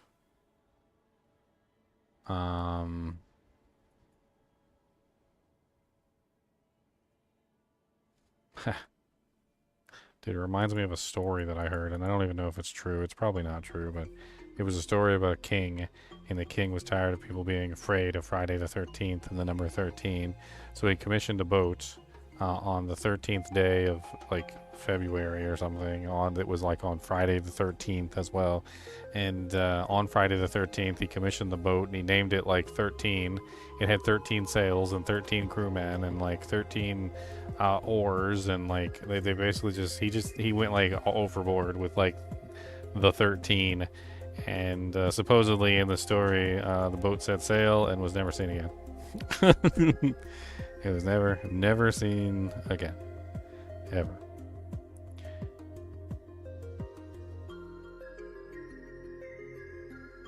You know, take that as you will, of course. Could be completely fake. I think, honestly, Harlequin Crest is a really good choice here, especially since they added the increased cooldown reduction, and also in the patch notes, one of the changes they made to Harlequin Crest that I think would make a very nice addition to the new Chain Lightning build is, where is it? Where are you? Where are you? The maximum resource. So one of the problems with this build is that you're going to starve out really easily if you don't have, like, some sort of maximum resource, because 66 mana on the actual conduit is That's like the first explosion. So getting an explosion, draining 66 mana, gets you that, right? You drain 6 mana per active chain lightning, and I can't remember if they changed any of those numbers, but basically, like if you're running a calculation, you know, like say you're able to cast, you know, like 10 chain lightnings, that, you know, times 6 per mana, that's obviously like 60 mana right there, right? But if you're casting as many chain lightnings as you can, like maybe you cast 20 and you multiply that by 6, now you're at 120 mana cost, right? And what happens is with the actual conduit, if you run out of mana, the chain lightnings just expire. Like once you run out of mana to drain, they just expire. And if at any point you have cast more chain lightnings than you have in your mana pool, the chain lightning will just simply cease and you get no more bounces. So you kind of want, with this particular item, to have maximum resource, even though it's not necessarily giving you any like super ridiculous effect, because you kind of want to be able to have as many chain lightnings out there as possible. And the more chain lightnings you have out there, the more maximum mana you need, because if they all bounce back and they consume all that mana instantly and you run out of mana, well, then they're just going to expire and then they stop. You don't want them to stop, right? So having any increased mana that you can get is definitely going to be useful for this build. I'm trying to think like what else we want for this.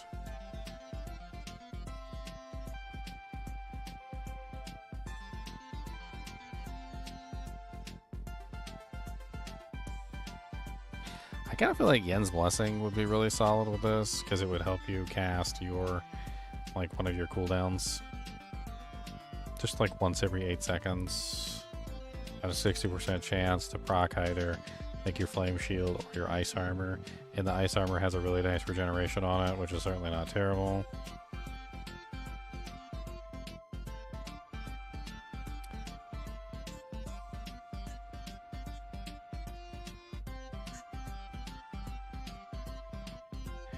I don't know what to do from here. I'm thinking about what I want with my beer, and I need a little bit of everything you see.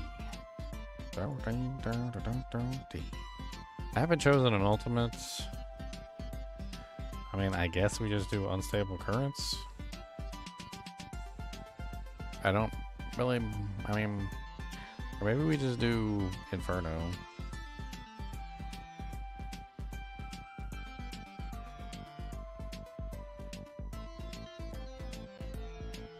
I'm really not sure. I mean, we're not scaling like all the other lightning things. I do feel like if we went Conjurations, that would be a big boon. So if we went through like Conjuration Mastery, we grab the regen there. I think that's big for us, by the way. And then we're going to go ahead and grab Lightning Spear, because why not? So definitely Lightning Spear. And then I think we probably include the Lightning Spear.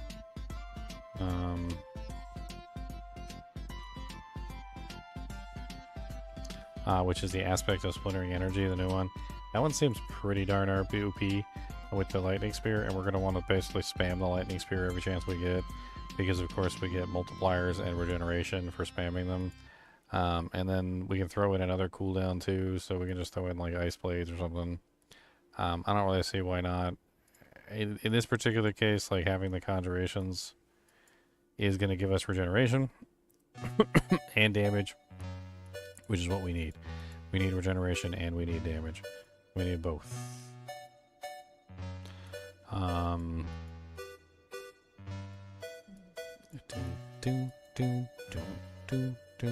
We also want Fiery Surge, which is killing a burning enemy, increases your mana regeneration by 45% for 3 seconds. That's going to be huge for us because it's going to give us even more regen.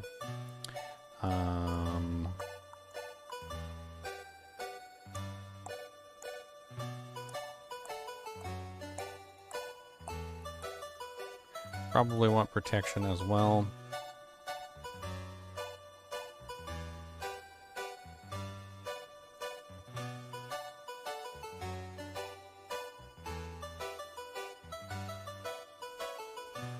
Let's go Elemental Attunement.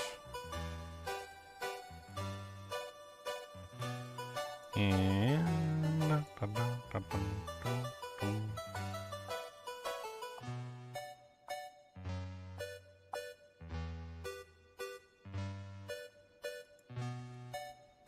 we got 2 more points. Let's dump them into convulsions. I do like convulsions. I think that's pretty much it for that. Yes. So these are probably going to be critical strike damage. Rubies. Most likely skulls. And then for the rest of this stuff, I'm not entirely sure.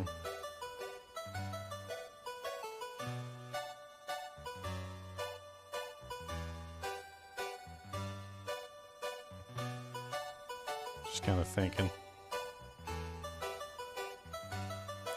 Could be interesting to throw Vox Omnium on this. Just for the free casts of,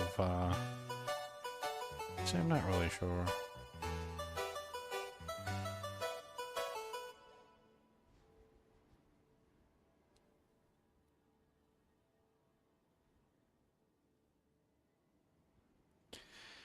Vox Omnium has some interesting effects. And I was reading it, and I think I might have read it wrong, because it says, casting a core skill, of any type, additionally fires 2 instances of, but it says matching the elements of your last 2 non-core skill casts. These projectiles deal 90% increased damage. So in other words, you have to cast the ability. I think you just have to cast the ability, and then it automatically casts the appropriate one, matching the element of the last 2 non-Kira. Yeah, I think that's fine. I think I understand it now. I thought it might have been like cycling between them or something, and they just like changed the element types. I don't think that's the case.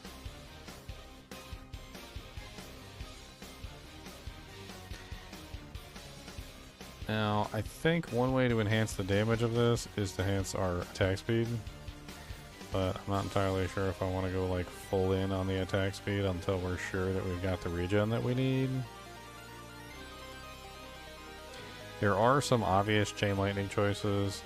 Like we've got chain lightning has a 40% chance to chain to 5 additional times, and then we've got the lightning rod aspect, which is 80% increased damage. Chances doubled against boss or crowd controls enemies and prefers them as targets. The lightning rod aspect might be, and I think because of the way that it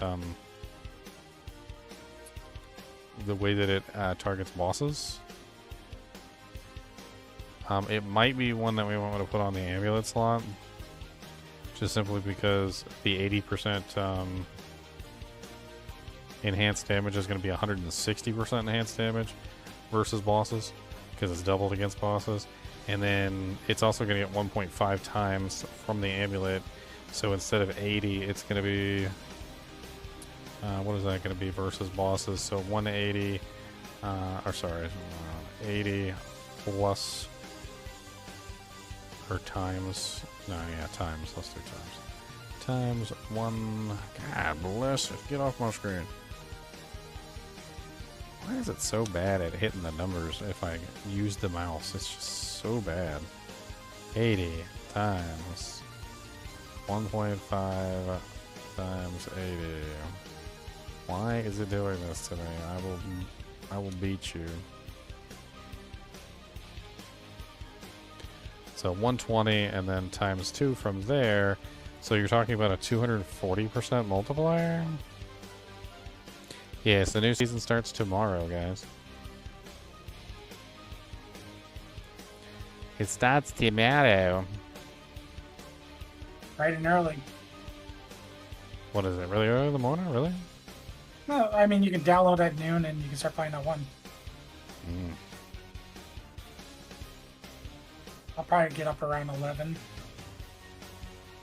Turn on everything. Try to get that download started so I'm not late.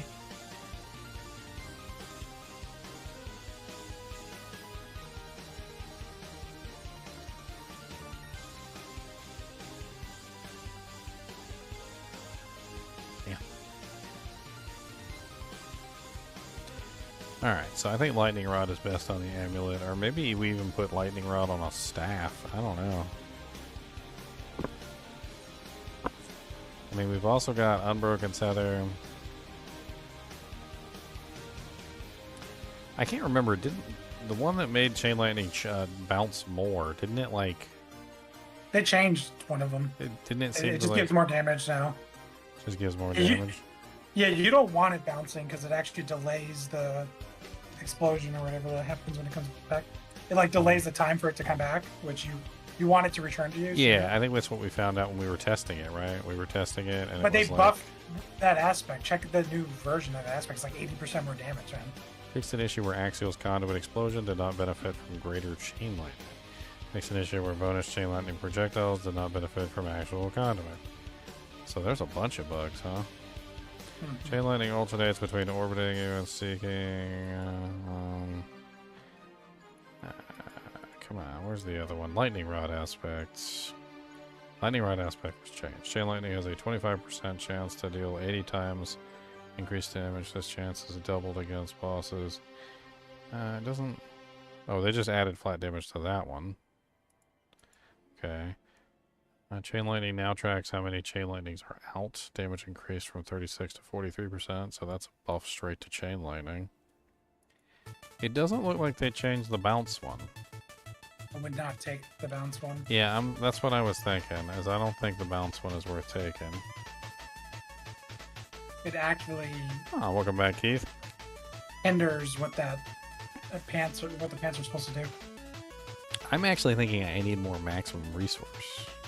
So the way that the pants work is the more that you have out, the more they cost.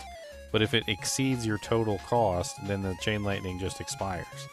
So like, if I have 100, mana, for instance, if that's my max pool, and I cast, a certain number of chain lightnings and it goes to like 106, then I'm screwed. Like at that point, I don't have any mana and they just start expiring really rapidly. So like I think having more max is important here too, and not so like regeneration and max, so that way you can have more chain lightnings out at a given time, so that you don't have like, because obviously when they come back, they consume 6 mana, right? And if they all come back around the same time, which I've seen them do, if they all come back around the same time, they all drain their 6 mana instantaneously. And so if you're in a situation where you don't have enough mana to drain them all, they just all expire instantaneously, which sucks. So like Harlequin Crest, I think is a no-brainer at this point because it has they put the maximum resource on there. I also grabbed the maximum resource on the board. So like between the Harlequin Crest, I think it's like 18 on the Harlequin, and that could go up, of course, with Masterworking, and then you get another 9 from Devastation. So that's what is that? It's 18, 9, so that's like 20, was it 27 or something like that? So that brings me up to 127. I could probably sneak a couple more in there to try and just raise it a little bit more so that I can get more chain lightnings out. I was also considering, and if I can get my mana high enough, accelerating aspect might be a good idea for critical strikes with core skills, increase your attack speed. Just to get even more chain lightnings out faster.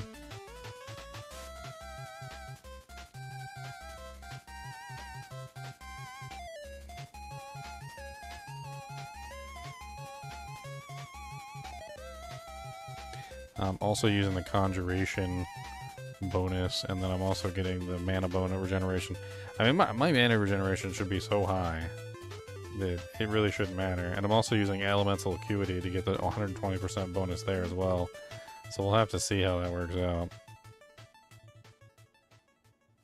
I was thinking about taking Yen's Blessing for this, but I'm not entirely sure if I want to take Yen's Blessing. Just for like the free cast of one of my cooldowns. Maybe. Could also go Asu's Heirloom.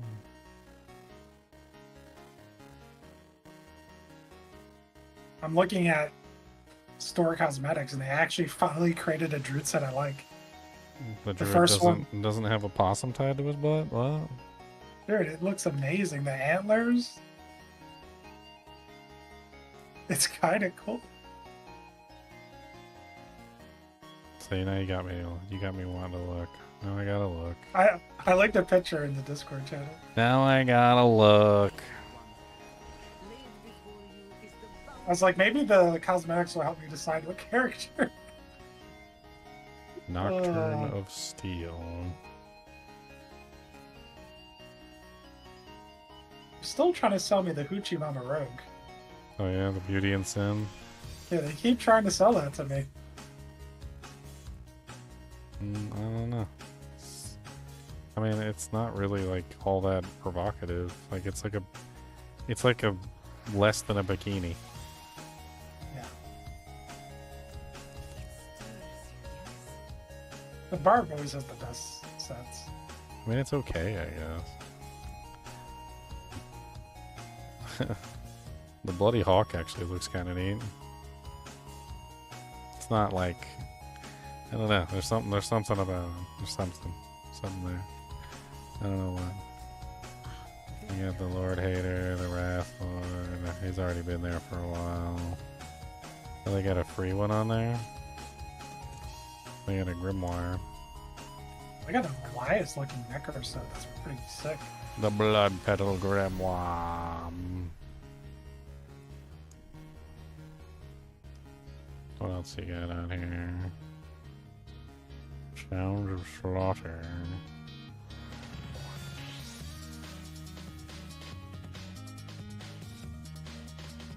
Oh my god, do they have that on a female? Like in the picture it's on a female there, and her Roseanne boobies are about to fall out. On the male it looks kind of neat. I'm not really sure about the armor, but the helmet is nice. Again, with all the random bones hanging off their friggin'... I guess. Bones everywhere. Bones, bones, bones, bones, bones. Void Jackal. That looks kind of neat. That's not bad at all. I guess that's Rogue, right? Necromancer says. Oh, it's Necromancer. That does not look like a Necromancer set. That's cool. I agree. That's cool. Does not look like a Necromancer. If I was wearing this though, people would totally mistake me for like a rogue. Like, is that a rogue? I actually Looks like really, an insane red set. like it. Yeah, it's really nice. That's a solid looking set.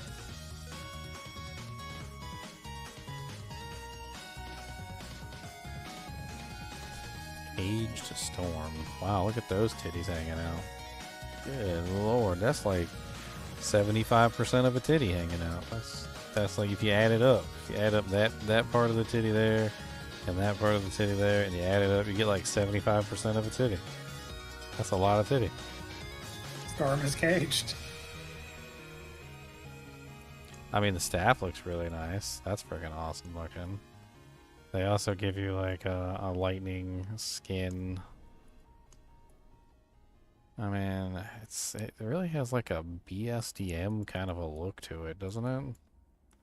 Yeah. Like it really looks like somebody went all out with the like BSDM. Like even the helmet, like the helmet totally looks like some like BSDM woman who wants to step on your balls. I'm not even joking. Like this is like, there's some BSDM women out there who are probably gonna be really excited about that one. They're like, yes.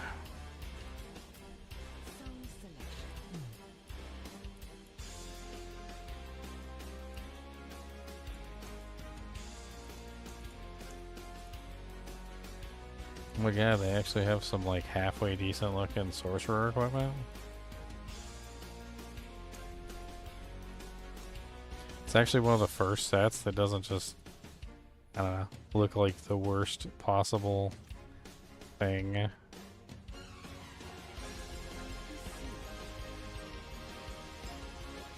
I mean, I'm secure in my manliness, but I'm not sure if I'm secure enough to be a male sorcerer. I'm not sure I'm secure enough to be a male sorcerer, guys. I just don't know if I can do that. Stay away from that dude, Jink. What the hell is this? Harley Quinn on steroids? That's a Necromancer set?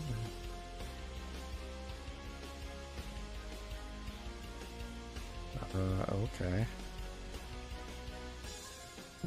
Sometimes I come on here, I look at some of these sets, and I'm like, What the were they thinking? What the were they thinking? This one's kind of cool. The Master Brewer. It kind of makes you look like you're a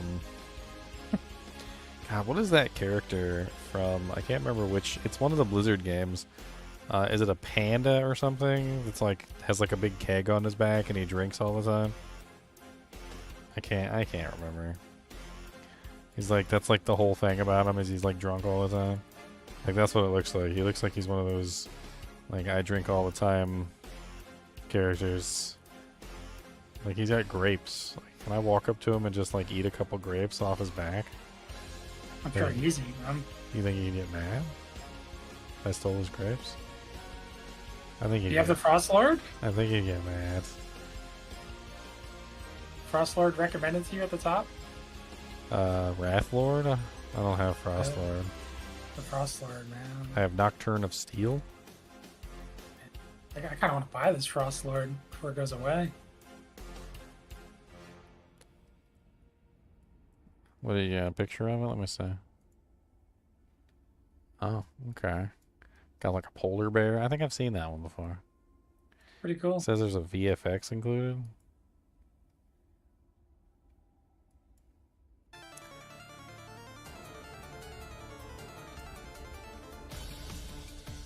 Okay, back to my chain lightning sources. Gotta finish this thing. Alright, maybe we just do Asus. I think extra crit chance here wouldn't be terrible. I'm also kind of like...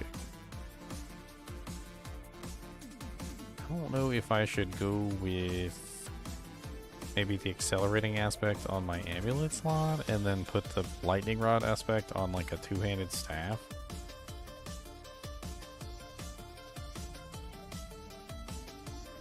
Because I get the feeling that obviously with speed is important, but casting the chain lightnings with a stronger like damage output with the two-handed staff might be the better play. So like maybe I skip the offhand, take the lightning rod aspect, put it here instead.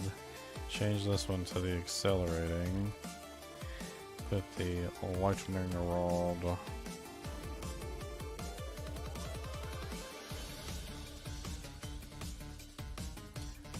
So that it's doubled there. So 80 becomes 160, and then 160 becomes. So the modifier that they gave on this is stupid. It's like dumb stupid. So it says chain lightning has a 25% chance to deal 80% increased damage. Which is a lot. You double that from the two-hander, which brings you to 160. And then it says this chance is doubled against bosses or crowd-controlled enemies and prefers them as a target. It's the chance that's doubled. So it's a 50% chance, but that's still a 160% multi there, which is... I mean, that's exactly what you want, right? Like, you want the bosses and the... It also says crowd-controlled enemies, too, so, like, I got the convulsions with the stun. So 50% chance to deal 160% damage seems like a good play. And then we just do the Paragon board. Okay, so Paragon bird.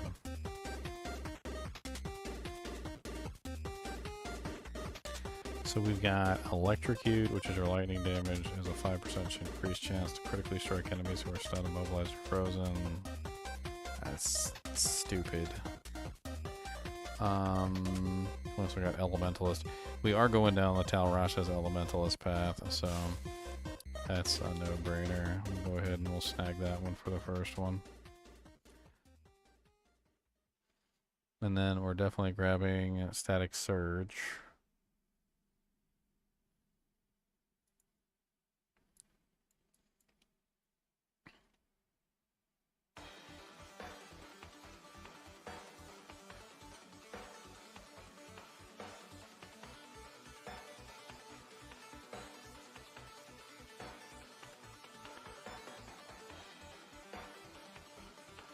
I think Enchantment Master might be a really good play too.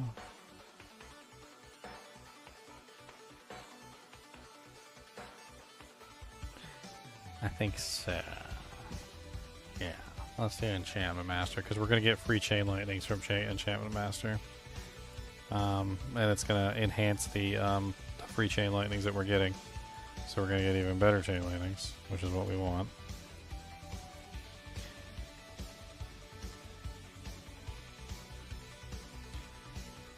Let's take a look at anything that can give us mana regeneration.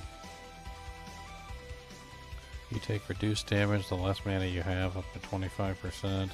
We want Unleash, which is the one that gives us a 6.7% mana regeneration for 3 seconds after spending 50 mana. Because that's going to be huge for getting our mana on course. We basically just need to be able to absolutely just tank spam this ability. Because if we can't just spam it, then it's not going to be useful for us.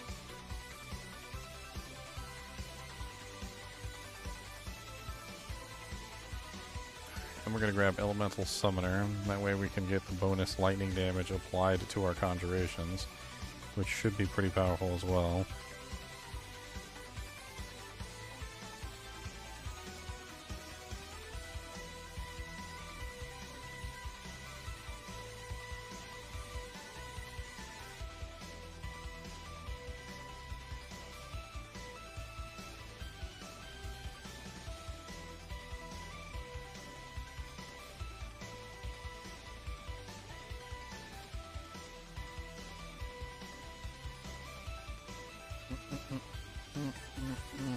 Okay. What we got here? God, I can't see. I don't know what the hell some of these nodes are because they're still broken on the build planner. I'm assuming Reservoir is maximum mana. So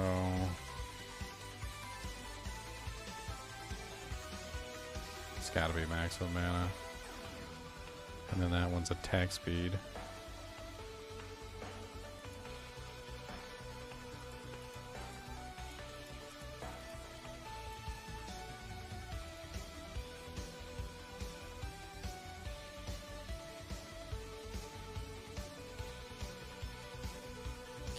Go to Ceaseless Conduit because it might have some things that are useful to us.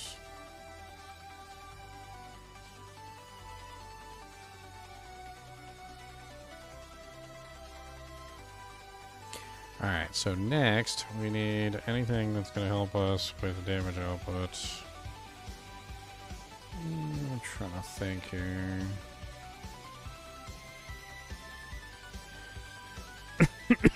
We definitely want to exploit.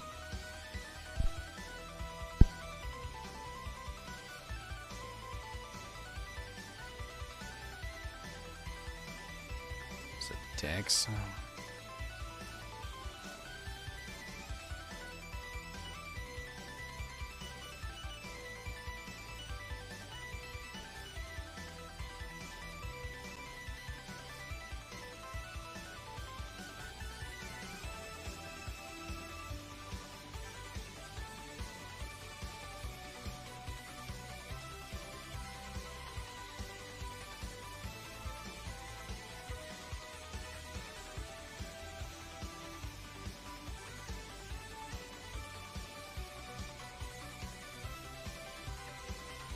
Plenty of non-physical damage.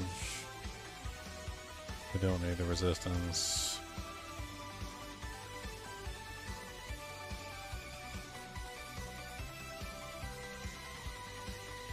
And at this point, I think it's pretty much just grabbing glyphs. So we're going to want to grab as many glyphs as we can.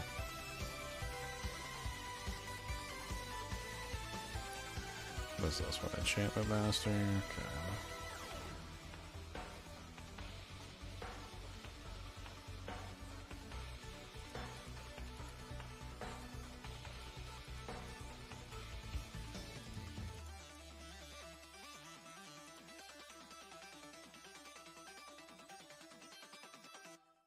Non-physical and non-physical both.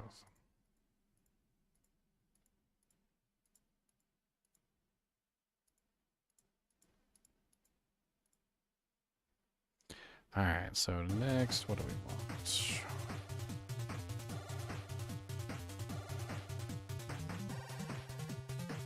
We are using the burning, so we could potentially go with this one. Nearby burning monster multiplier. Actually, let's grab this one with the defensives, because we do have 2 defensives. So that'll help us out tremendously there. Another 10 times multiplier. Which is definitely what we want. We want a 10 times multiplier. That gives us 19, 20. Actually, let's not go for that one. Let's go for this one.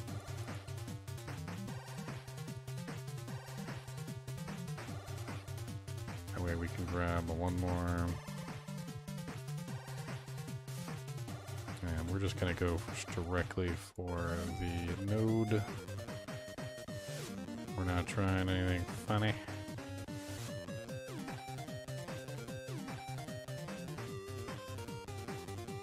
So rotate.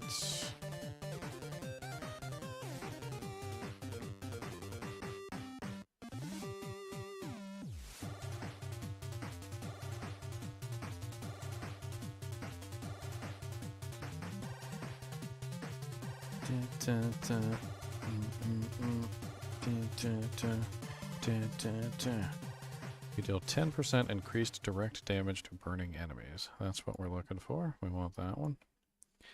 That's going to give us a nice little bump because we're using the fire to burn everybody, basically. So that works out to our advantage. We don't really need the fire damage, but we could take the damage reduction, which is really nice.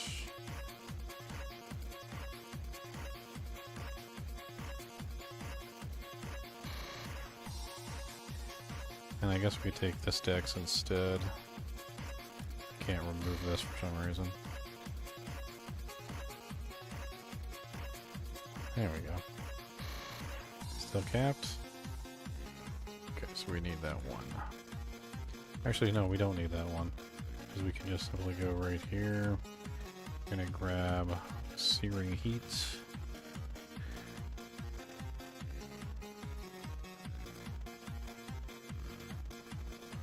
And we're gonna flip this board too.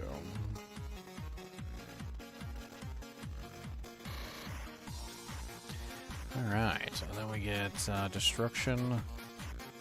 Fairly certain Destruction is like the last one we're gonna be able to get access to.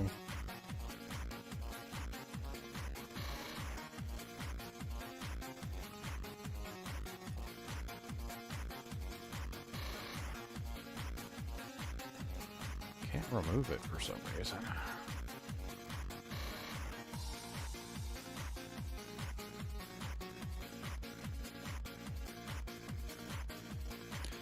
Alright, so we're over by a couple, and we can't seem to remove it. Let's go ahead and save this build. And then we're gonna pull it back up.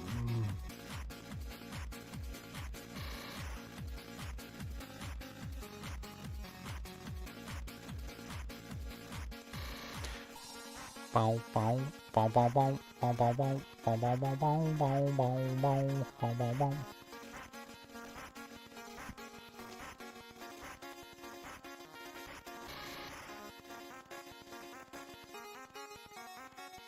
Alright, boys. Chain Lightning Sorceress. There you go, if you guys want Chain Lightning Sorceress.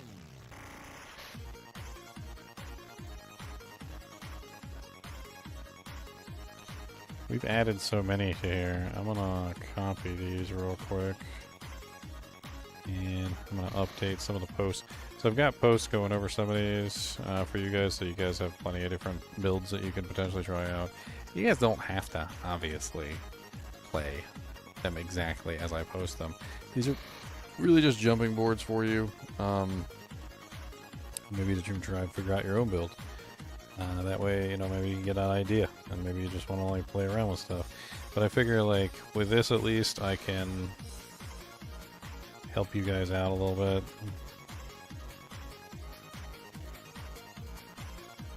There we go.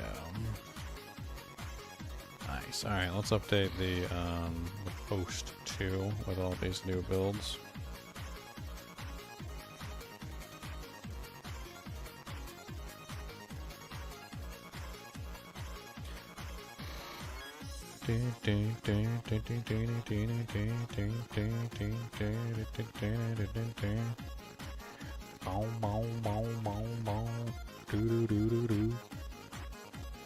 I'm stupid, yeah I am. Boom, boom, boom, boom, boom.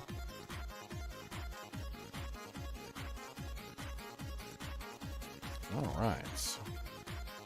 So that's 1 build, 2 builds, 3 builds, 4 builds,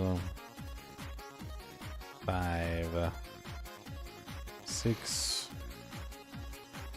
7, 8, and we got 9 builds so far. Not bad. Not bad. Not bad.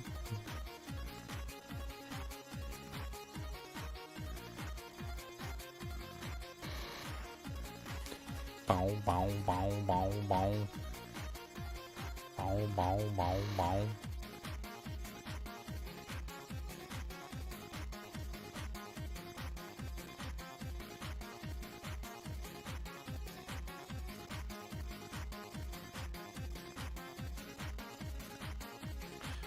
Bow, bow, bow, bow. Okay, so what do we want next after this? Oh yeah, hold on. We need to update builds, Paragon. I need to remove a couple points. That's right. Need to remove that one, and so that's activated. That's activated. This is activated. We could potentially remove...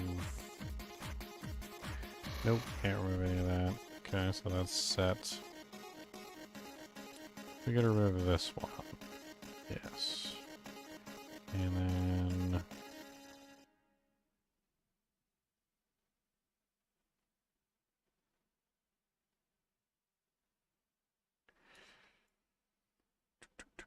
that one. Okay, there we go. Finished. Alright, let's go ahead and put some notes in here, though, just to be sure. So, like, the build revolves around axial conduit and trying to maintain high mana while spamming as many chain lightnings as possible due to the high mana cost of 6 per bounce off of you. A priority is given to maximum mana to make sure you have enough to host as many chain lightnings as possible.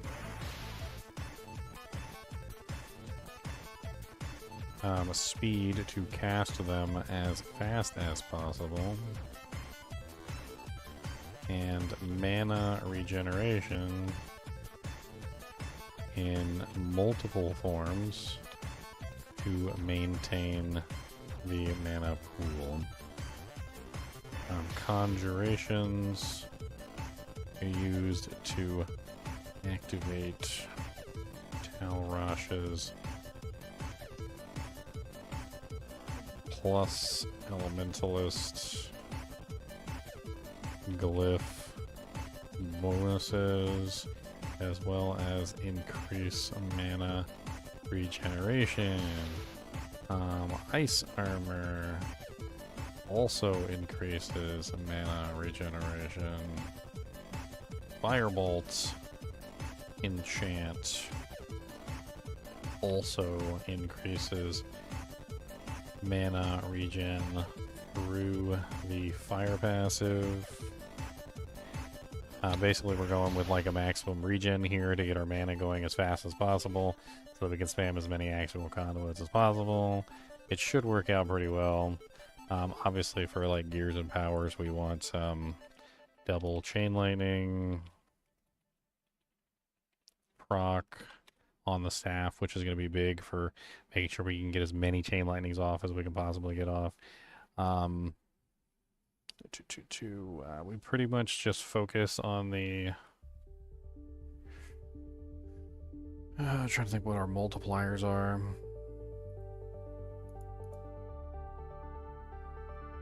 Yes, Cody. Why are you poop licking my elbow? Is there a particular reason? Do you have many poop lick abilities? Are you the poop lick master? The poop lick master P? Would you like snack? Do you like snacks? He said, what? He said, this BS question. He said, always like snack. He said, if not snack, then what?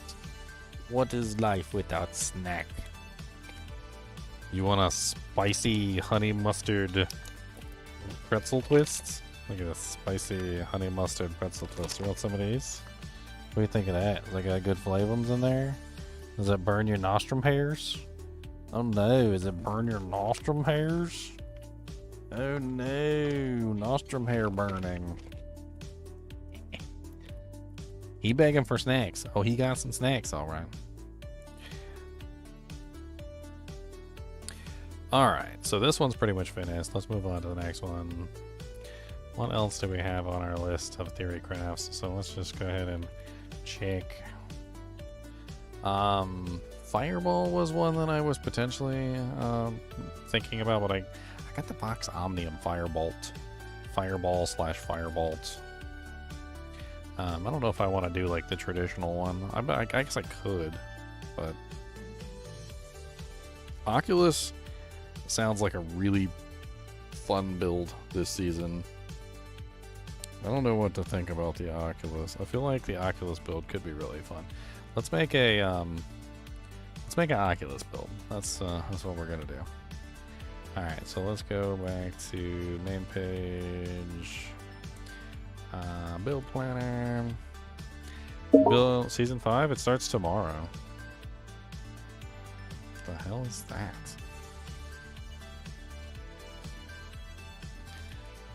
I'm pretty sure that's Xbox Game Bar.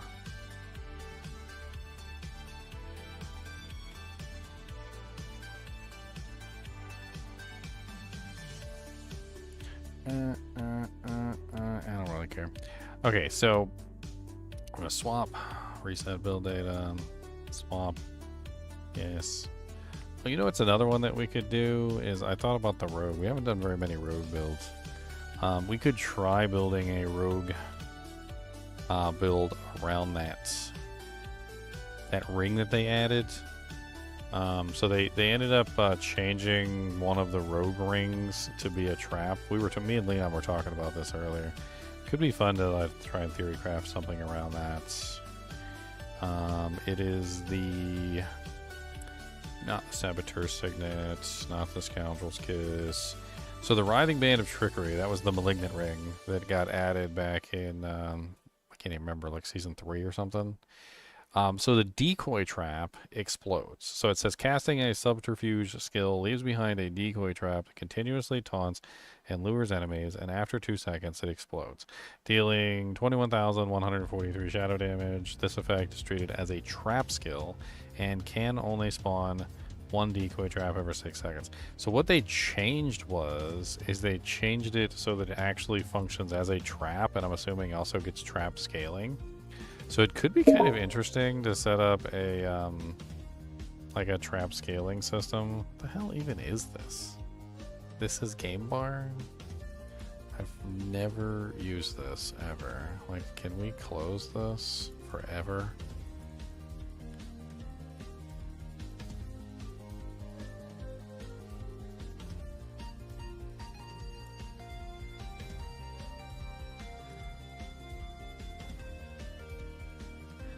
Mr. Goheen.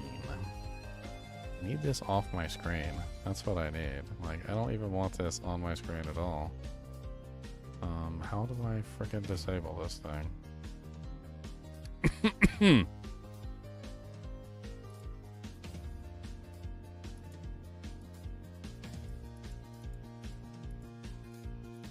Turn off all notifications.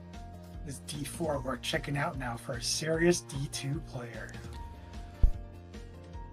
What? That's what Mango asked. Who asked that? Mango. Where did he ask that at? Oh. YouTube. Oh, sorry, I was too busy paying attention to the stupid crap I was messing with. Is D4 worth checking out now for a serious D4 player? Honestly, I like D4. Like, I think it's worth it. I think that it's really fun to theorycraft characters. I mean, if you haven't been paying attention, I spent like 7 hours the other day theorycrafting characters, and I've already spent like 4 hours theorycrafting characters today. I really have a lot of fun with the theorycrafting. Maybe that's just my own personal fetish, but like that aspect of Diablo 2 is present in Diablo 4. Like the fun of theory crafting, like the ultimate character and trying to come up with your builds. It is not, and I will repeat 1,000 times, it is not as simple as Diablo 3, where it was pretty much just put on your set and then like maybe min-max your equipment like a tiny little bit. But this game is far more complicated and far more interesting to theorycraft your characters in. And I mean, it's definitely extremely fun in my opinion to just do it. You just theory craft and have fun doing the theory crafts. I mean, like right now we're doing all these theory crafts based on like the changes that are coming up. There's so many changes. So right now we're gonna theory craft up a teleport Oculus build. That is the goal. I feel like if you're doing a teleport Oculus build, are you pretty much just required at that point to use Raiment of the Infinite? Like, I feel like they're just tied together. Because then you don't have to use your enchantment slot. Or you don't have to worry about a pull-in at all. You just get a free pull-in and a free stun immediately. And I mean, it seems pretty ridiculous to run this particular build. It definitely, there's a synergy there. I wouldn't say it's required, but it's very strong.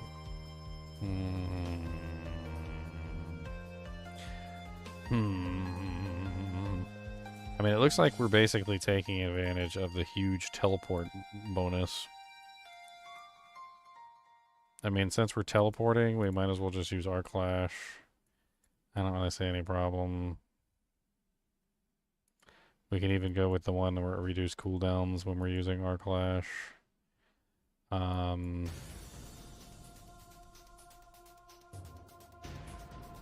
It's not a core or it's not a mastery skill. So there's that. So we're probably going to have to pump like 4 points into Arc Clash just to even get to teleport. We're going to max out teleport, of course, because we want the reduced cool reduction. We also want this 500% increased damage for teleport, which is definitely going to give us a crazy thing. The teleport also makes crackling energies, so I figure like every single time we teleport, we're going to get like 3 crackling energies. And we're going to be spamming teleport, so that's a whole thing.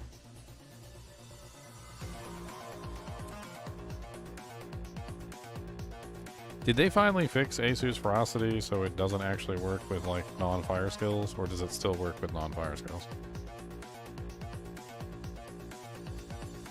Like, from what I understood, even though Asus Ferocity was supposed to only work with fire skills, apparently people were still getting the bonus of it for non-fire skills. I'm pretty sure they fixed that bug. They fixed it? Okay.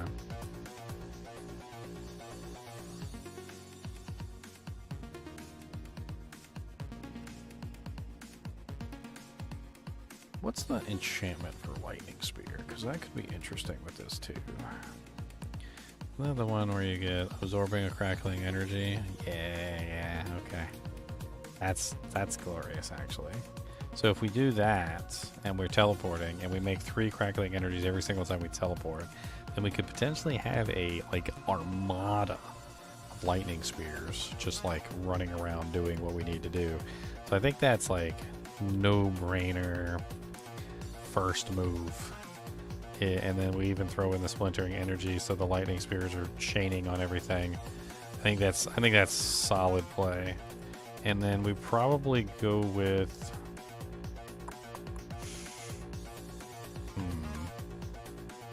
I don't know if Firebolt enchantment will work because it says direct damage, and I don't know if the Nova and stuff coming from the teleport really counts as direct damage. Let's go ahead and put the teleport on right click though, because it's basically going to be our main ability, and then our clash on our left click. I mean, let's assume that we're going to use Raiment because Raiment has that really nice pull in. Now, I was thinking that we could maybe even go with charged bolts for this, but the problem with charged bolts is without the staff, it's kind of useless.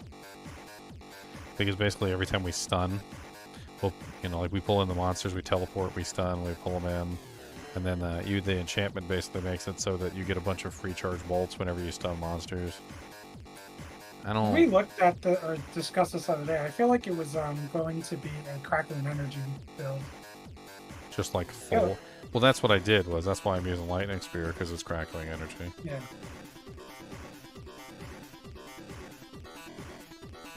I mean, I guess we can go with firebolt enchantment just so that we're getting the burning, and then we can scale the burn. We can scale the damage with the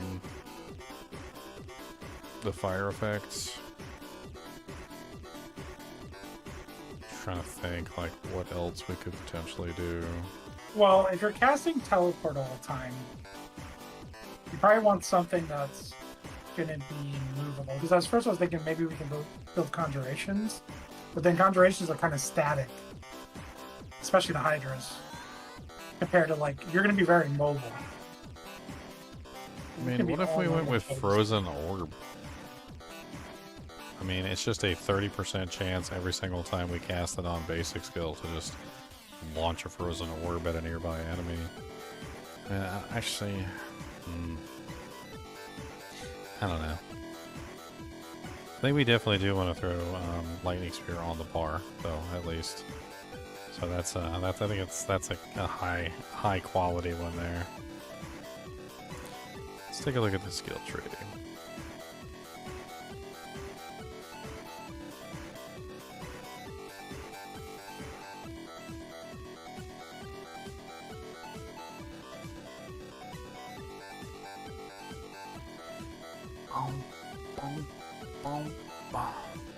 You can definitely use ice armor. So teleport does count as a cooldown, even if I reduce the cooldown to nothing, right?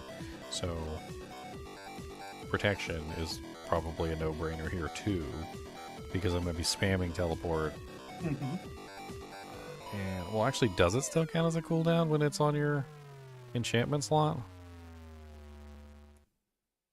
Well, you're going to have both. Let's go full in on the lightning spear, and since we're going that route, the collecting crackling energy increases the damage. Let's do that as well.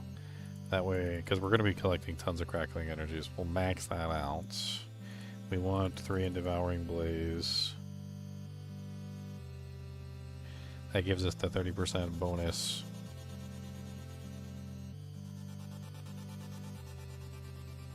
Yeah, the critical strike damage. Yeah, because you're going to be casting teleport in addition to using evade. You're going to be using both. Am I? I thought once you turned it into an evade, it. No, you get access to both. I thought once you turn it into evade, it leaves your bar. No, evade, it just changes evade into teleport. So you get evade as teleport, and you get teleport as teleport. Oh, okay. Well, I can just do both. All right.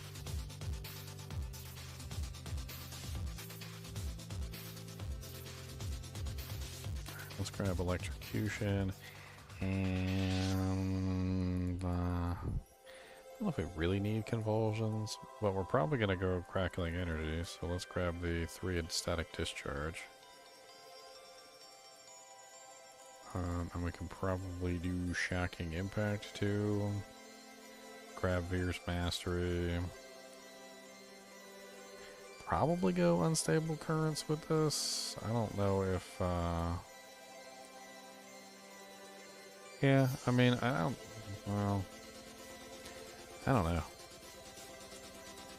I guess we get free lightning spheres and we get free everything else that we're not using, like charge bolts, chain lightning, ball lightnings.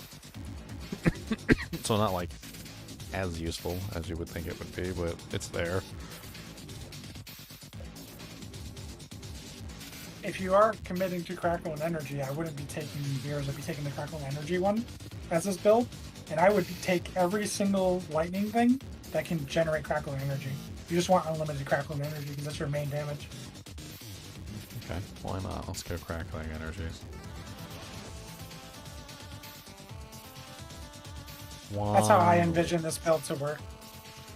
One. I mean, in that case, do we want to go with Spark instead of Arc Flash for the 4% chance to form crackling energies every single time? How often are you going to be pressing that button anyway? I don't know.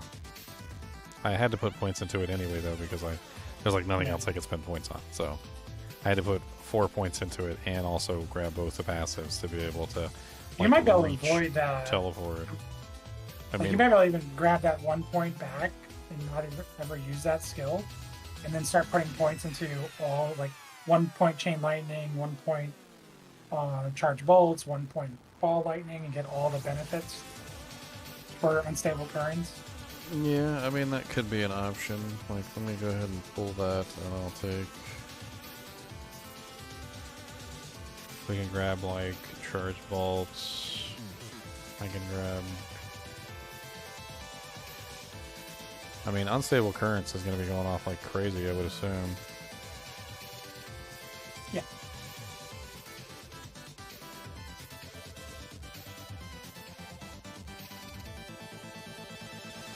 I would do destructive because you're not really trying to scale the damage of charge bolts. You're just using this. These are just supportive things. Yeah, that's what I was doing. I grabbed Do the crackle and destructive. energy one on chain lightning. Yeah. Or grab the crackle. Mm-hmm. And then ball lightning could be Oh, the Also go more grab that crackling one. energy. Yeah, crackling energy also can come from that one as well. Yep. So that way, when unstable currents is going off like crazy, because I assume you're going to use the aspects, and you're going to have like full power on that, you're just getting crackle energy all over the place, and you're just doing insane damage with your stacking intelligence to the moon. You're scaling that 1 Paragon node to the moon. And you're just teleporting all over the place. I guess I can throw 3 in conduction, and then I'm not really spending mana, so mana shield is useless. I guess I can take 2 more in align the elements. And Movement that pretty. speed, yeah, it's useful for running around. I mean, that pretty much does it. I guess I don't really want those on my bar, though. No, you don't need them. I did grab unstable elements, though. Let's put unstable elements in here. So we've got. I think one of the problems is I didn't pull any defensives. So I could. I got 2 slots open. I could definitely pull some defensives.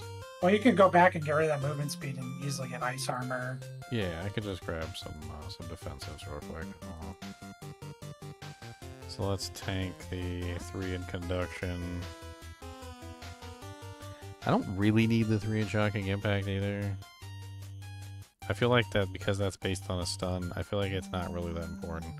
So let's tank those 2 and let's grab I don't know, we'll just grab the heal on Mystical Flame Shield. And I think we've got, yeah, should bring ice armor probably would be the play.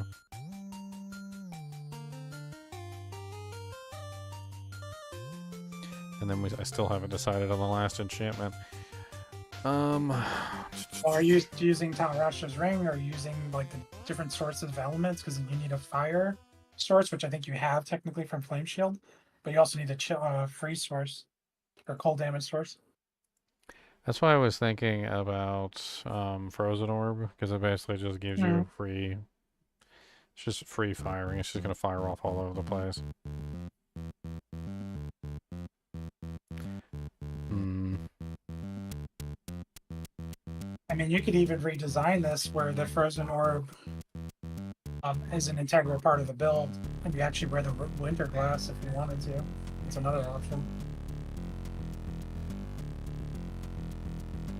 I have no clue how this build's going to play, like if you need more damage or not. Well, I haven't even assume- I haven't even really added like my damage modifier bonuses. Yeah. Okay, so weapons are probably gonna be, I don't even know, critical strike damage probably, and then rubies, and then this is a sorceress, so probably skulls. I don't know if you want. I mean, rubies, you don't want to die, but you might want intelligence because the whole crackling energy Paragon board scales off intelligence. I mean, Oh, it it is does? capped. I forget how much you need for the cap. It's like 120% multi.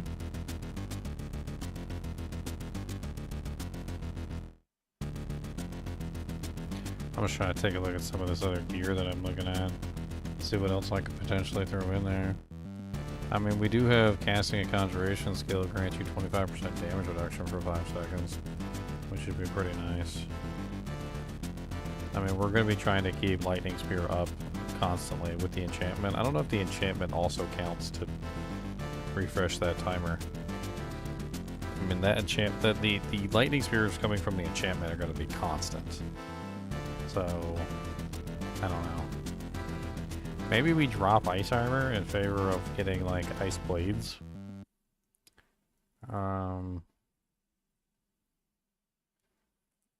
Not entirely sure. I think you want abundant energy as a DPS. I think you want overwhelming currents and stable aspect. Crackling Energy has a 50% chance to deal 40 times increased damage and chain to additional enemies. That's definitely something you'll want. Could even go on your neck. Now let's look at, we're definitely using Talrosh's Iridescent Loop, so let's throw that on there.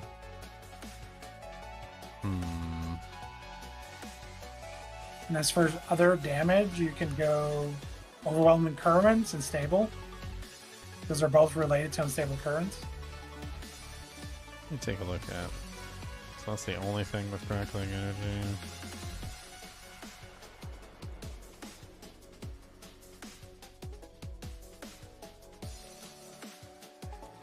And since that's your main damage, you probably want that on your amulet. Unless you do go for extra Winter Glass. And I think this is going to be a very fine speedrunning build that's going to run into boss issues later on. It's kind of an interesting new aspect. I don't know what the hell to think of that one. The jolting? Yeah, Yeah, just more extra just damage. 1 second, you just kind of sounds like a light T-Storm.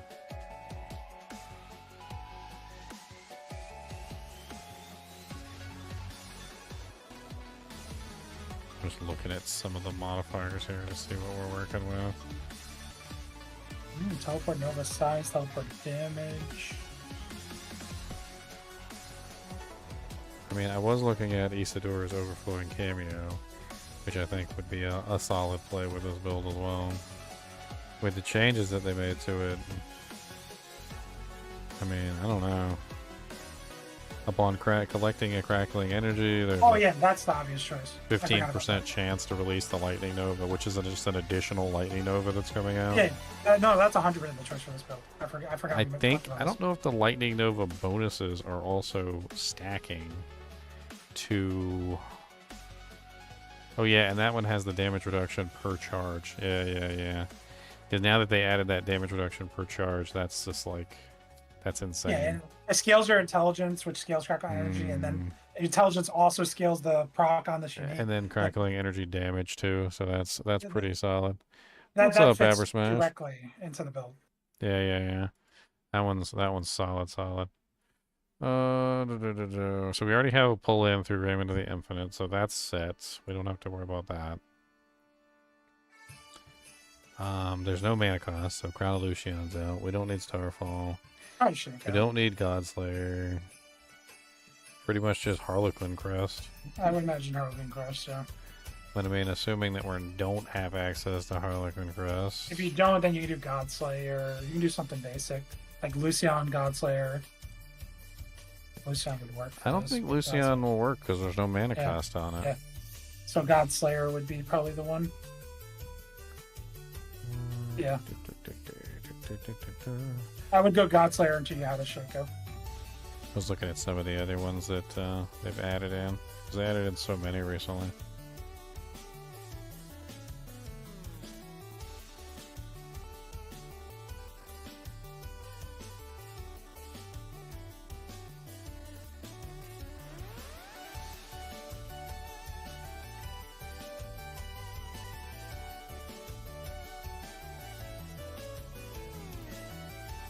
Probably going to be the most fun HellTide build in the game in speedrunning. I would imagine. Wild Bolt aspect might be really good for this. The new one that they added. So every 2 seconds, distant enemies are pulled in front of you and you electrify them to 10% bonus damage from all sources for 3 seconds. I mean, I can't see why that would be a bad thing for this build. Like why not? Like, just we'll throw that in there too. And then the helmet could just be like Godslayers, yeah. I don't see any reason why not. I mean, it's an easy helmet to obtain. And then we're looking at one more ring slot. We don't really have any mana concerns, so resources Unstable isn't currents, really. probably. Yeah, I mean, unstable currents is like one of the only ones that's really useful. There's overwhelming or stable. You'd have to choose between the two.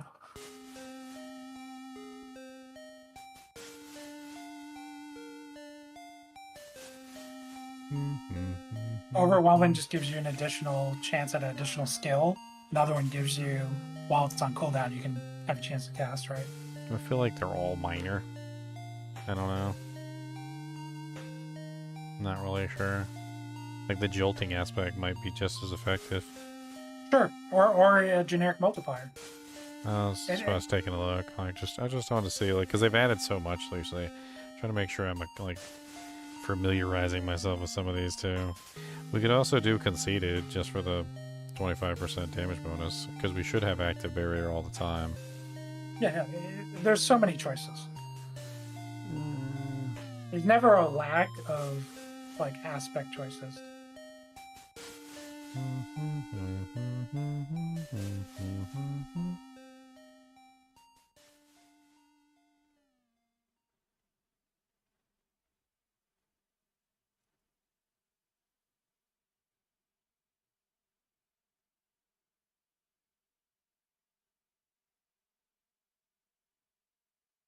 I mean, I just get the feeling that Are you Unstable. actually scaling Splendor and Energy?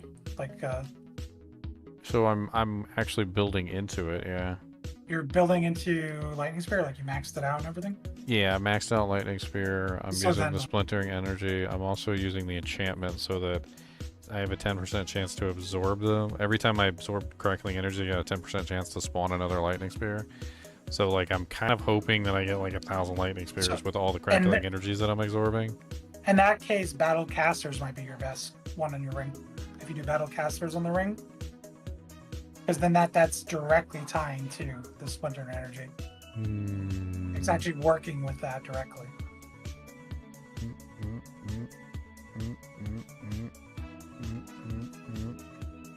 Okay. That sounds good.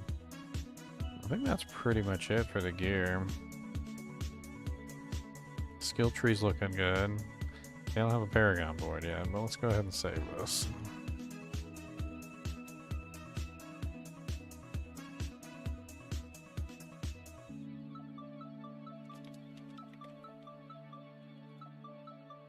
If I make a Sork this season, I might actually do this build over any other build. I mean, it It seems just- like it'd be fun. Yeah, it's just probably max fun. Another build for the pyre. Another hand touches the beacon. Constantly moving. Having stuff gripped and following you. I mean, basically, yeah, you're just gonna have it like constantly following you around.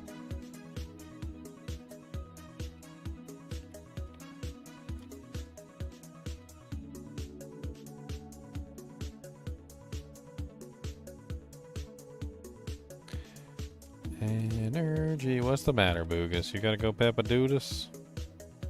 No? You's bored? You wanna go sleep with your mama? You wanna go cuddle with your mama? You do wanna go cuddle with your mama. You're a mama cuddler. You're a mama cuddler. Ah, I knew it. I knew you was a mama cuddler. I knew you cuddled mamas. He said, shut up. He said, shut up. Don't think I don't see you sneak copping feels on mama. Don't think I don't see you putting your head right where it feels the best. Don't think I don't see cuddle bug. Cuddle bug. He said what? That's some cuddle bug.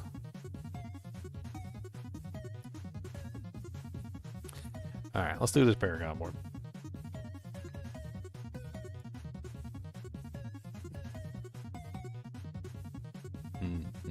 Not sure if we could just like maybe we switch out Frozen Orb for Firebolt and then because we did scale yeah, we scaled Devouring Blaze in the tree. So let's switch that slightly. And then instead of doing Flame Shield, let's do Ice Blades. We'll just switch it just a little bit. It's not that big of a deal.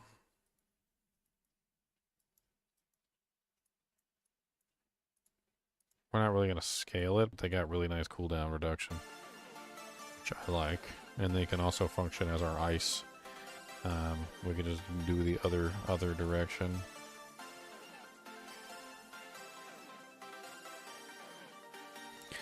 My opinion on the most OP build versus fun build for this season so far based on released patch notes.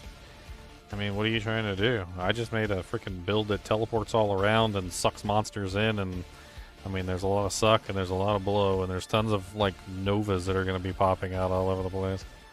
I mean, I basically just built like a Diablo 2 Nova spam sorceress. You want a Diablo 2 Nova spam sorceress, Keith?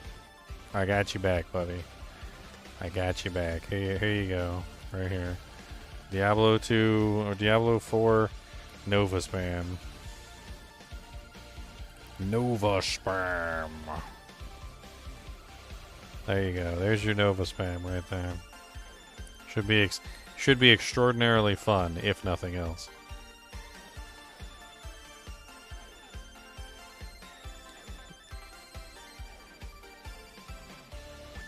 You know what I was thinking? I don't know if you can get the Nova from Charged Bolt, but there's a Nova on Charged Bolt too.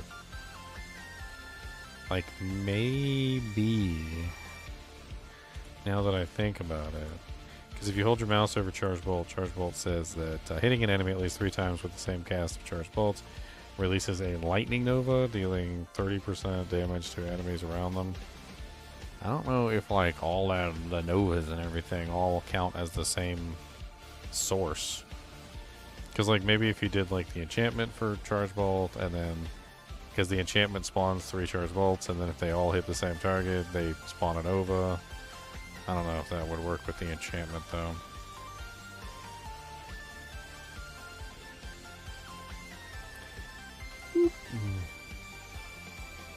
Alright,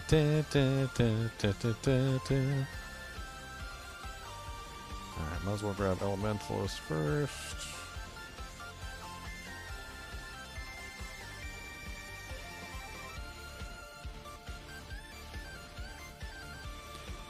Okay, we're definitely grabbing Cecil's Conduit, so I don't want, what do we want? Crackling energy damage, that's what we want. Crackle, crackle, crackle. Got that crackle, crackle.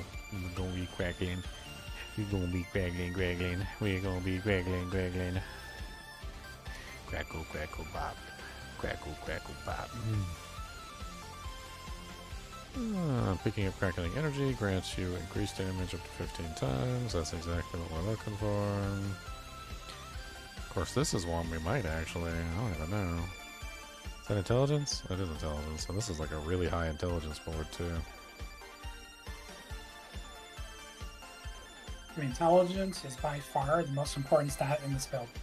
I would prioritize intelligence over anything. Well, I just grabbed every point of intelligence for charged. Because that gives me huge amounts of crackling energy. And then we're also going to be grabbing... I don't know if static surge is useful. I don't think so. Because we don't... I mean, we'll still take the board because it's a lightning board and it's going to have lightning damage on it. But we're probably going to pass by the legendary. Cody, you are a whiny little baby. How about that? What you got to say about that?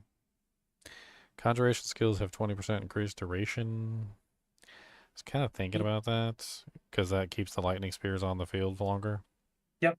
You probably are going to have like only 2 or 3 legendary powers, like nodes on the Paragon. The rest are just going to be glyphs. You're just going to be zooming around at glyphs and intelligence. Glyphy glyphies.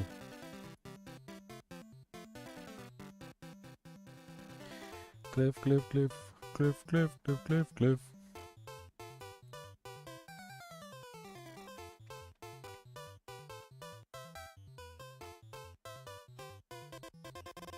Alright, let's go this way. We definitely want Enchantment Master. I feel like that's big for us. Because if we're stacking that damage from just stacking that damage from the lightning spears, and a higher percent chance that we get more lightning spears is just massive. And then we increase the duration already, so 10 times direction and damage against burning enemies. Yeah, we got the modifier for that, so that's good.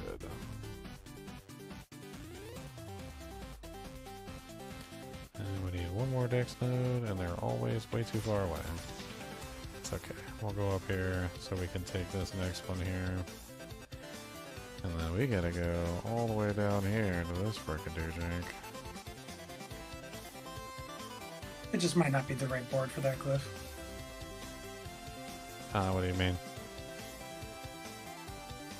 No, just if you have to travel too much, you can always swap the board. Well, just it was right next to the next board, so I just whatever. We're gonna take Elemental Summoner too, so we can scale the multiplier.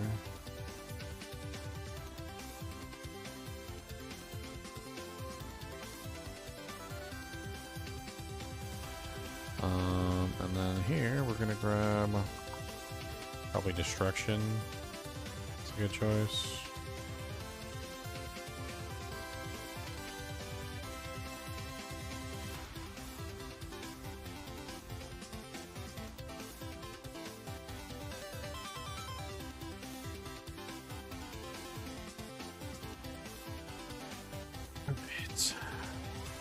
And then what other close places do we have to attach a board to? Looks like because we traveled over here, we're really close to this one. Might as well.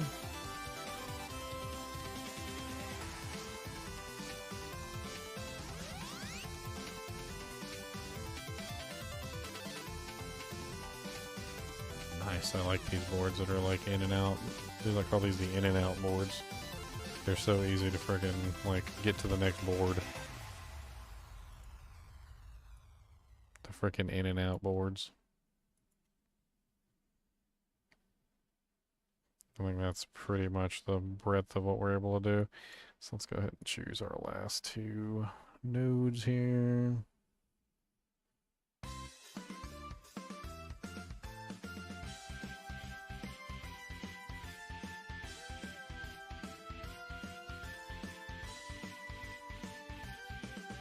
I guess we can go with Tactician for the increased damage after casting of defensive. No, because we only have one defensive. It's not super useful. We could take Torch, which would give us 2.5% for each nearby burning enemy, which we have. All the monsters are burning.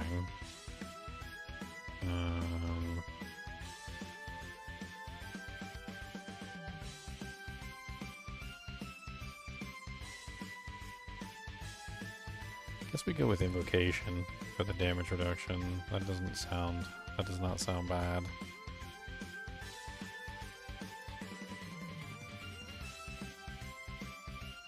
We need one more dex.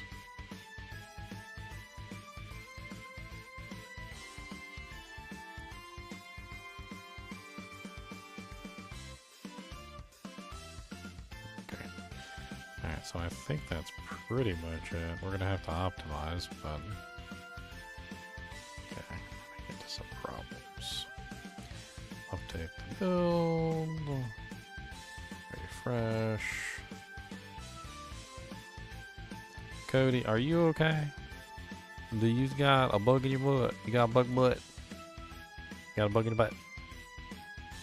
Why you got some bug in your butt? You want me to check for fleas? You have Tactician, Cliff? Let's see. I'm running. They're usually all up here. Elementalist, Charged, Conjurer, Flame Feeder, Destruction, and Invocation. Tactician is more important than any of the fire ones. I can grab. Let's see. I can pull out Flame Feeder. It's not letting me pull the glyphs out. Okay, I see what you do here. You'll be so mean to me, and that's not very nice. Cody, I hear you, buddy. And your butt stinks. How about that? I said it, and I meant it. I say hurtful things sometimes. Like your butt stinks. But it does, though. So you might want to wash it. Guys cleaned it. It's grody. Crusty in there.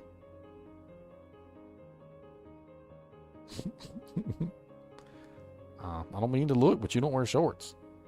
Can we get you some doggy shorts?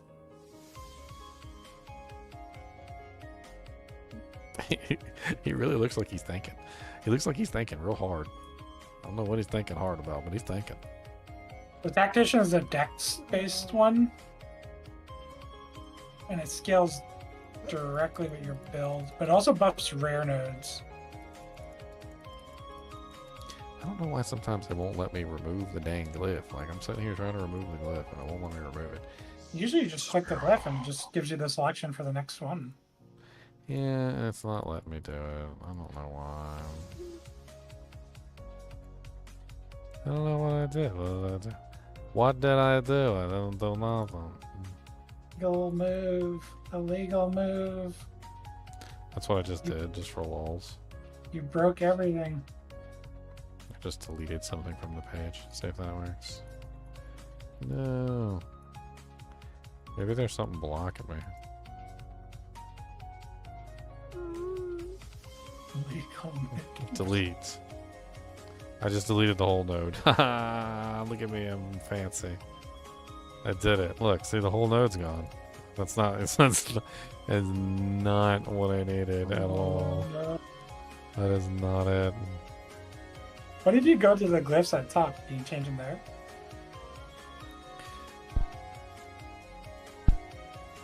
I don't know. No, he doesn't let me do anything. It's that time to message Browner. It's broken, Brown. It's broken. I can't change glyphs, man. I can't do it, Captain. I can't do it. It's too hard. I can't do it. It lets me change other stuff besides the glyphs. I don't know why. It's so silly. It's so silly. It's so silly. So freaking silly. I don't know what to say. It's so freaking silly. Any freaking way. It's so freaking silly. It's so.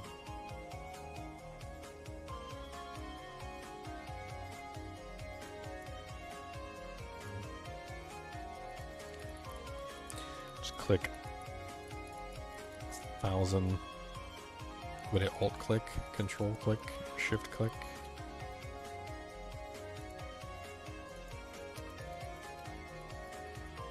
Pathfinding, hold shift. Don't understand. It doesn't work and it makes me angry. Click on the glyph and you can unequip, click a different glyph, but not there.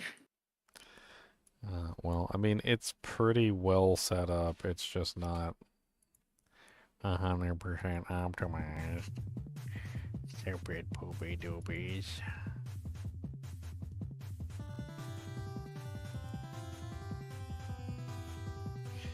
What if I clone the build, then go to the Paragon board? You gotta delete a build every time you change a glyph. No, that still doesn't let me. Whatever.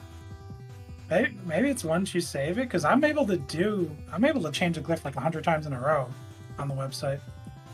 Okay, I just like reset all build data. Okay. Went to the glyph. Alright, we're gonna go back to my builds list. I'll pull up the new build. We're gonna go back to the Paragon bar. Anyway, we're gonna go back to the Paragon bar. Go back to the No, still doesn't work. Alright, well. What's tactician anyway? I can't click on any of the nodes to look. None of them work. I think they're all bugged. Like all of them are locked. Yeah, I don't know why. Has something to do with you saving it, I guess, because the new one works just fine. Tactician is basically a 10 times multiplier whenever you use a defensive skill, and considering your whole build is teleport, which is a defensive skill. Oh, that's right. Teleport is a defensive skill. Yep. Yeah, I forgot about that. I was thinking about like the ice armor, and then I didn't really put 2 and 2 together. The teleport technically is defensive, so I'll be spamming the crap out of the defensive. Yeah. I get that makes sense. That made a lot of sense. He's smart. He's smart. And it gives bonus to all your rare nodes as well. It's like it's just a way better glyph for your build than a random. here's a damage additive burning. You're so smart. Well, no, it's 10% multiplier for like monsters that are burning. So I mean, everything should be burning. So it's should be a permanent 10 times multiplier no matter what. I can't really fix it though. Like, why your build so janky? Like, shut up. Why your build so janky? How about that? Why's your mom janky? Why you got a janky mom? Why's your mom? Why you got a jank mom? Mom jank. Your mom's so janky.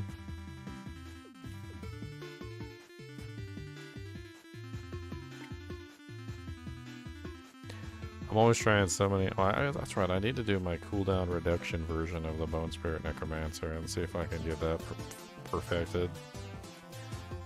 I guess we could move on to Necromancers now because this one's done. I don't really feel like doing the Fireball one. Like I think that one kind of does itself for the most part. I mean, you pretty much put on the 2 uniques, and then everything's pretty much settled for you. You don't even really have to think about a lot. You scale fireball damage, you grab the fire passives, like it's not even really that big of a deal. I think even a caveman could do it. Even a caveman. The cooldown's even easier to hit now that the Shaco's been buffed. Well, they removed a bunch of cooldown off of a bunch of the other items, though. So a lot of people were pointing that out, is that, yeah, they buffed up the Shaco, but like a cooldown across the board on a lot of the other stuff has been reduced. The Shaco though is definitely best in slot for that build now though, because it has the maximum resource on it. It's just like no brainer at this point. Yep. Let's pull up the Necro that I already did. So that's the one that's based off of the. Where are you hiding at? You silly necromancer. I know you're in here. That's season 4. That's not it. That's not it. What the hell? It is so stupid. I don't see my necromancer. He's not on the list, and I'm gonna get the cancer, and I don't know what to do about none of this poo. Doody doo. Actually, didn't I edit an old one? Yes, I edited an old build. That's why it's down at the bottom. Okay. Alright, so clone this build. Now, the difference between this build and the other is we're not going to be using Blood Artisan's Curios. So that gets removed. Aspect of the Embalmer gets removed because we're not going to be using the Blood Orbs. In fact, I'm pretty sure like our best in slot, like without a doubt, is... You know, it'd be funny if Crown of Lucian actually worked for Bone Spirit, even though it technically shouldn't, because the entire like idea behind Crown of Lucian is that it increases the cost of your ability, but Bone Spirit just consumes all your resource anyway. So, so what exactly are you losing in that situation? You're losing nothing and gaining everything. It's kind of a very silly one.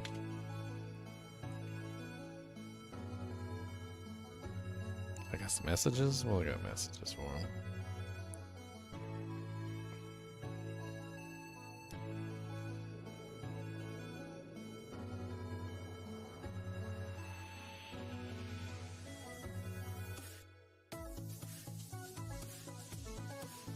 Half-Life Alexi is on my on sale.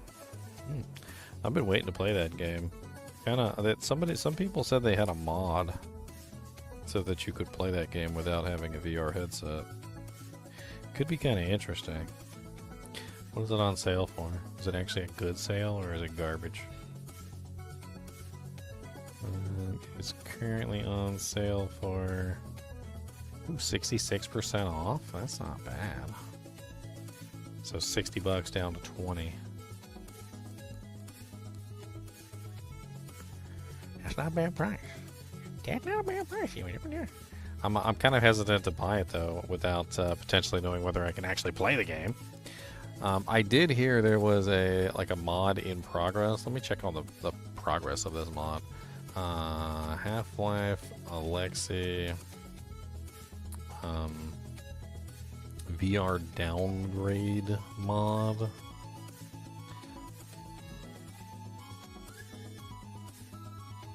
The no VR mod, that's what they call it.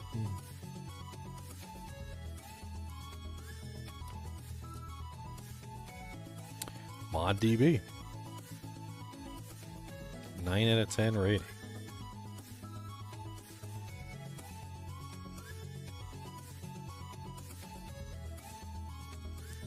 Well, sweet.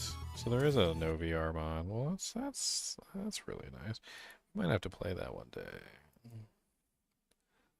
Alright, let me bookmark this. And then this is 66% off. It's probably not going to get better than that. Go ahead and add that to my quat. Half-Life, I'm a big fan of Half-Life games, if you guys aren't aware. I liked all the Half-Life games. Half-Life 1, Half-Life 2, Half-Life Episode 1, Half-Life Episode 2. I'm pretty much like the holy grail, in my opinion, of gaming, because a lot of games that everybody loves and plays today, like a lot of them are extended from the Half-Life genre. Like it's literally a wow, I accidentally added like 4 copies of the game. That was not what I wanted to do. But so many games are like extended from the Half-Life genre. A lot of people don't even know. Natural Selection came from Half-Life. Counter-Strike came from Half-Life. Team Fortress came from Half-Life. I mean, there's so many mods or games that started out as mods of the Half-Life engine that eventually moved on to basically be like full games. Dota is from the Half-Life engine.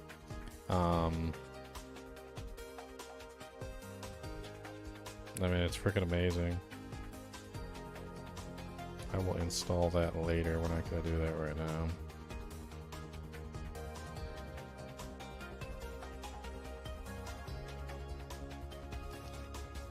And I got the mod bookmarked, so we'll download that when we need to. Yeah, pretty much Harlequin Crest I think is like best in slot. Banished Lord's Talisman is still very powerful. Shatter Spirit Loop is still very powerful. For this build, I don't think we can use Ring of the Sacrilegious Soul, so that has to be scrapped. It has to be one of the regeneration aspects, like the aspect of Torment, or the other one. I think Torment worked better, but I can't really remember. The Imprisoned Spirit aspect is the new one that makes it so that your Bone Spirit explodes inside the Bone Prison, pulses an additional time, which is pretty powerful. Very useful. We definitely want Shielding Storm. We don't necessarily need Grasping Veins for this. In fact, we might be better without it, because we are missing the other Bone Spirit aspect of the Swelling Curse, which I think we like desperately need for this particular build. I think without Swelling Curse, we're pretty much just up creek without a paddle. And then the armor, I mean, we might as well just throw T-Reels. Like, why not? I think he's gonna have problems with damage reduction anyway. He is using the Path of Trag'Oul, which is the Bone Prison, traps larger targets, and then enemies trapped within. That is correct. What is that other one?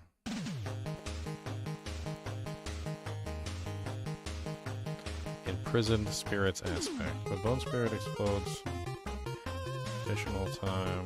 Yes, that's the one. I thought there was another one.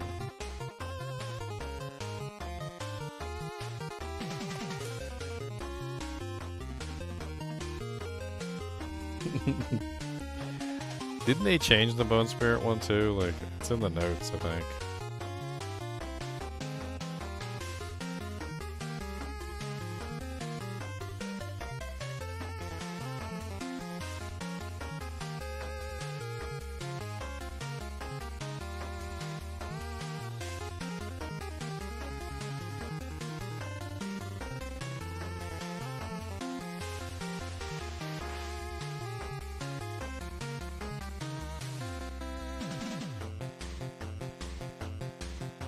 I wonder if the play, because they added cooldown reduction on the shield.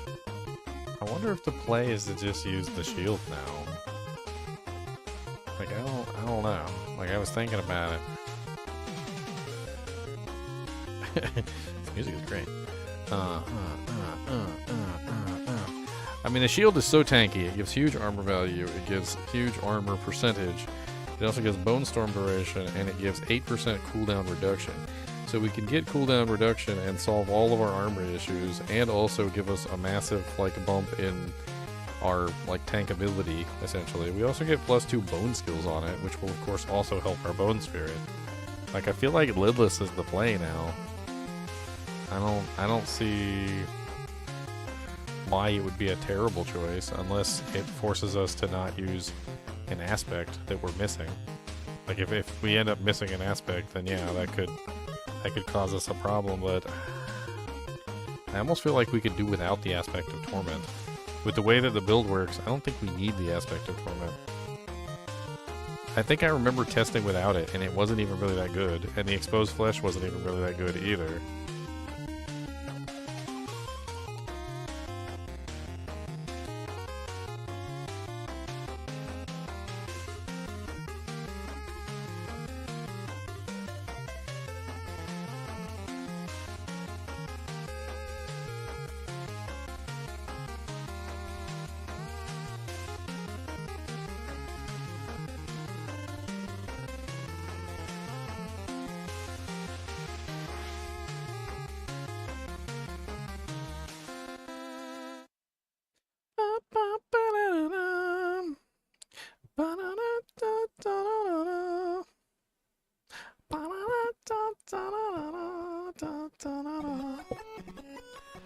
Okay, so Requiem Aspect gives us 7 mana per essence, or 7 maximum essence per minion.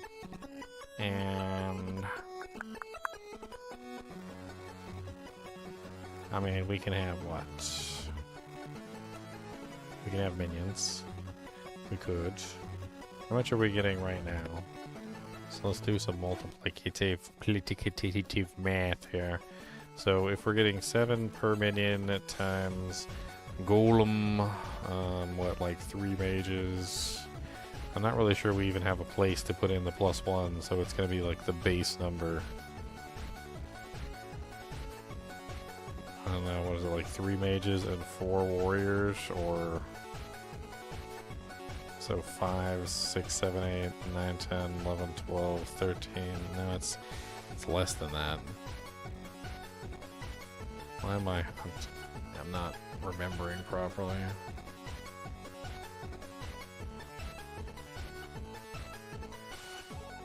Skeletal Mage. So you get 3 Skeletal Mages by default. So without putting any points in. You also get 4 Skeletal Warriors. So 4, 5, 6, 7, so 8 times 8, which gives us a total of 56 maximum essence.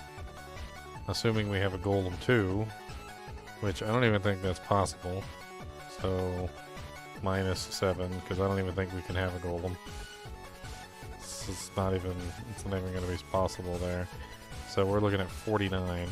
With the sacrifice, we're looking at... Didn't they up the sack bonuses?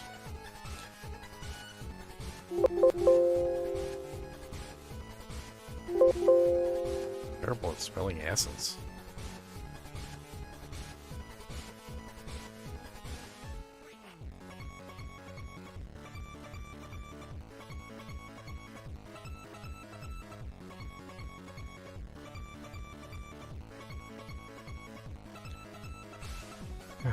Okay, so let's look at the bonuses that we got going on. Trying to see which one's better. So we've got sacrificing both the warriors and skeletal mages increases their sacrifice bonuses by 60%. So that means that our total bonus that we're getting from the sack is what, 20 plus 60%. So we're like 32 versus 49. I mean, that's a difference of what, 8 plus 9. So it's about like, so what, 17? So 17 maximum essence is what I'd be missing out on from that. But I also lose an aspect slot in the process, which is dangerous. It's dangerous.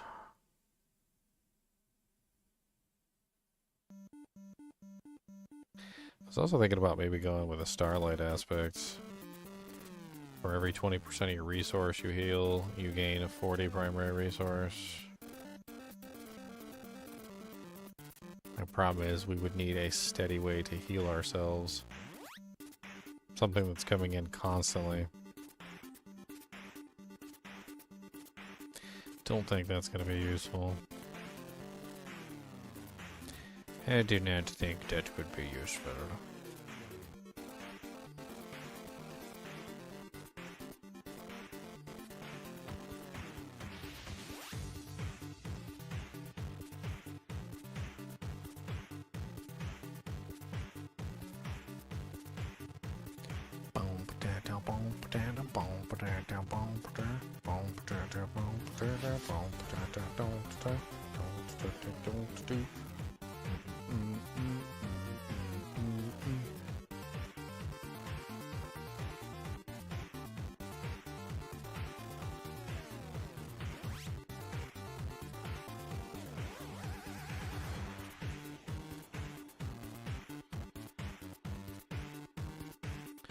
I mean, I'm not even sure I need the Torment aspect. I could just go for another damage aspect.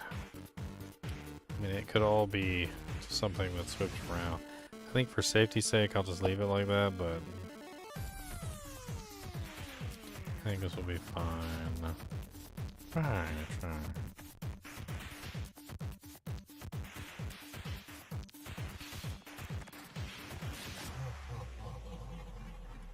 Alright, so let's change this.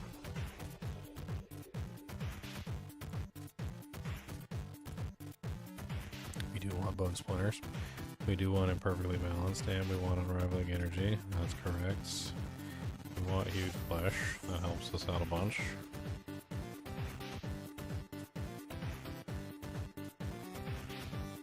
Corpse explosion as our main corpse eater.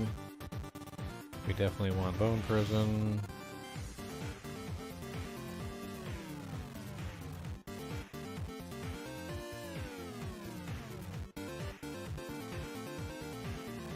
We don't want the blood orbs.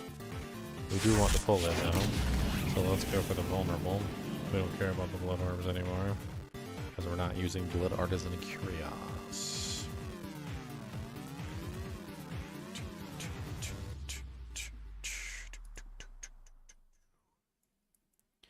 Now this one's probably pretty much the same. We're taking the overpower, yes. We're taking Send of Death, yes. We're using the enhanced physical damage. Corpses fortify you, that's useful. Close corpses, that's fine. Increase damage while you have no active minions. Yep, that works.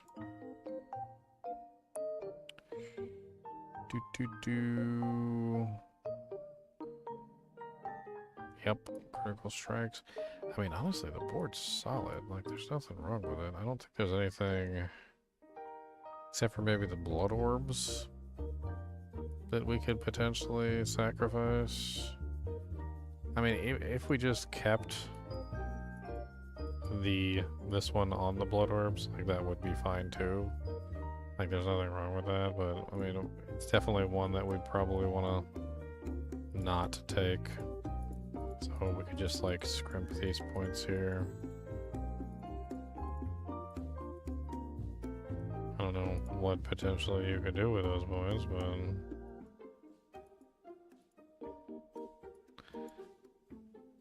I mean, I don't even think we need to go that way. That's kind of like a detour, right? We could sacrifice a whole bunch of points here.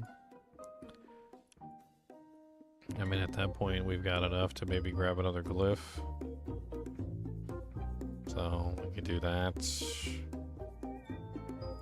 We'll just snag one.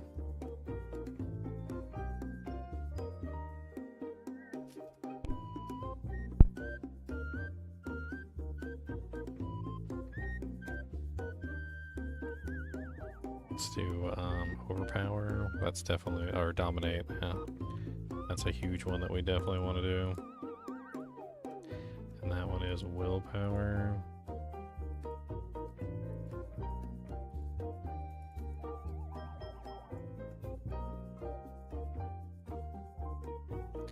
Dang it, and now it's not going to let us remove it. Okay.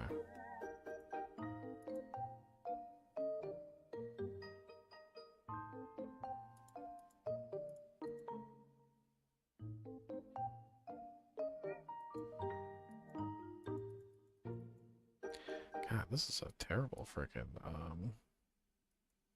like, run here. Just let me remove these. Right, let's save the build. GGM's Bone Spirit Spam. Bone Spirit Spam. Oh yeah, let's put Season 5 in there.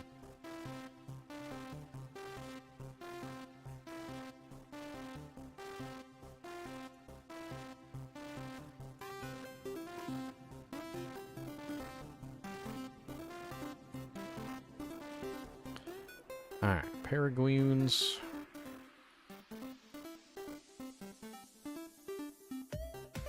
Can I edit this now? get rid of all these. We still need enough willpower. There you go. Enough willpower has been achieved. We're still over by quite a bit, though. Let's pull you, pull you. Oh no, you need to stay. Pull you.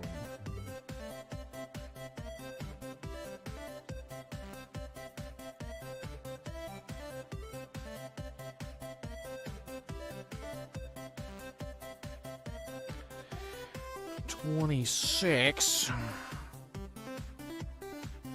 There we go.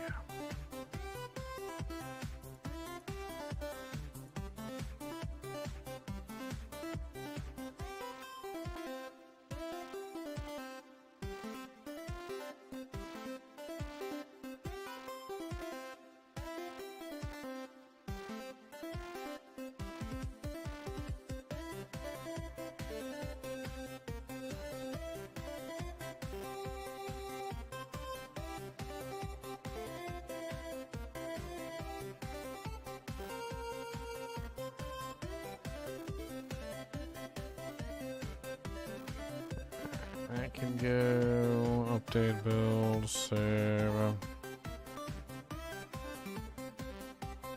Let's go ahead and copy this one in there too.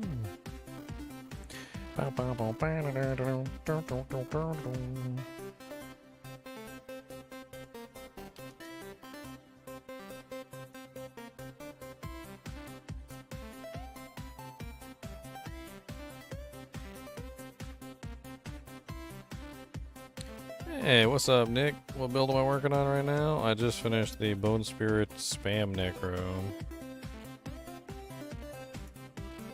What's up, Baraka Play? How's it going, man?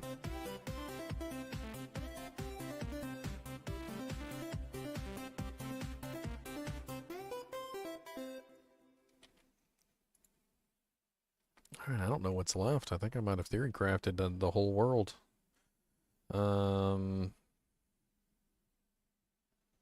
I suppose I haven't theory crafted a Sever build yet.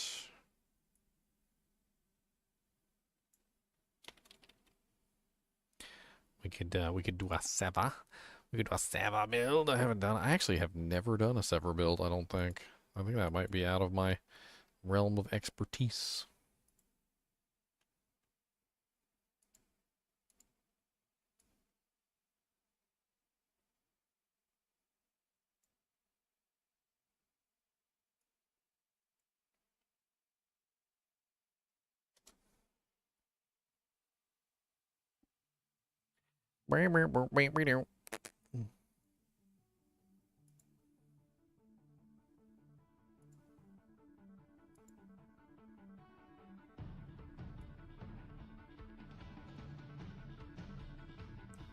All right.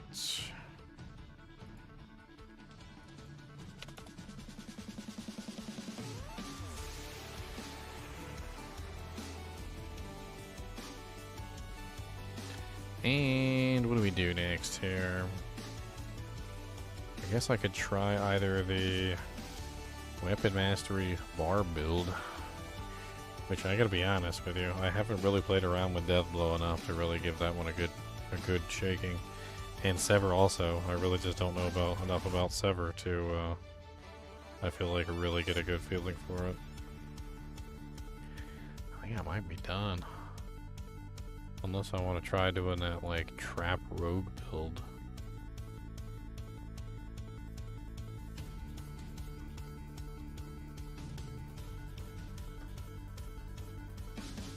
You know, incorporating that, totem into the rogue build could be interesting as well, which I don't think I even bothered with, but...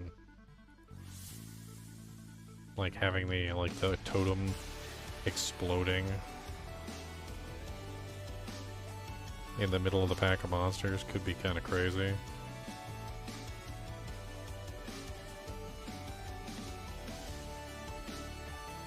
I mean, I basically just like swap out Condemnation for the Umbacrux. You have to use a Subterfuge kill though, so... what is the Dark Shroud?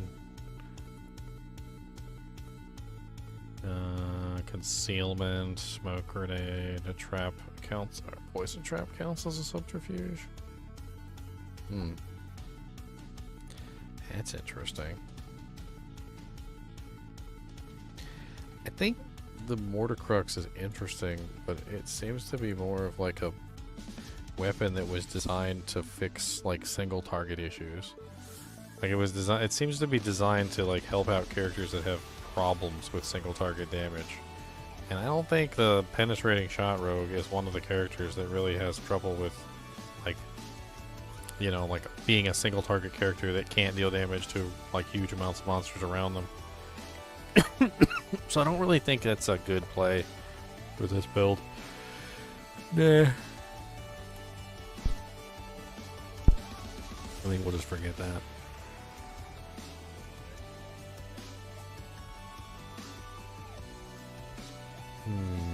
Maybe we are just done? Maybe we're done? I don't know.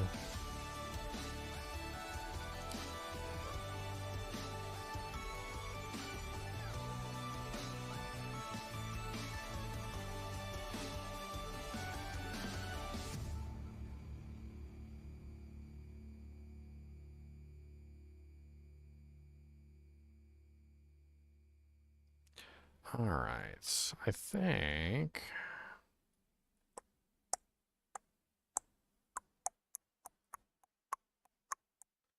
that's pretty much it.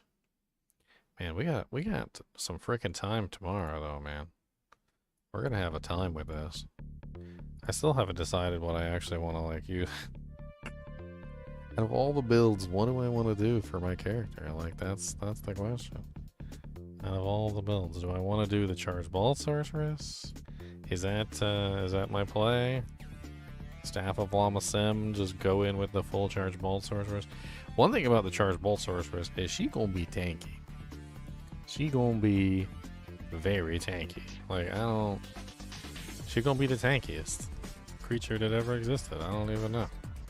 Very, very tankalicious. I would be surprised if she dies to just about anything with all the freaking stuff that she's got going on.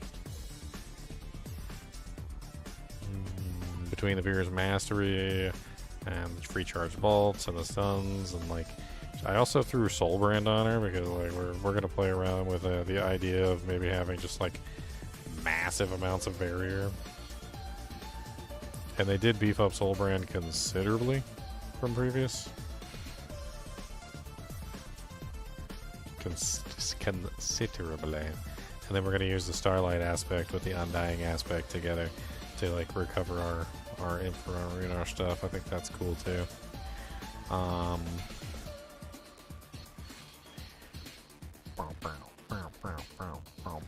Man, what do I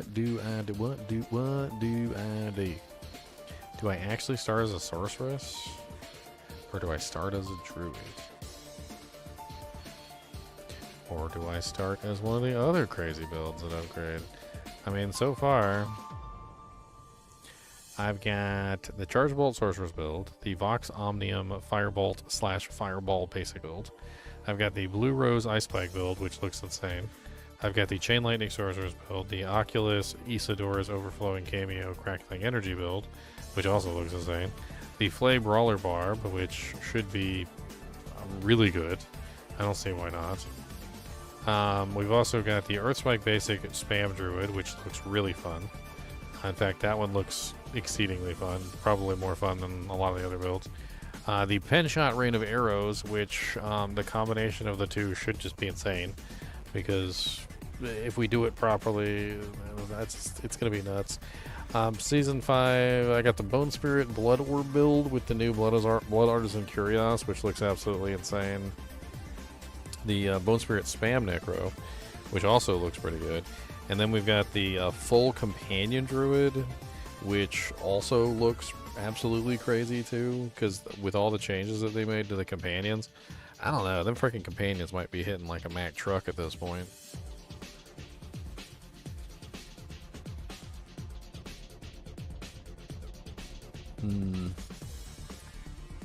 You can see all my builds on the community board. Like if you guys want to check them out, they're all here. I've also got them linked all over the place for you guys. You can see them here. There's other people's builds here too. But we currently have, there's all the builds right now that we have. So GGM's Bone Spirit Spam build, that's the newest one I made. The Oculus Isadora, the Chain Lightning, the Blue Rose Ice Spikes. We've also got the Vox Omnium Firebolt builds. Then we've got the Companion Landslide, Pin Shot Rain of Arrows, Earth Spike Basic Spam. We also got the Charge Bolt build, which should be pretty fun. Then we also have the Flay Brawler. And then the Blood Orb with the Blood Artisan Curious. I mean, all these are going to be good, to be honest. They're all going to be really nice. Looks like some people have already taken to copying some of mine and like reworking them a little bit. Who is Lucky Owl number 139319? Who is you, Lucky Owl? And what have you done? What have you done to my build? Lucky Owl's YouTube page? It goes straight to my it goes straight to my theorycrafts. You know what? I could do that actually. Let's take it's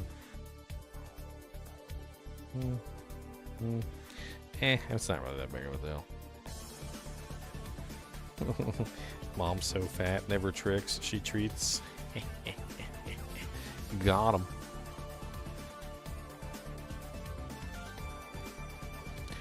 Got him, boys.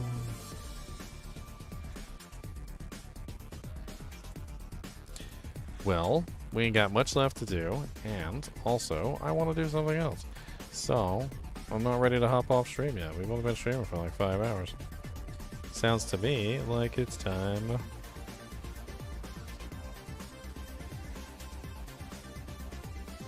for a little Diablo 2.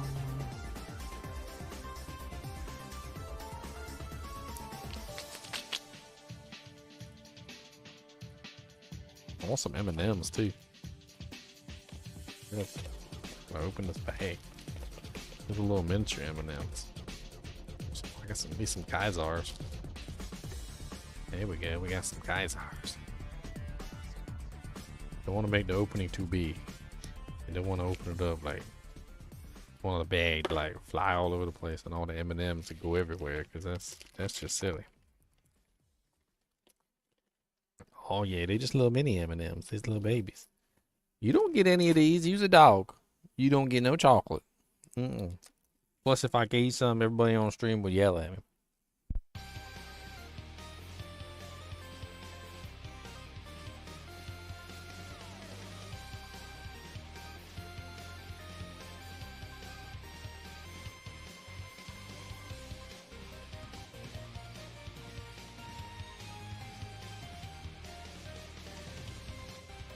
I guess the server's down. Got maintenance. We're going offline anyway. Don't worry about it.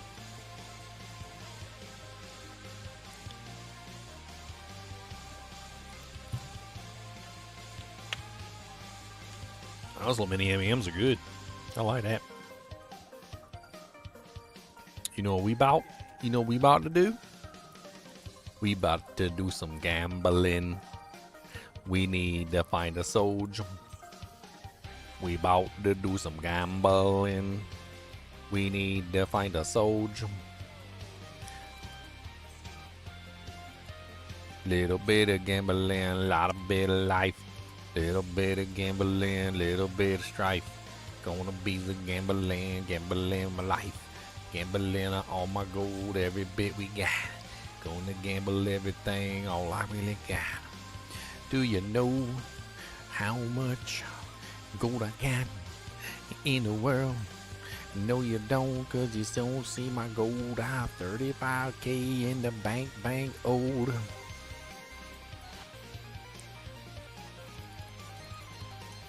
Oh no, my edge bow.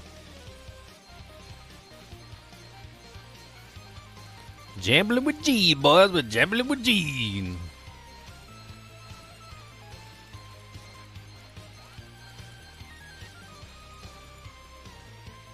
Jamble, jamble, jamble, jambling with G. Jamble, lamble, lamble, and a jambling with G. Gonna jamble, jamble, jamble. Jamble, jamble, jamble, jamble, jamble, jamble, jamble, jamble. Chamberlain, Chamberlain with G. We're gonna champo, the Chamberlain with G.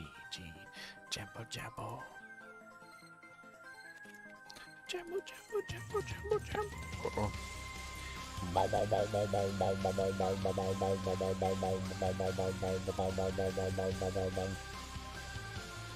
Alright, G. I need you to do me a solid. Alright. I've been gambling. I've been living the life. Okay. I've been gambling with G and I Joe with my heart. Okay. So I just need you to give me a soldier. Alright, that's all I need. I need just one soldier. I just need a single freaking soldier. I just need one for my finger. I'm gonna sell it right to the vendor. Heck, I sell it right back to you so that you can get your stuff back to. I just need a Uber Diablo spawn. I think I might be too far gone, boys. My brain meets. They're collapsing into my skull.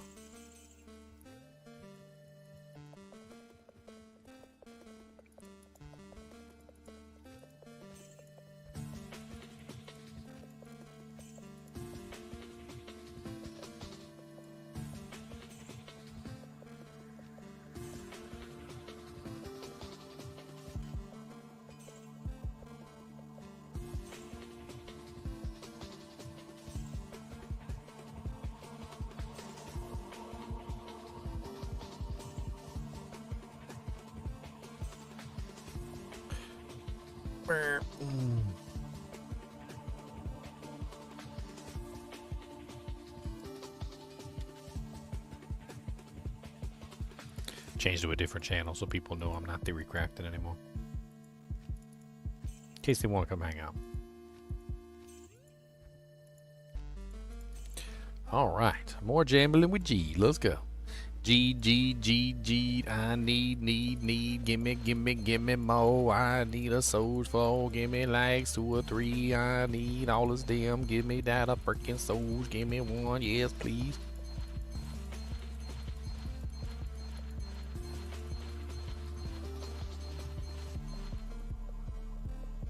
RTX remix, remaster of classic. Yeah, I've seen some of that. I was looking at them potentially RTX remixing like the old Half-Life games and stuff. It looked really neat.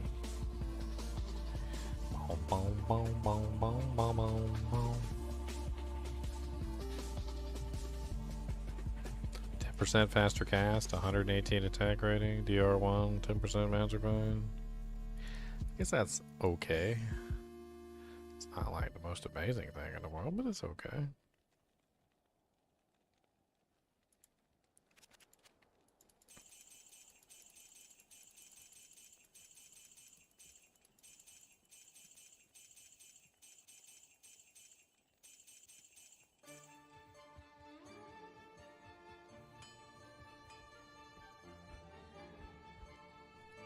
All the gold.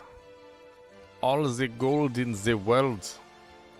There is so much gold. You guys do not know. The sheer amount of gold is staggering. Staggering.